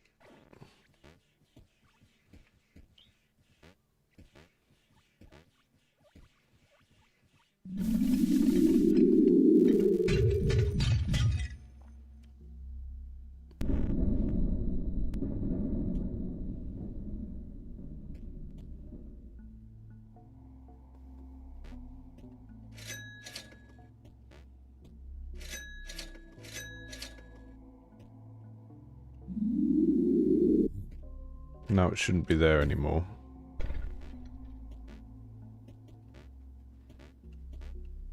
No longer there. That's cool. That mostly works. Realise that the reason the moon doesn't look very moony is because it doesn't have any lovely moony craters.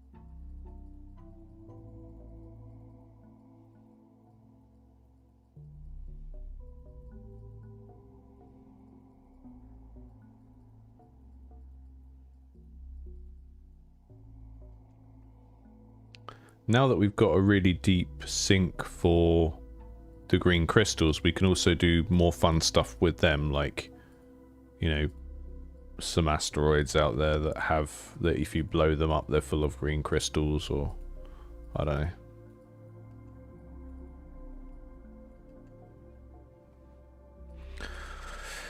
That doesn't look like a crater, but I think it's kind of cool, so I'm going to leave it. No, I'm not. I'm going to, make it a hole like that.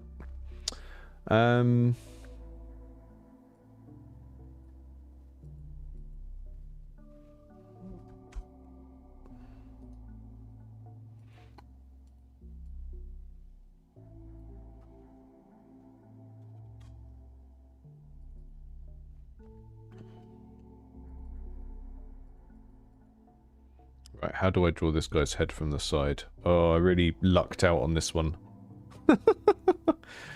How do I draw your head from the side? Tell me. Tell me your bird secrets.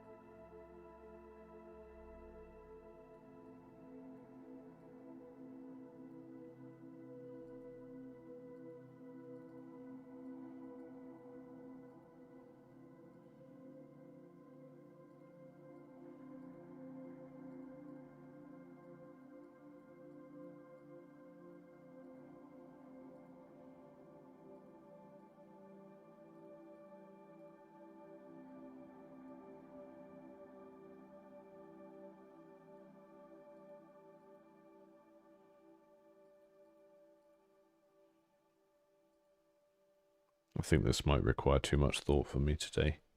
I will get that done another time.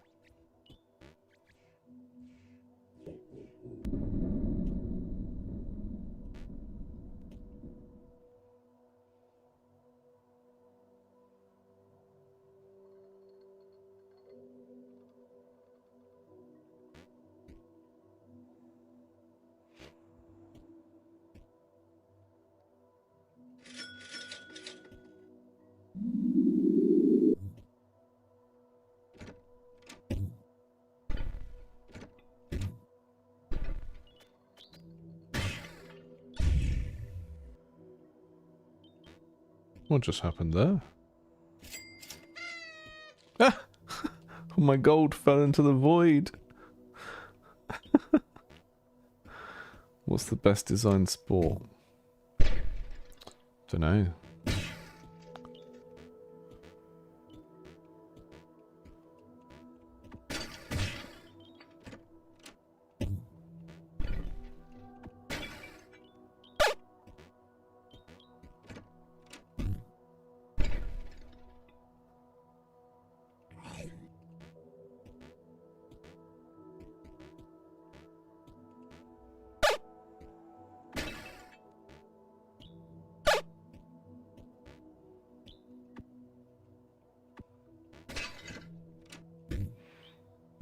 I wish I had a witty answer to that, but my brain is running on empty now. After working on this for 5 hours.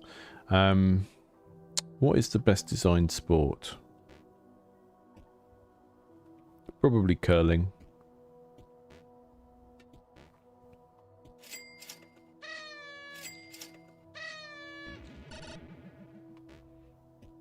I don't have a reason for saying curling, it just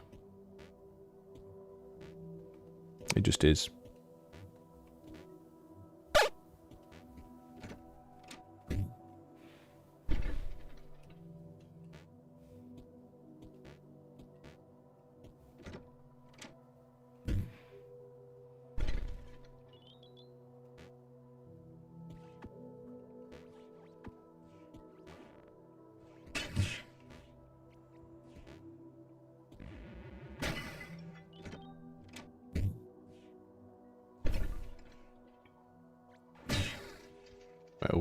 Where are we? I was wondering if I could get onto the moon by falling down from here, but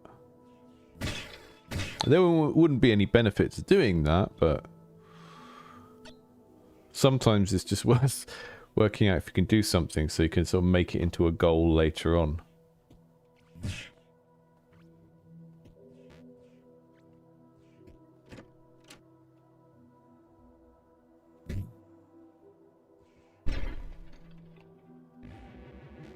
It's so slow now. So slow.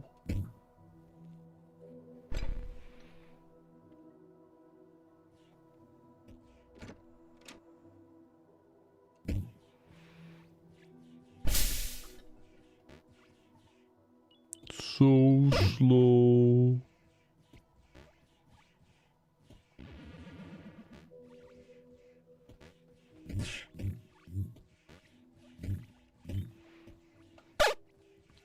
I mean, the best sport video game is always just whichever one you played when you were 17 and perhaps not completely Cobus Mentis. That's just how that works, isn't it? Yeah, we need a new definitely need a FPS relic. Don't worry, we're working on it.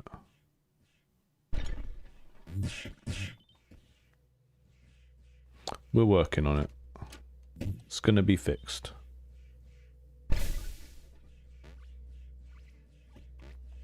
Oh, so slow.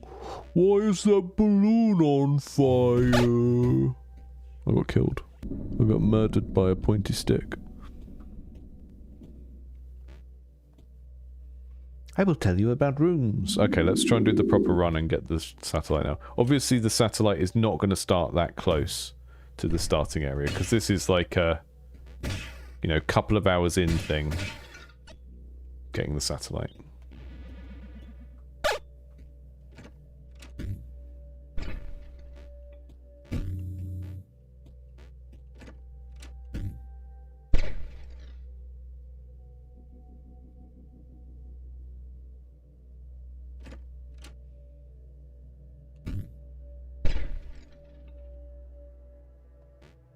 Not you again.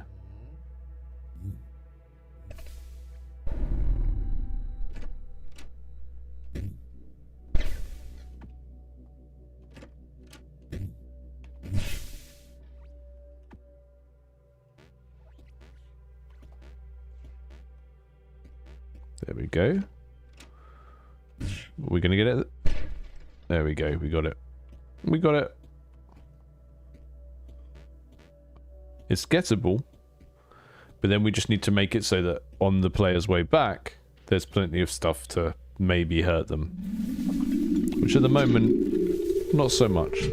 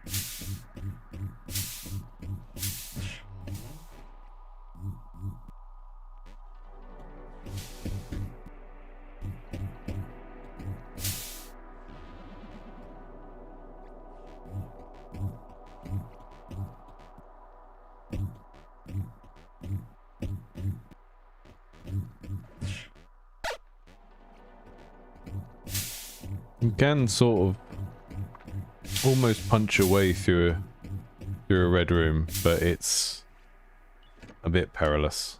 I need to make them more perilous though. The game is just far too kind at this stage. Once we got this round of optimizations done, I will, I think, put a few more things in to kill you.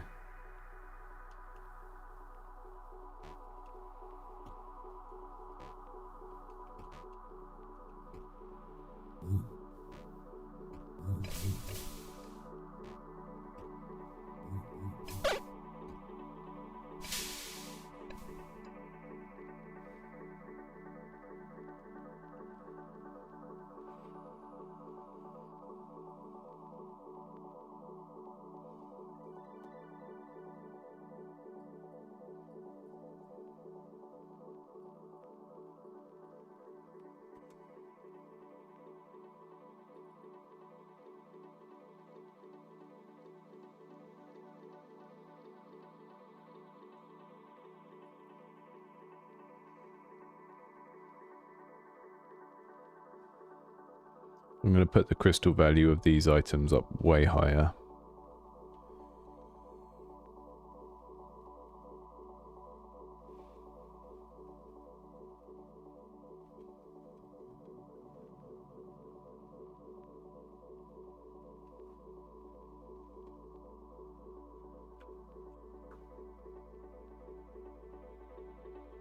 Maybe not that high, maybe just like 50 max.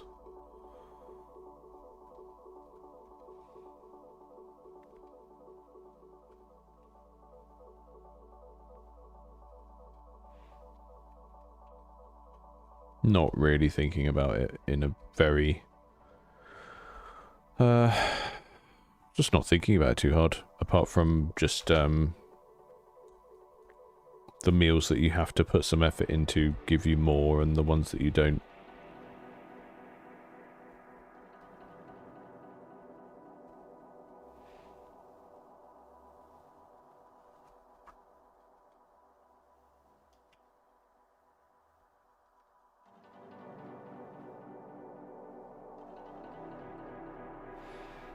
Yeah, it does lack tentacles at the moment. I do have something close to that, I'll show you in a second, but it's just not Doesn't exist anywhere in the game at the moment.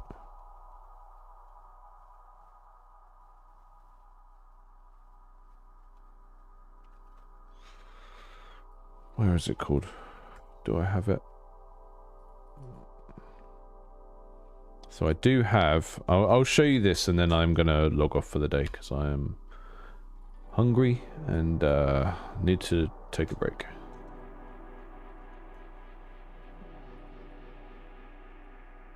So I do have this object underscore tentacle, and if I just put these in here, this is something I was experimenting with before. I don't know if they work. I haven't tried them for a while, but here they are. Here they come. You'll see them coming in. So these were something I was going to experiment with, of like having another way of the red rooms spreading themselves. It's quite gross. It's like these kind of wormies. And, oh look.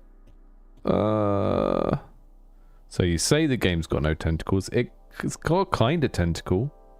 Just not really, not implemented in anything yet.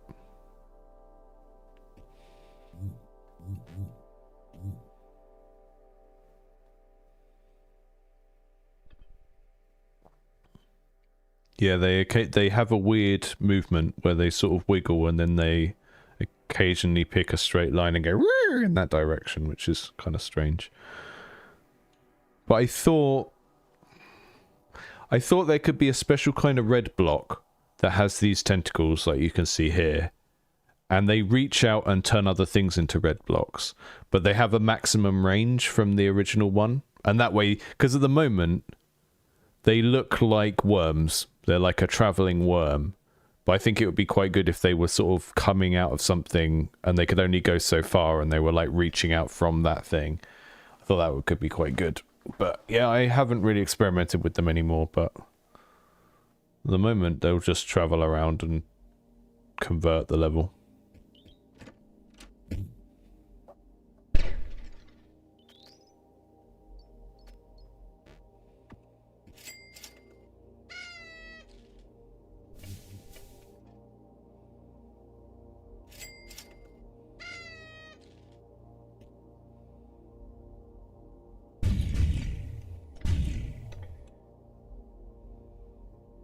Yeah, it is like the monster from Carrion, yeah. Exactly like that.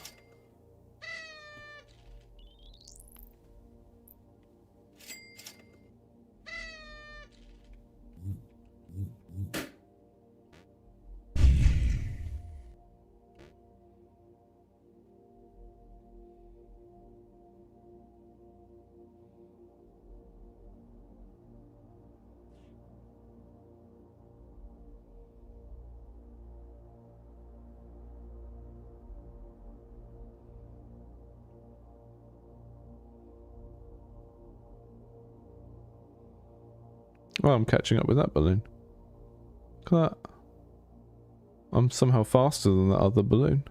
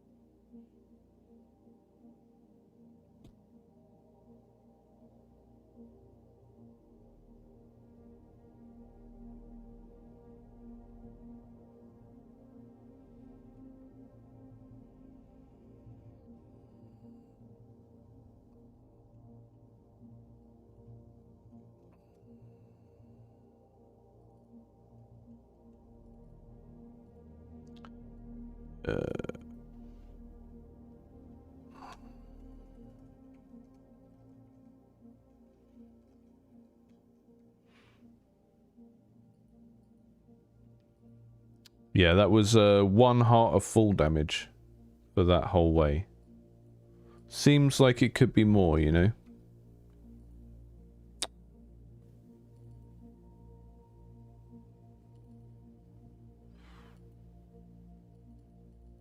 Here we go. If distance fallen is 100.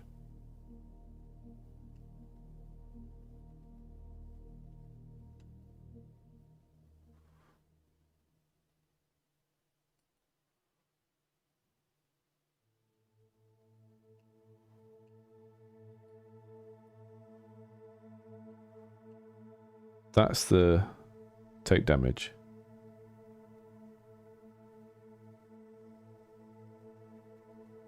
See, when we fell 100... Oh no, that's when you fall off the screen. Okay. Player falls into void beneath level.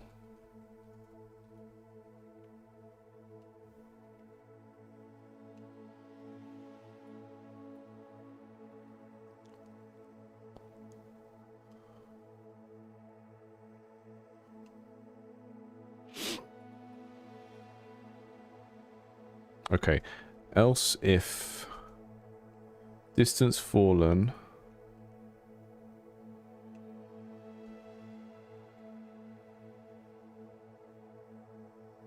is greater than 60.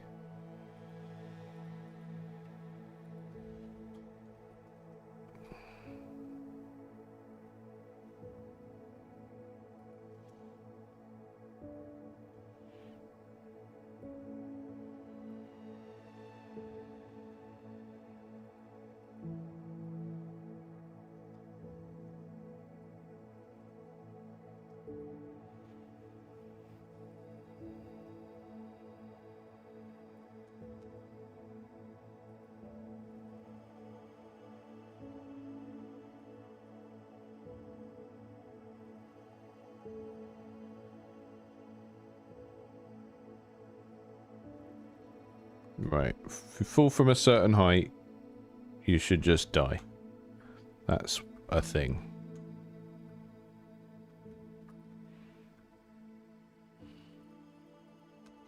So 60 takes 1 damage, and anything above that kills you. We're not doing incremental.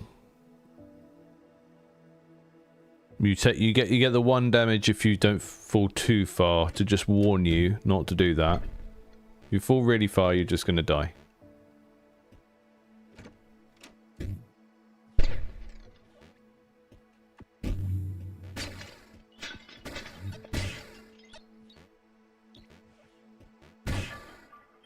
Okay, if I jump from up here, is that enough to... That's not enough to take full damage.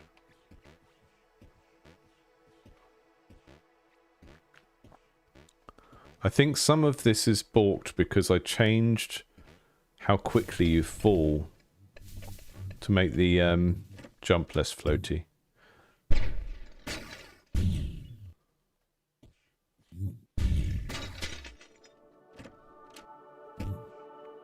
Everyone kept bullying me about my floaty jump. Also known as giving feedback. Giving constructive feedback. I like to think of it as bullying. And I fixed it, and it made it better. But now our full damage is really...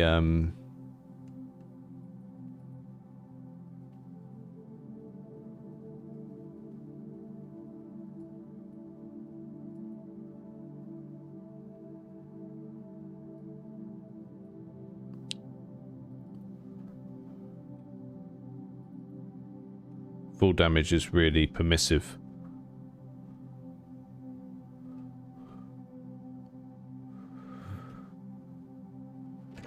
No, I want the player to die if they are not careful.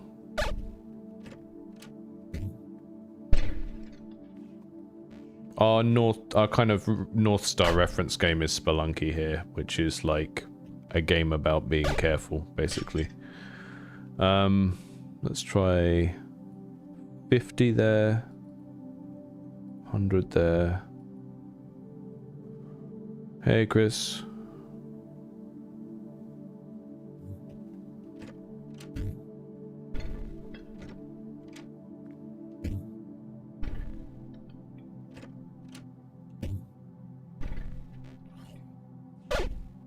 Okay, that jumping from there all the way down into the valley hurts you.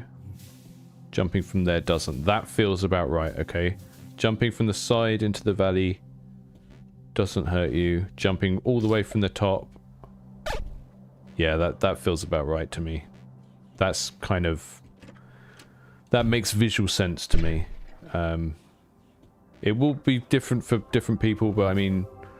part of this kind of game is just mastering what that, you know, internalizing what that rule is, what that amount is.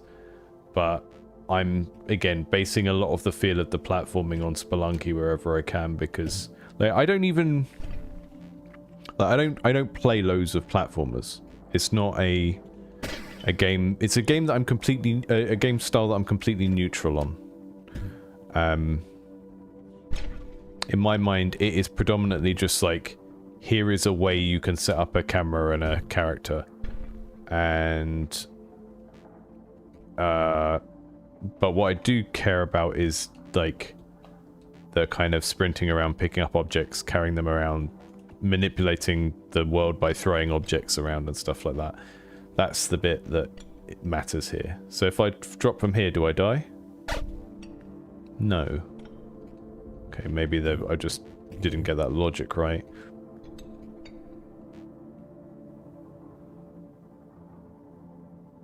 That should definitely kill me, but it doesn't.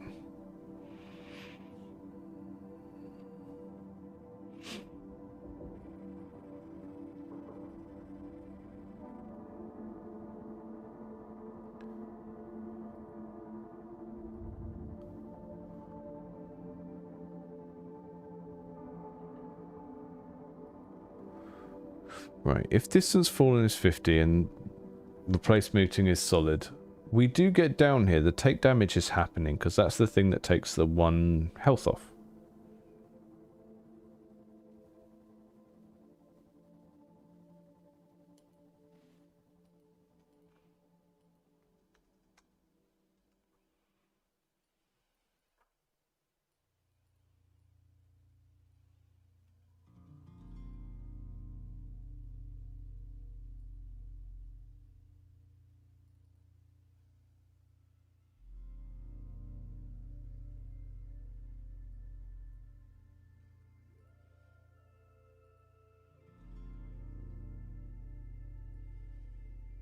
Very strange.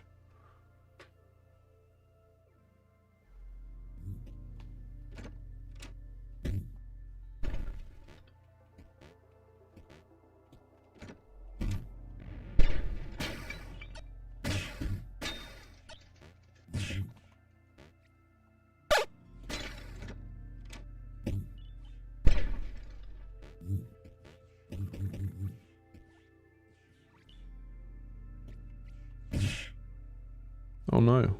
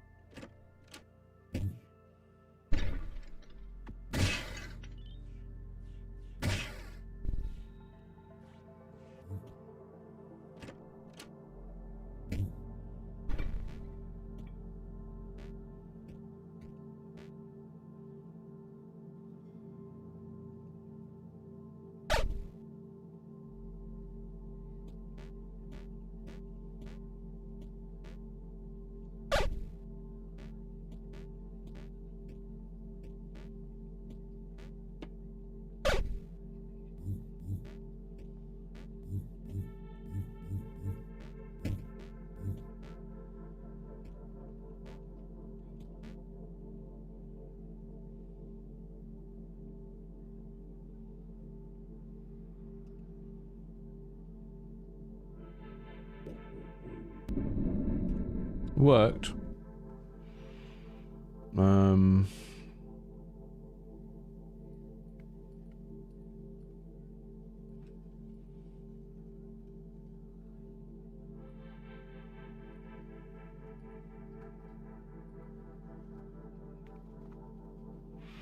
Yeah, basically, if you fall further than the screen, I think that should be kind of like the reference point. Should just splat straight away.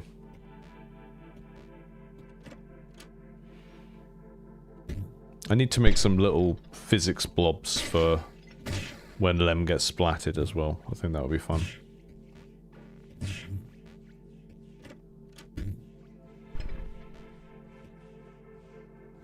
All the balloons are red. Amazing.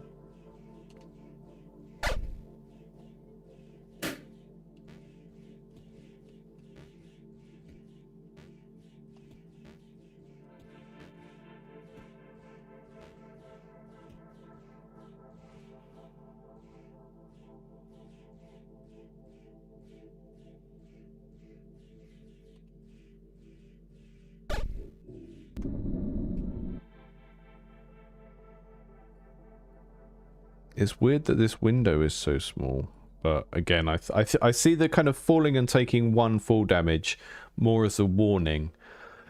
And I'm quite happy for there to be like quite a small leeway between taking full damage and taking total damage. I think Spelunky does something similar, and also it just makes it riskier to try and make a big drop. Because the payoff is either you take one or you take ill, and whereas if you think of like how it generally happens in action games, it's based on a proportion of like the distance or whatever.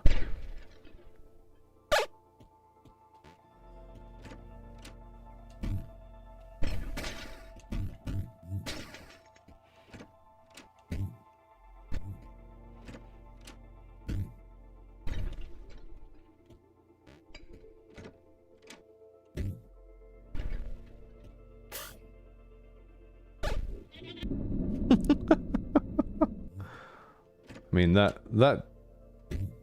So if I just jump down here in the chasm, from there to there, that's not quite a killer.